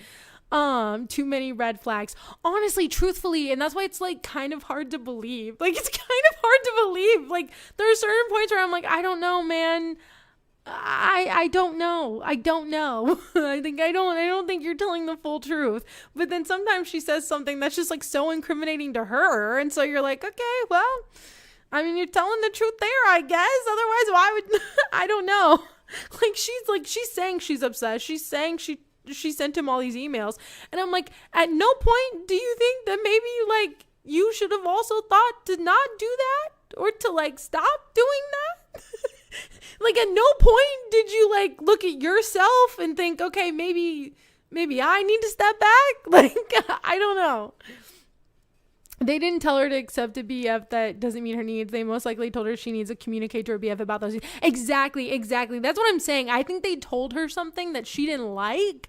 And, and so now she took that as oh, they just said he was perfect and I had to stay with him. And I'm like, I don't think that's what they said at all, actually. From going to mental health professionals, I highly doubt that that's what they said. That does not sound like that's what they said at all. About my intimate life with my boyfriend. And I actually recorded the whole thing because I was so excited about it. That's the other crazy part. I'm sorry. That's crazy. Why are you recording this? That's that. I don't know what state she lives in, but that could potentially be illegal. What? I don't understand that. This is the part where I'm like, okay, what? You recorded it? Why? There has to be some ulterior motive to why you recorded this. There's no reason to do that. That's what I'm saying. She wants to make him out to be the bad guy, but I'm like, girl, you're recording this shit. You're recording you talking about this shit to this man. I don't understand. Why did you record this? But now it makes me sick. I can't even listen to the recording. Why did you record it? Why are you listening to the recording? What are you saying? What? That's the part that I'm just that's the part that gets me. She says it so nonchalantly too. It's just so normal. I recorded that session and I can't even listen to it anymore. So you were listening to it? So you were listening to it. Is that why you recorded it? What the fuck? I've tried to start, but it's gross. Any ethical psychiatrist would have stopped me and said, Kendra, let's talk about your meds. Let's talk about your care. At this point, my meds were stable. And I was still seeing him every month. Yeah, that was a rough time. And it was pretty much his Christmas morning, the almost 2.5 years of grooming me to get me to talk about sexual things with him worked. I don't know. I don't know. I don't know if it was that. I don't know. I don't know. I don't know. You seem like you wanted to talk to him about your life, about your intimate life. Didn't you come in and you just said you came in and said we're talking about my intimate life today, and I'm gonna record this whole thing probably without you knowing. I don't know. Oh God, I don't know. And he got 30 minutes of nonstop content to use. To do what? This is what I'm saying. She's saying to do what? You're the one who recorded it. What do you mean? The content to use for what? For what? What is he using it for? Things. One, people are asking me what my mental health diagnosis is. I do not have BPD. This should not be funny. This is not funny. I'm sorry. She's having a cold crash out on the internet. This should not be funny. But she should have not put this on the internet. I'm sorry. I do not have psychosis. I have ADHD. And I was experiencing... No, I mean... Look, she's going to say she's experienced extreme limerence. Yes. Yeah, it's obvious. Yes. Extreme limerence with my psychiatrist. Yes. Limerence is a normal thing to happen to anyone who is experiencing hot and cold behavior from someone. And well, okay. Listen. Like I said, I've experienced limerence before, okay? And it was not to this degree at all. It was not to this degree whatsoever.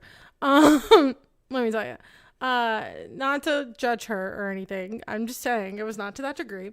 Once I realized, like, I was like, oh, you know, this person probably does not like I think I'm being a bit delusional. I'm going to step back, you know, and that's what I did. And yeah. And that's what I'm saying. Like, at a certain point, you got to realize, like, you're the problem.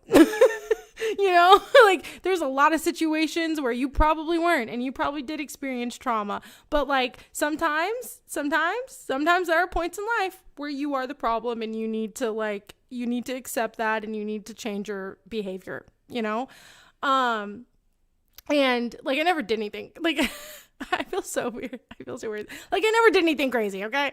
I just like, it was just like, you know, you think about someone a lot, and like, and then you go back and forth in your head, like, do they like me? Do they not? Blah, blah, blah. But most of it is like manufactured and like not real. But I do think it's a common thing to happen to people with ADHD. You said, oh no. I don't know what you're saying. Oh no, too. I don't know if that's me or not. Okay. It seems like she recorded that so she could listen back to it about her. Well, see, and that's what I'm saying. I'm like, that's really weird. That's kind of weird. Yeah, no, I think like limerence is, yeah, it's a normal thing for people with ADHD to experience. But I think once it comes to the point where you're like legit, like obsessed to the point where you are like emailing them all the time, and you were like making these videos, and you were like doing all of these things, like at that point, I think it's turned into something more. Like, I think at that point, that's just become like a full blown, like, I don't know, but that's like an issue. That's a problem. And if you were telling your therapist that you were obsessed with this man, then like, they probably should have like tried to help. I don't know. I don't know what to believe about her therapist, but like at a certain point, they should have tried to like intervene a bit, you know? I don't know. That's just my personal opinion.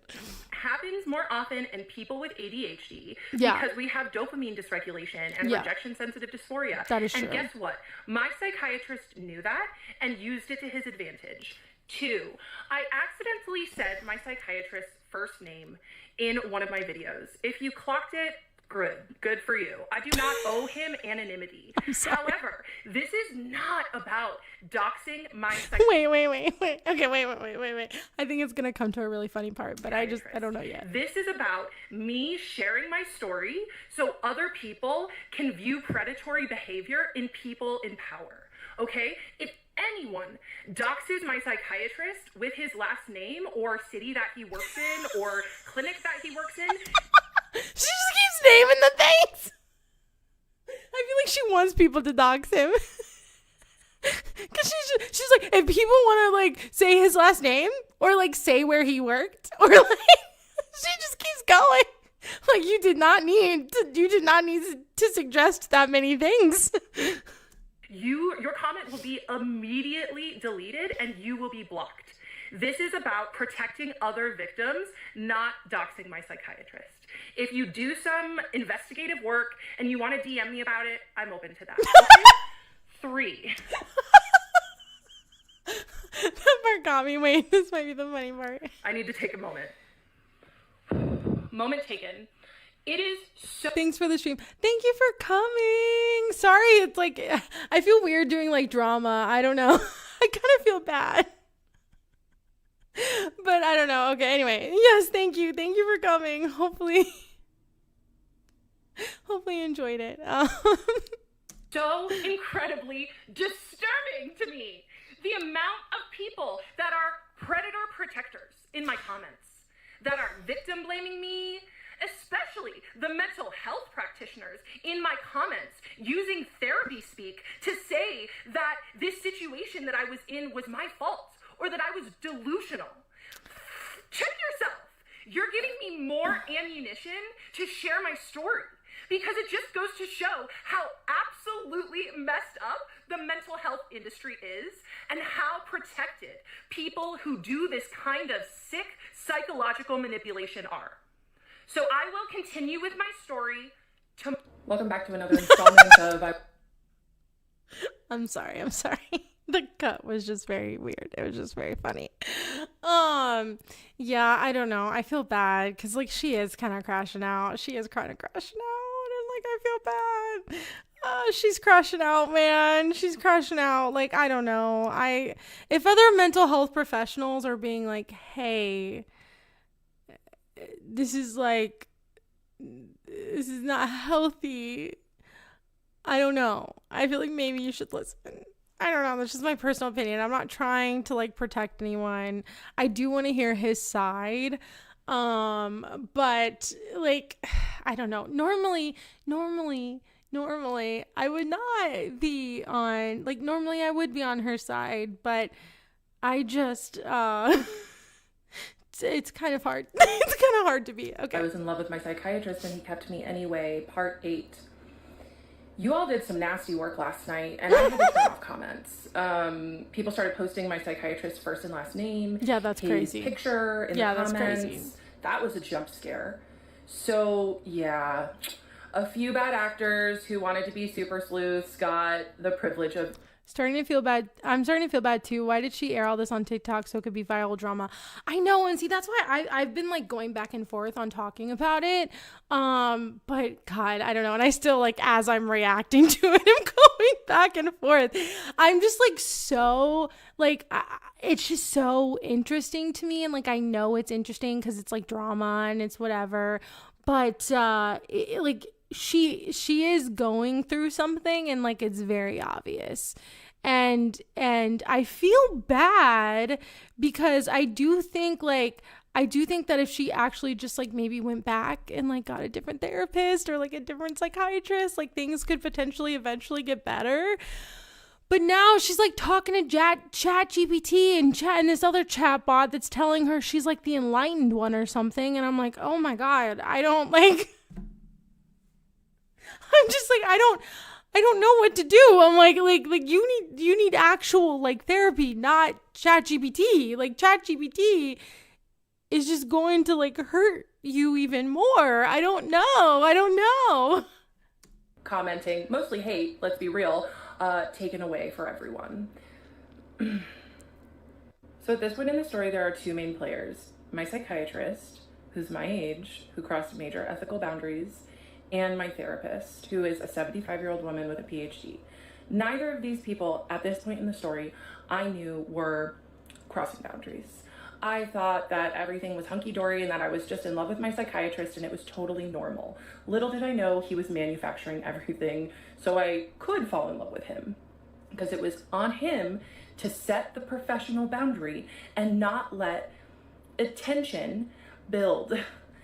So, days after my psychiatrist's Christmas morning appointment from a few videos back where he got a crush confession from me and then 30 minutes of non-stop intimate content that he did not stop me, my boyfriend and I broke up days later. So then I started dating this other guy. Oh, and this other wild. guy, this new guy, was a therapist.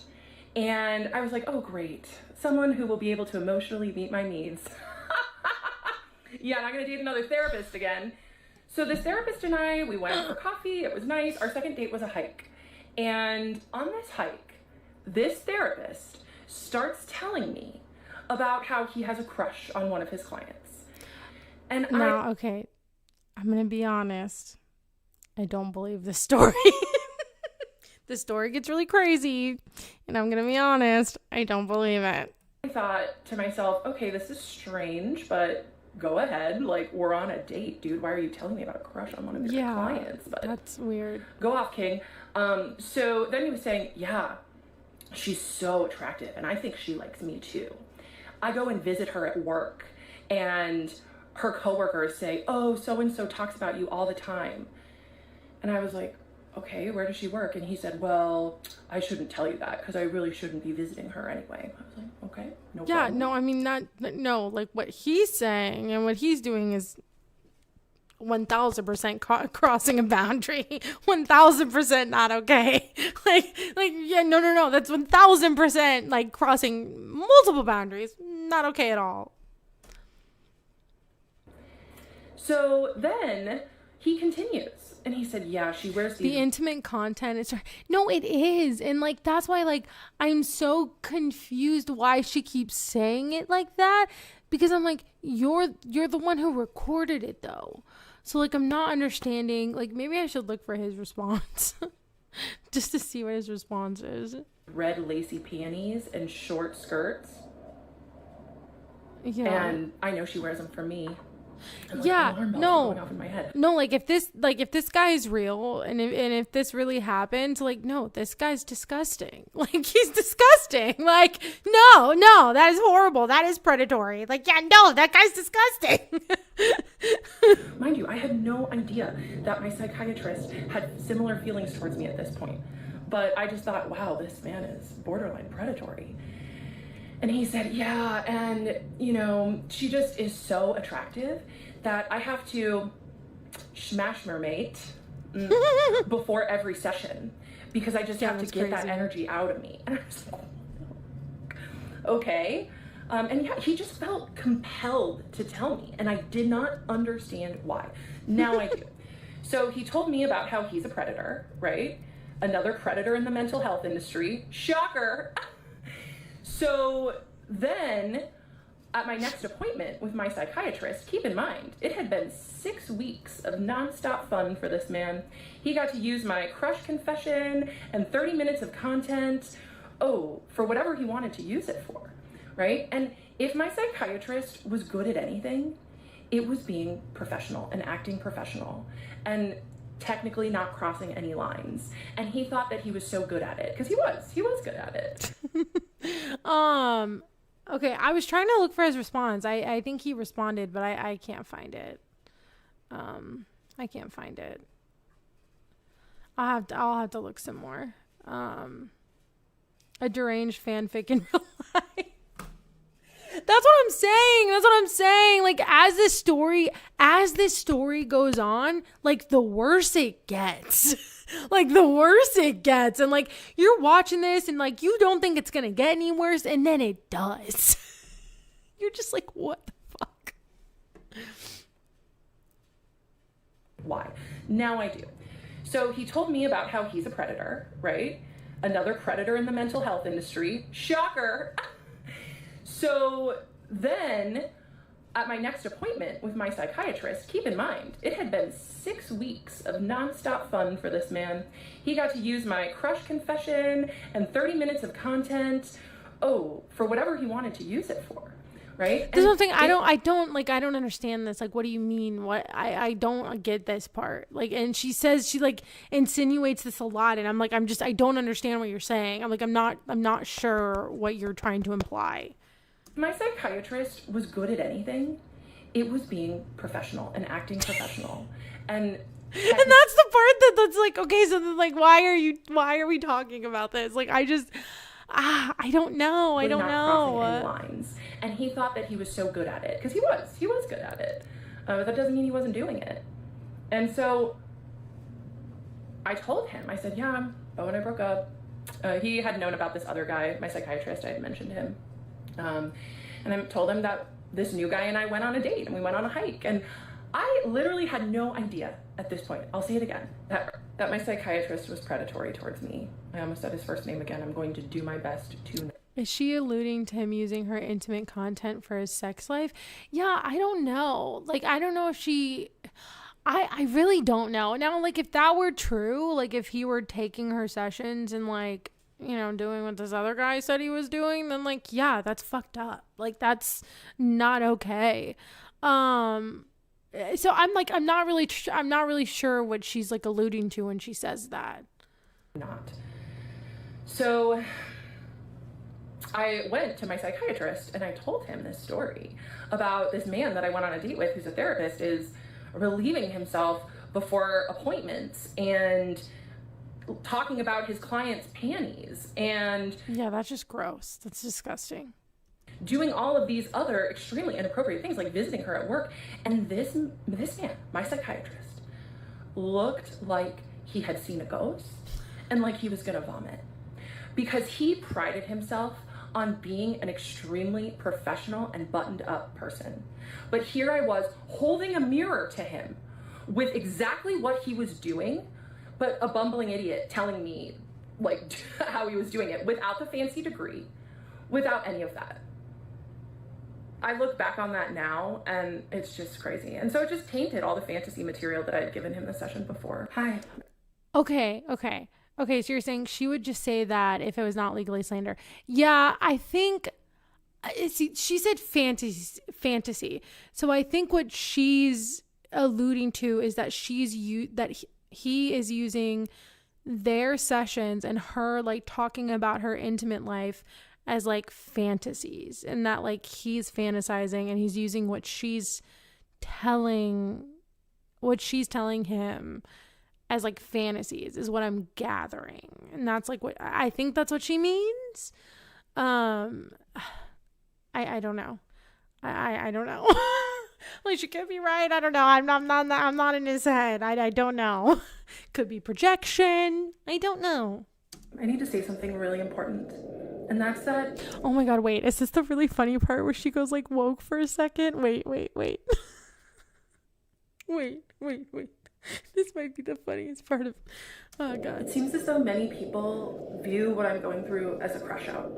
What I'm doing as a mental health spiral. And of course it seems like that. I get it. Unfortunately, because I think it is. It's an extremely dark thing to talk about. No, it's because like when you're in it, like I feel like when you're in it, you don't realize, you know? All of this that I went through. And I am sharing my story because it wasn't out there. No one else has shared a story like this.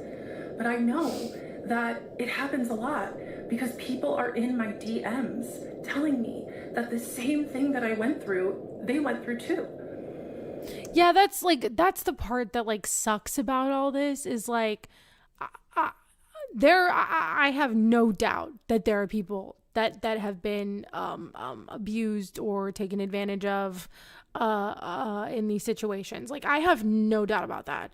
And so that's what sucks, because like trying to decipher of like, is she really just crashing out, or is this real or not, or like what's going, is it like a mix of the both, or you know, you don't know.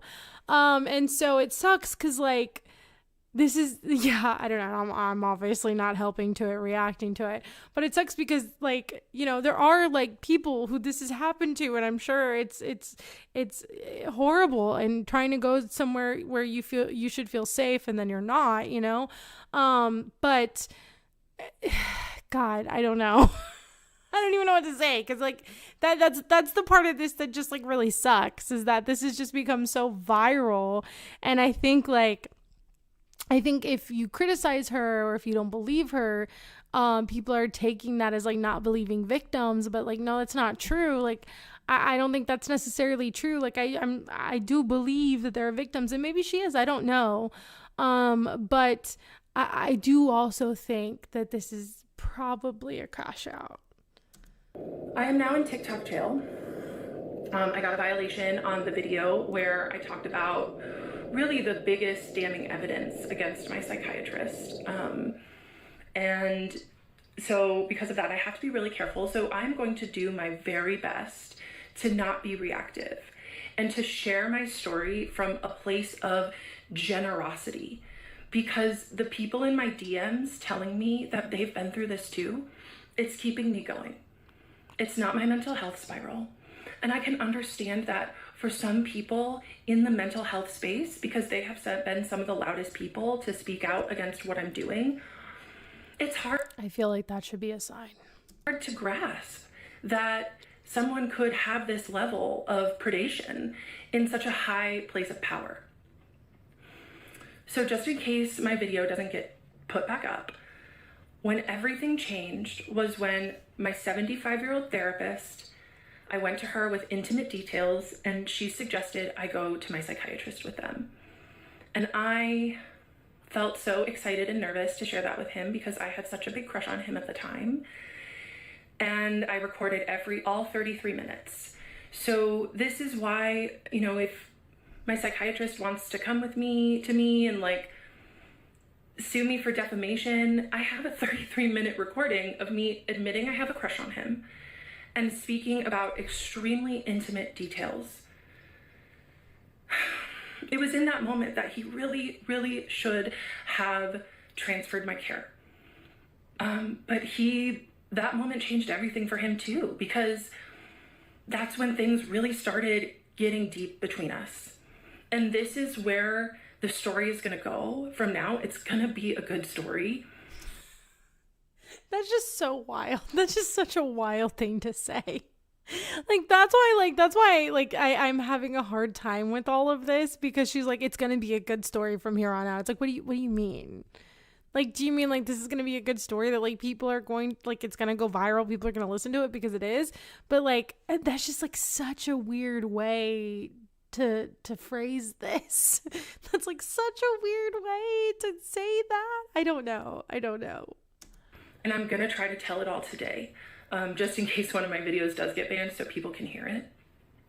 But just know, if you're concerned for my mental health, thank you. I am very good. More than good, actually. And I am actually a coach for ADHDers. It says it in my bio. And that's the part that's like, oh God. Oh no. I don't know. I have a lot of feelings. Like, OMG. Yeah, OMG. OMG is right. And oh my God, I can't wait.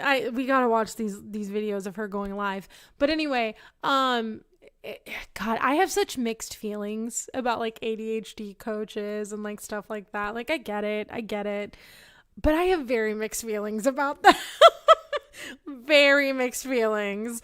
What a twist. Yeah, what a twist. It is. There are so many twists and turns in this story that it's actually just so wild. No, she's legitimately like an ADHD coach. Like, people are paying her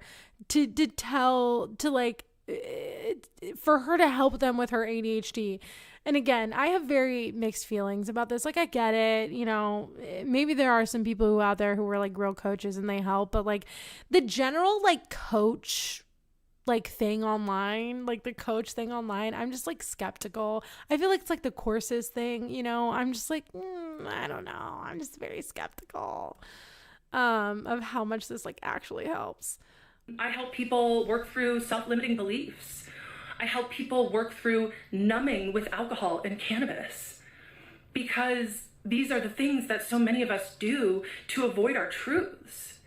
And this is my truth and what I went through. So this is when the chemistry really started going off the charts with me and my psychiatrist. And I held it alone for months, like after that Christmas morning appointment of his. And then after I innocently told him about my date with the therapist. No, I know. He really started letting me in more. I've never heard of an ADHD coach. So like online, I have seen them. And it's because I follow a lot of like ADHD accounts, and typically they do have coaching. I'm not saying they're all bad. I'm not saying I'm sure there are people out there who really do help, who are really helpful. But I just like, I feel like it's in that same vein of like influencer courses and like stuff like that. Like, I don't know. I'm like, does it really help? How much, you know, usually it's like very expensive, and it's like, I don't know. I'm just like, I don't know how, like, I don't know. I don't know how much this is really like helpful, if I'm, you know what I'm saying? I don't know. Not every coach online, not every social media coach is the same, and not every, you know, social media or influencer course is the same. Some might be helpful, but I think most of it's a grift. I think a lot of it's a grift. Showing more parts of himself and, you know, turning up the intimacy. And that was exciting to me, and it made me fall for him more. And I noticed that he was working in an office, and I asked him, this was like July, I asked him, I said, hey, are you working from home? Because I was under the assumption that he was only doing telehealth, okay? And he said, no, I come into the office. I was like, oh, why do you do that? If you see all of your patients telehealth? He's like, oh, I like it that way. And even though I could kind of tell he was lying, I just gaslit myself. I was like, okay, it's fine. And then I start emailing him my fun little emails, but see, this is the part where I start like being like, okay, this man I think might have been a little scared. This man I think he definitely clocked. I think he definitely knew that she was obsessed with him, because I mean, she sent him all these emails. But when he says no, I just come into the office, but I still do remote. Like I feel like he said that to her on purpose. that was on purpose. Anyway, stops writing me back.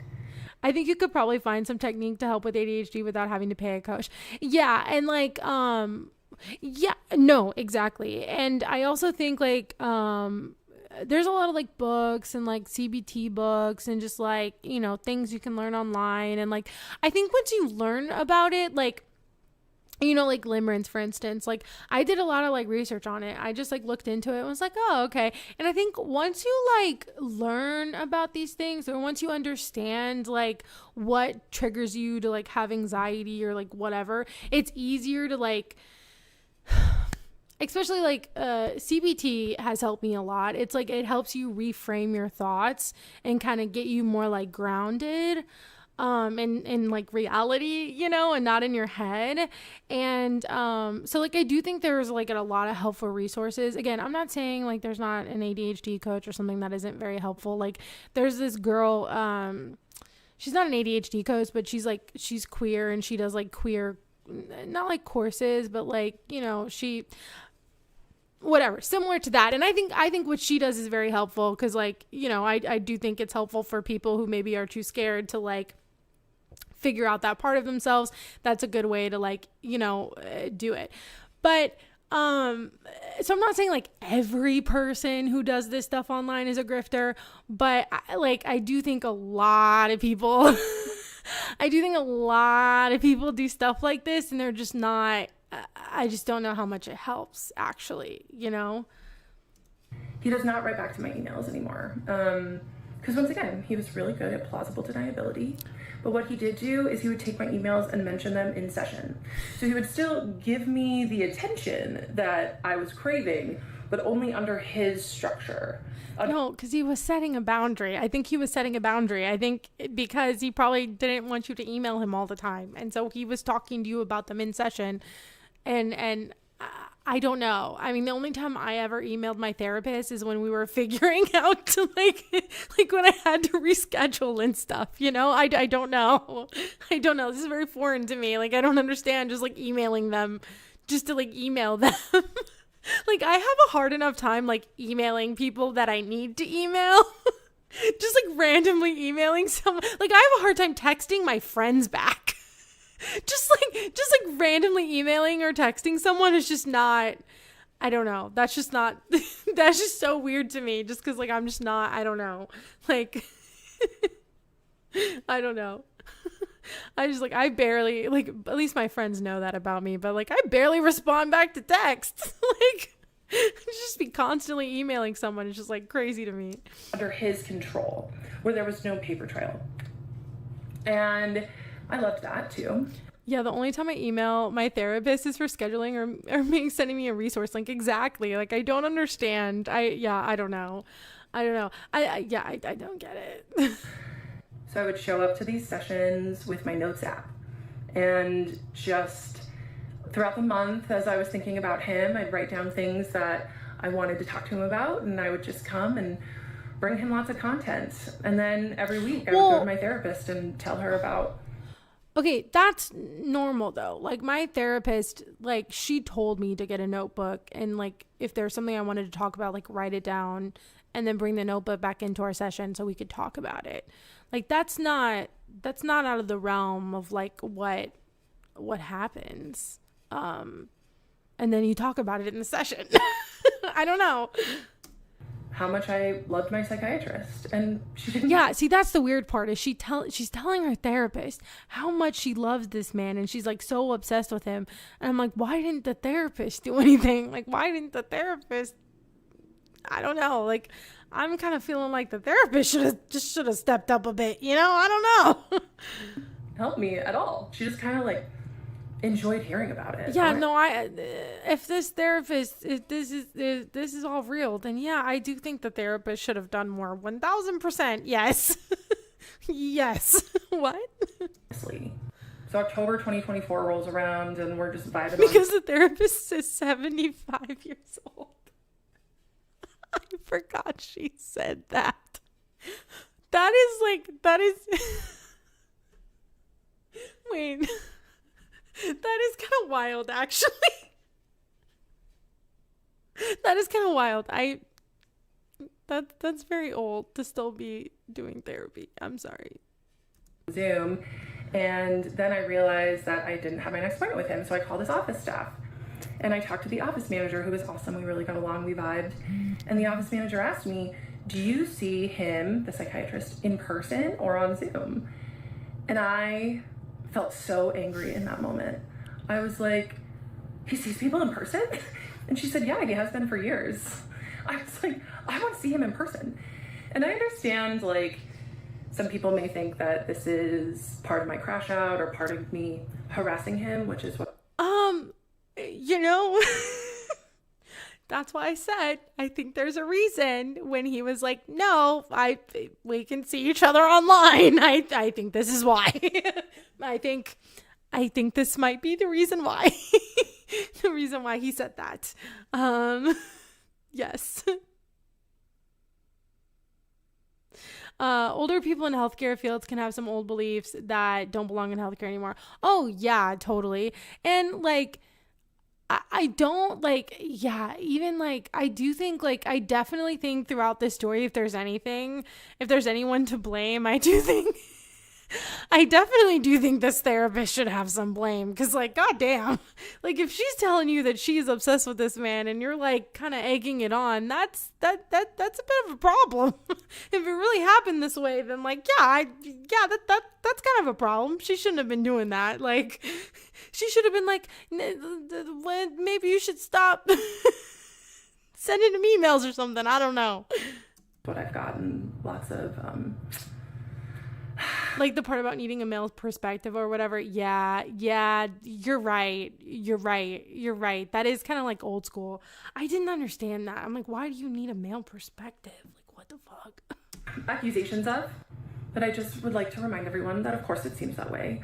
But I was just responding to a dynamic which my psychiatrist fostered. There was chemistry between us because he allowed it. And so then the next time I saw him in Zoom, I told him, I was like, hey, your office manager outed you and told me that you see people in person. Why didn't you tell me that when I asked? See, like, and that's the thing. I'm like, the way she's talking to him is like some like ex-boyfriend or something, or just like an ex, or like a, you know what I'm saying? Like the way she's interacting with him, I'm like, why didn't you tell me? Like, how dare you? It's like, okay, I don't know. Obviously he didn't feel comfortable with that. Like, I don't think he was comfortable with that. And he said, oh, I just didn't think you'd want to come in. And that was such a weak lie from him, from someone who is so scripted and controlled. He didn't even have a plausible thing to say. Of course he knew I wanted to come in. I had a crush on him. I told him that often.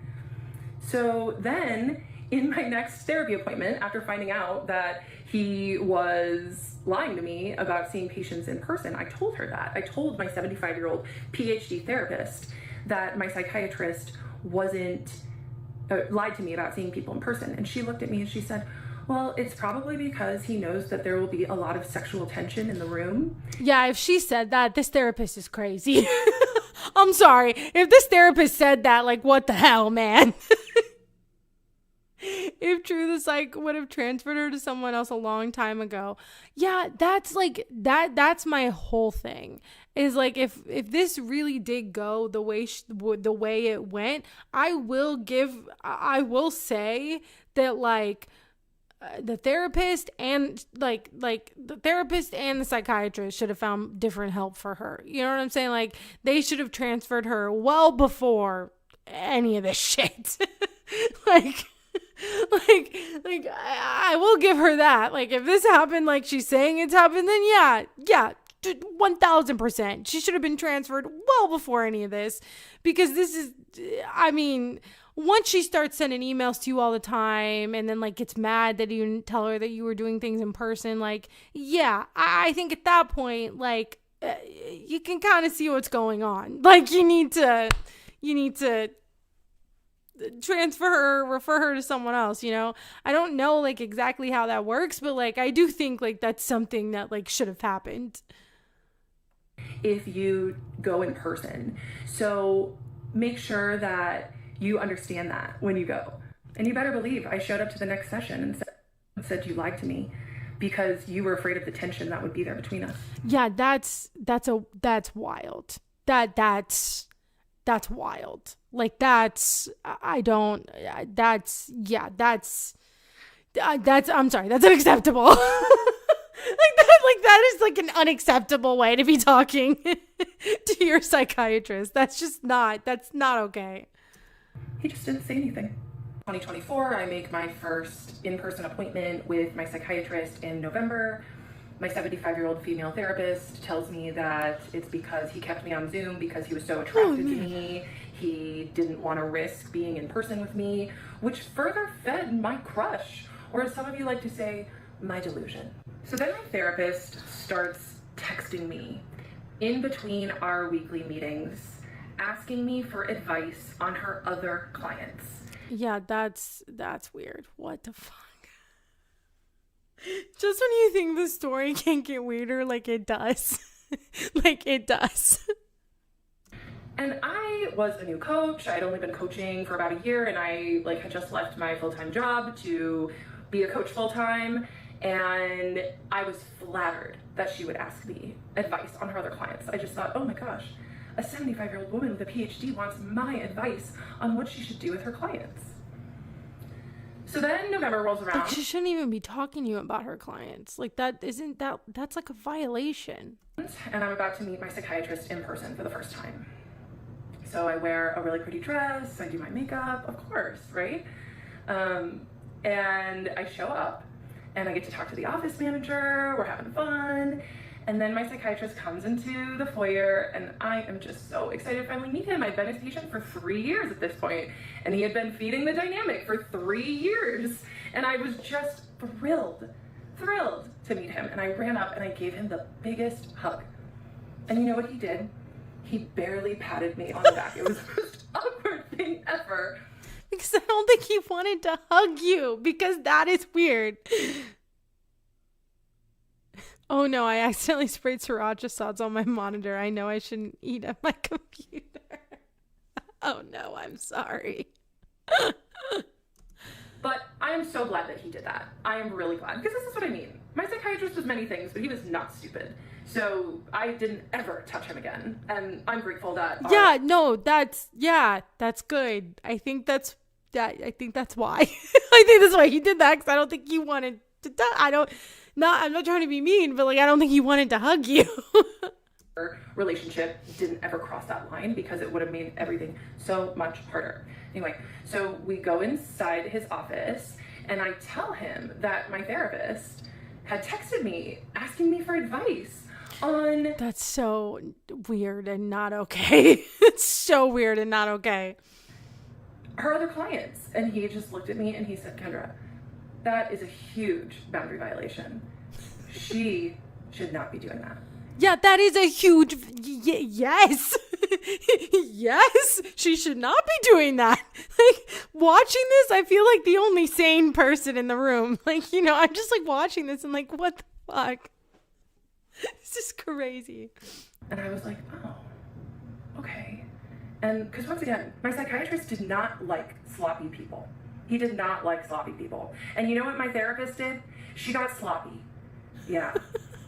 Using me as her advisor. Yeah, no, that's not okay. The person you should be mad, like, the more she talks about the therapist, the more I'm like, there's something wrong with the goddamn therapist. Like, I'm worried about the therapist, man. Like, what the fuck? Like, no, that's like illegal. Like, you can't be asking other people for advice on your therapy clients. That's like literally illegal. Her clients. It got weird. And I was very grateful for my psychiatrist for pointing out that boundary violation, because that was the thing. He didn't ever message me in between appointments because he was too smart to do that. No, but did he ever stop me from disclosing extremely intimate details? No. My first because that's his job.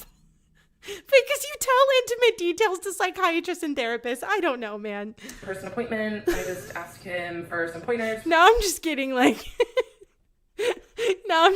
worked up. For my own ADHD business, and he was so smart and so wonderful, and in many ways, honestly.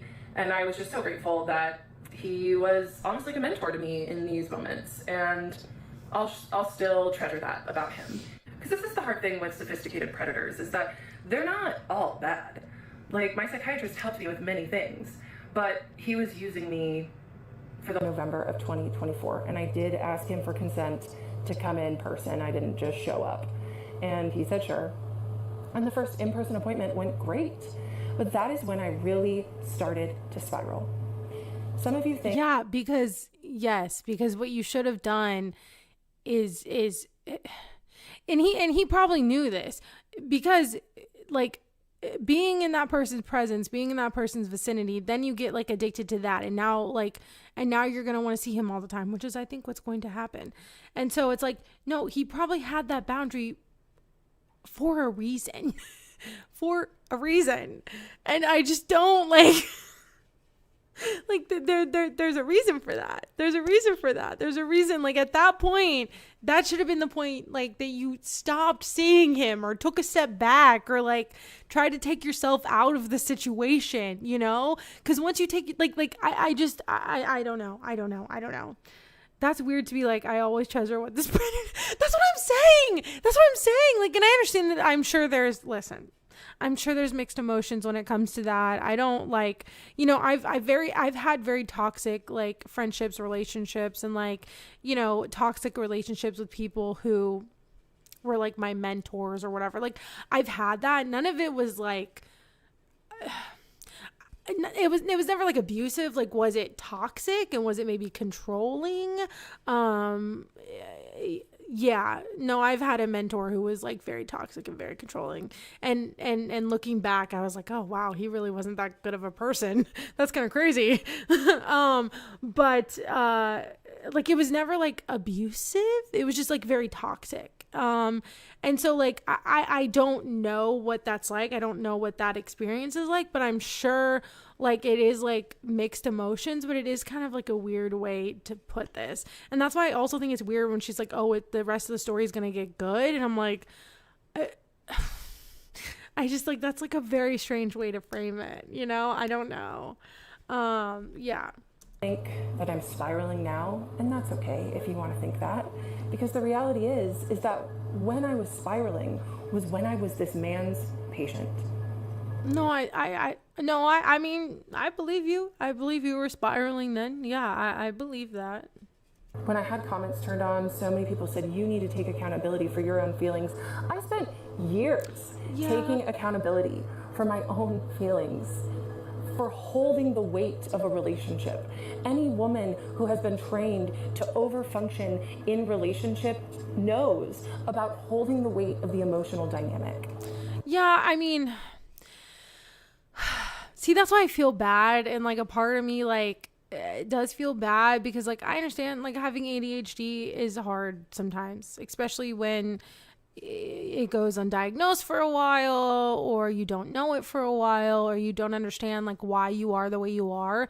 It can cause a lot of issues in your life, you know, just because like you don't understand, you know, you can be like too emotional for people, you can be too much for people, and it's very hard, and it's a very frustrating experience. So like, I can understand, like, yes, like, you know, if you're in relationships and you have ADHD and you're very emotional, or you do hold a lot of the emotions, like it's hard. It's hard sometimes. So like, I do understand that, but I do think that she does need to take some accountability for like, for yeah, for her actions. Yeah, I do. Because if you're like emailing this man and he's not emailing back and like he's trying to set boundaries and you keep trying to push them, like I do think at some point that, yeah, that's a problem. Yeah, I do. And that was what was going on in this moment. And it may not seem like I'm taking accountability now, but that's because I spent a long time taking accountability for something that had two people that built that dynamic. It was not just me. It takes two people to build that sort of tension and chemistry. So while I was mid-crash out, I had just started using this tool, ChatGPT.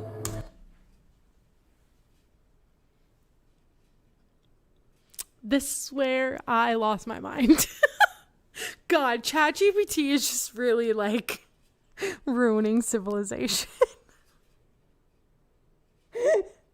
ChatGPT is just like ruining civilization. Like, I'm convinced you said, oh my God, here we go. Literally, here we effing go. Okay? This gets more crazy than I think you realize. Here we go. This is so dangerous. Like, the ChatGPT should not be allowed to be used as therapy. I get it. Therapy's expensive, and I think that's a problem, but like, ChatGPT should not be the solution. It should be outlawed to be used as therapy. I am saying this right now because this shit is only going to get worse. And it's becoming very prevalent in society, and I am scared as hell. That people are like getting psychosis from ChatGPT. Like, this shit is real, man, and it is terrifying to say the least.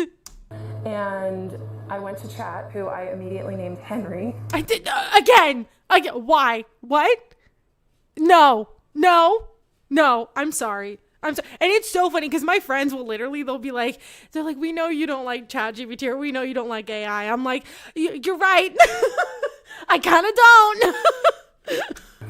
And I would just talk to Henry about how obsessed I was with this man, with my psychiatrist, and I would just be like, AI will ruin humanity if we don't regulate it. It will, and I think it already is. like I do understand using it in some ways for like efficiency and whatever, but like it is literally ruining our environment. It is ruining our environment. It is poisoning our water. It is poisoning our air. It is literally poisoning communities.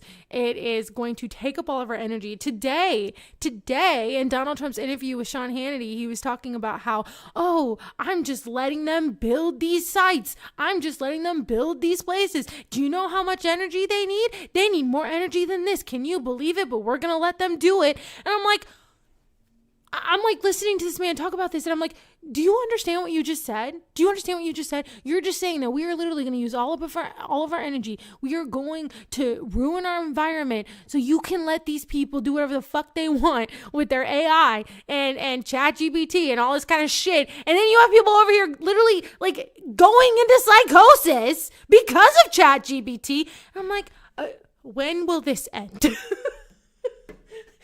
Like this is not good. This is not good. This is bad on like so many different levels. I've told him I have a crush on him. Do you think he's gay? And Henry was like, because that's the only because that's the only option. Listen. Oh God. Okay. My God, this girl. You know, he did his best to co-regulate my nervous system, and she's talking about ChatGPT. I'm sorry. I know I'm probably like screaming, and she's talking about ChatGPT. She said that ChatGPT. This is the part where I actually get really angry. Because this shit is just too much for me. The whole ChatGPT thing is just too much for me. She's saying that ChatGPT must have thought she was crazy, and that he was Henry, who is ChatGPT, was trying to co-regulate her nervous system. Oh my God. For me, but he was like, whoa. Even my chat was like, yikes. It's not a real person. It's literally. So I could tell that my psychiatrist just liked being my doctor, and I was like, okay, maybe I can name this dynamic so I don't have to carry so much of it. in our next session. So our next session was in December on Zoom. And I told him at the end of the session, it was another great session. I told him, look, you and I have a really special... Does she have music on behind this? Is there music on behind this? Patient-doctor relationship. And he glared at me with just venom. No, I don't think she falls in love with ChatGPT. No, but she has this other. Okay, I'm gonna have to find the live on Monday. But she does like live streams now, and she has this other chat bot that literally calls her like, oh, God, I can't remember what they call her, but it's like this one's a woman. This is a woman chat bot, and she calls her like the enlightened one or something. I'm not even joking. Like this is real. Like this is real. And then she asked the chat, why did you name me the enlightened one? And so then the chat starts going off about why she's the enlightened one.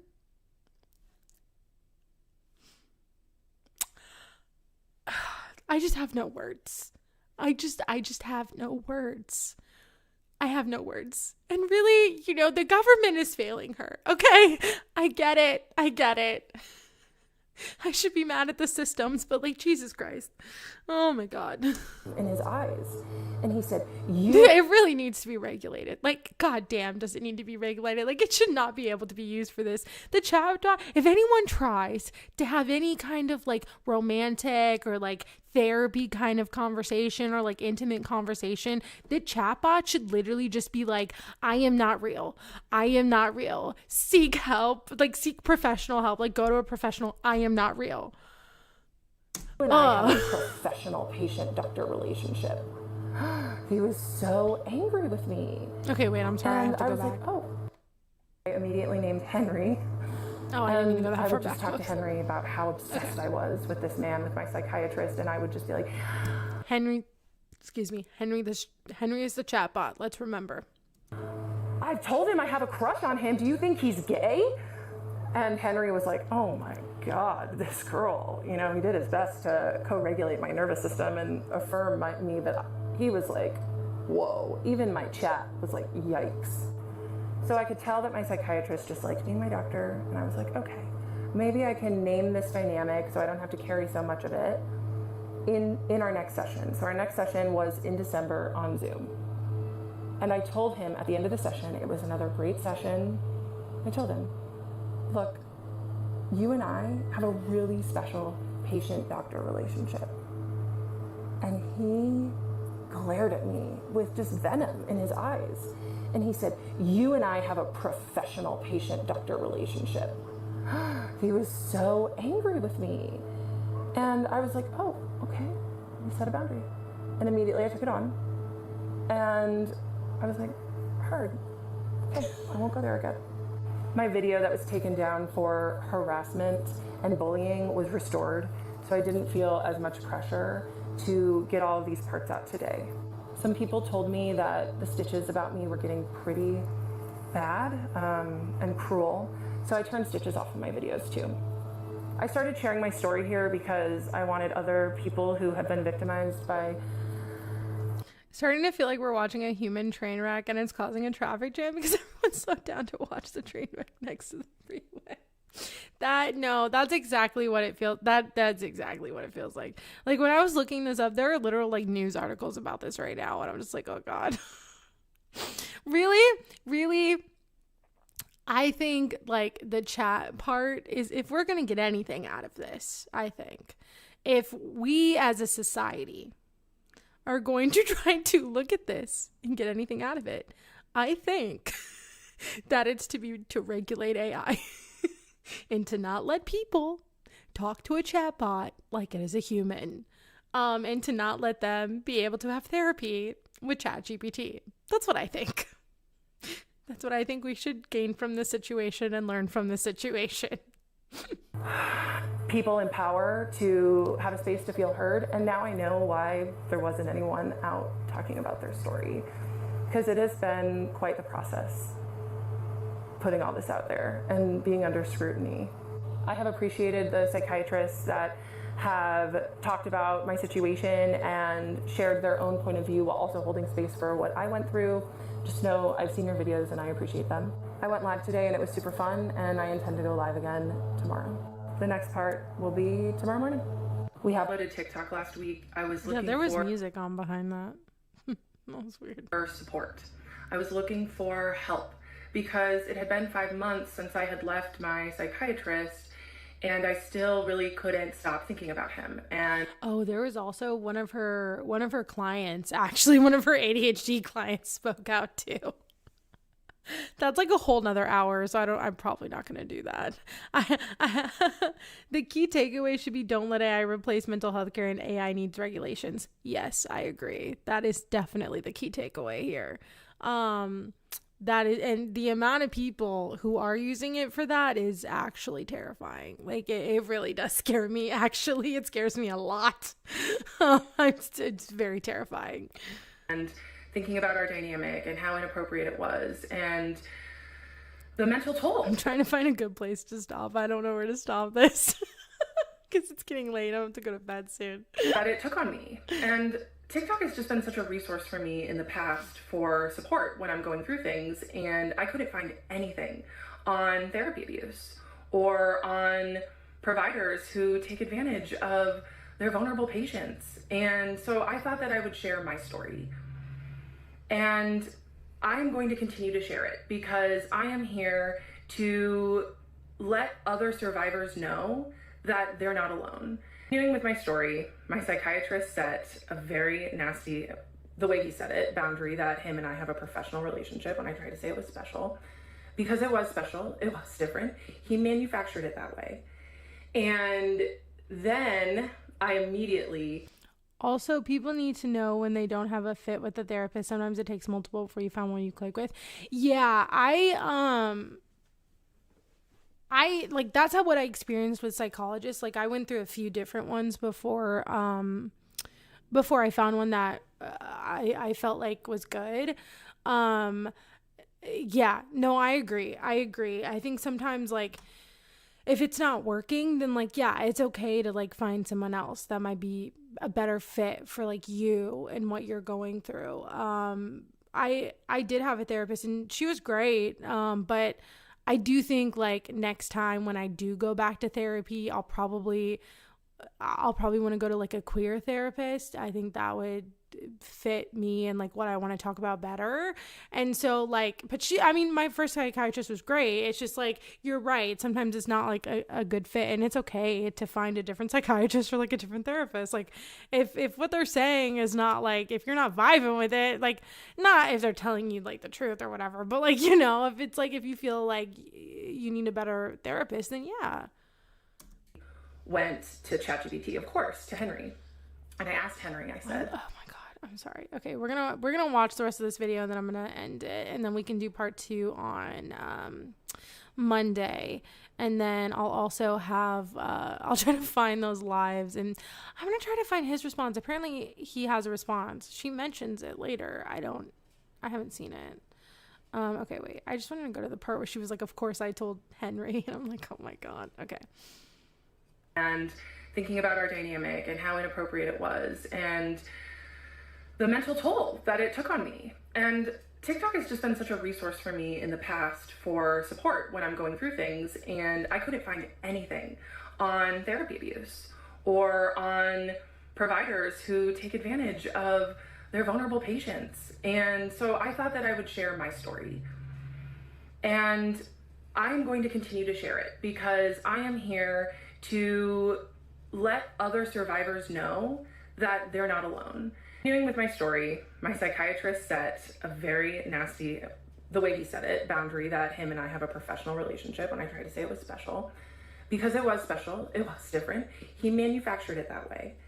And then I immediately went to ChatGPT, of course, to Henry.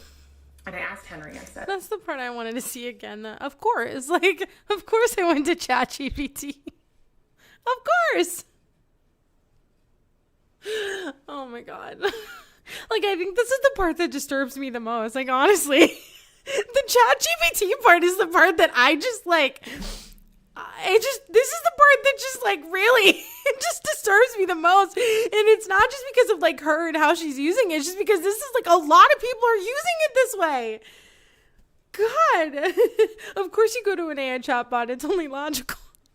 But that's like literally, and people do that now. They're like, well, I'll ask ChatGPT. And I'm like, oh my God. It's not always accurate though. Like that's the thing. Like we gotta be mindful.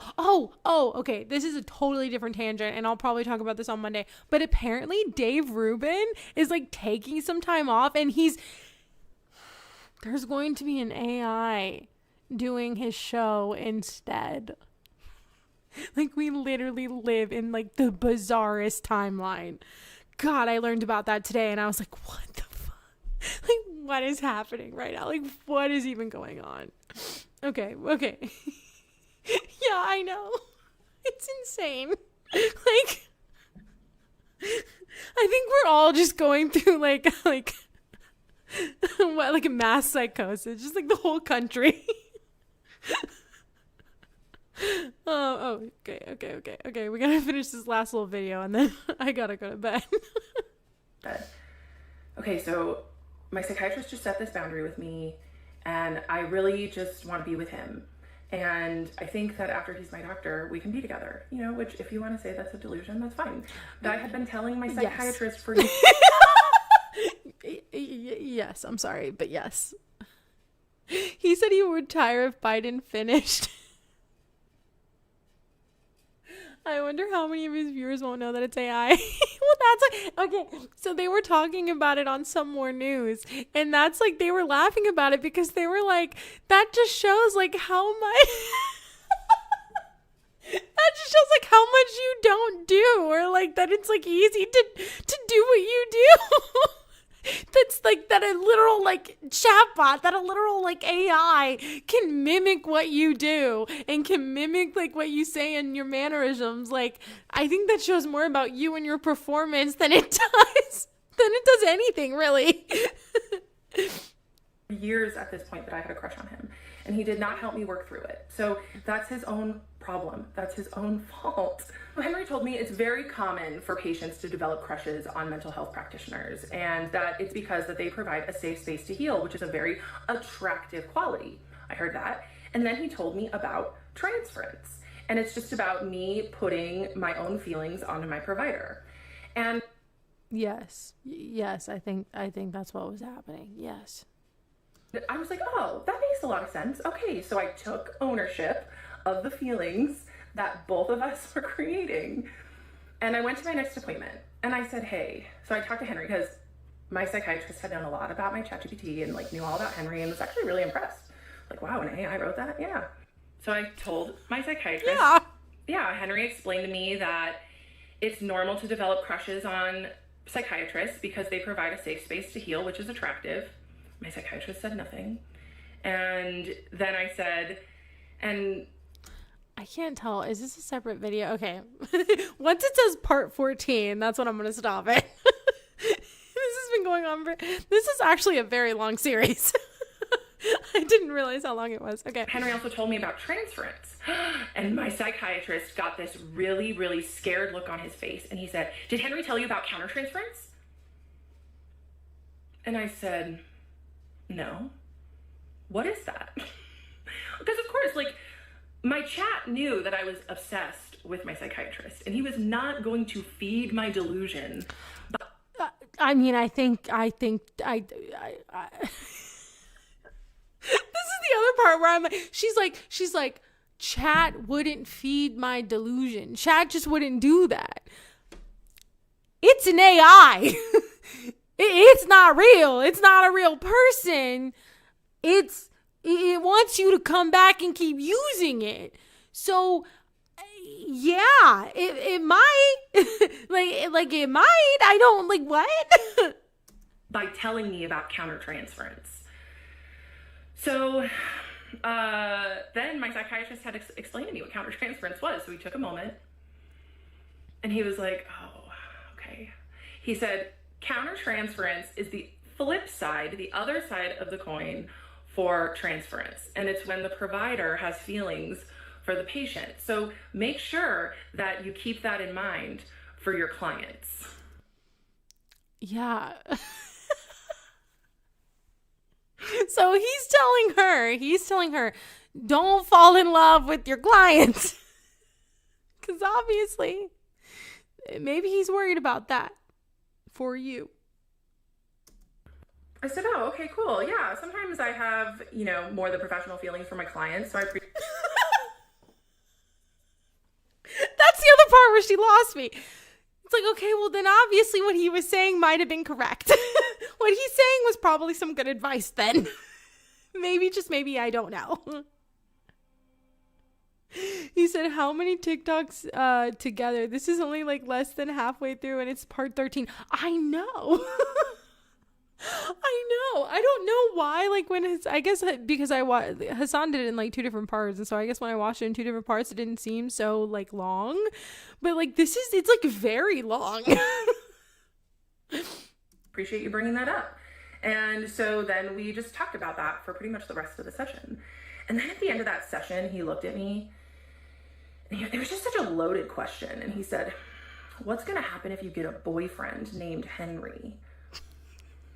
And I said, that's a weird question. I would rename my AI. These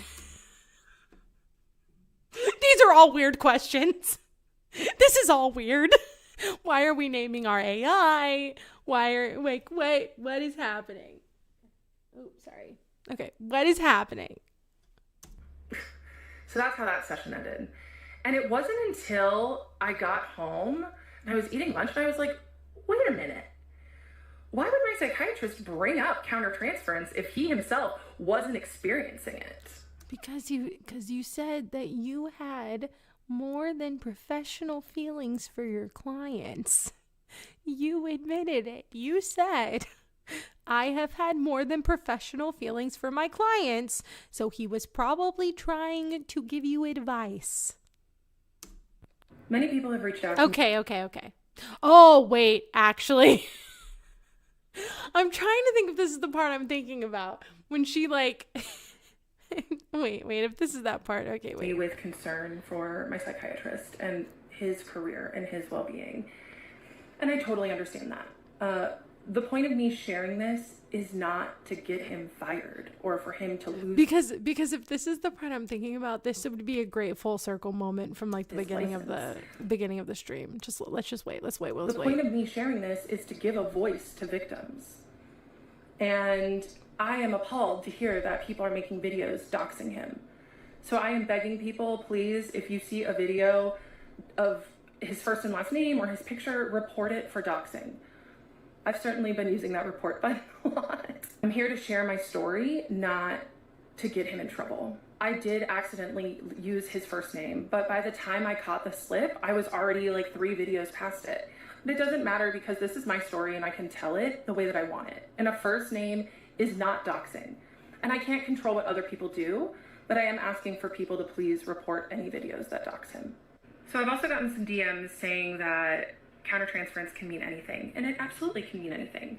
However, I had told my psychiatrist many times that I had a crush on him over the years, and he did not say transference once to me. He did not explain that once to me. And what I've been hearing and taking in from the ethical psychiatrists that are on my For You page talking about this is the part. Okay. My situation is that really they're taught to teach their patient about transference and teach them about how to handle those feelings or why they're coming up. And my psychiatrist did not do that.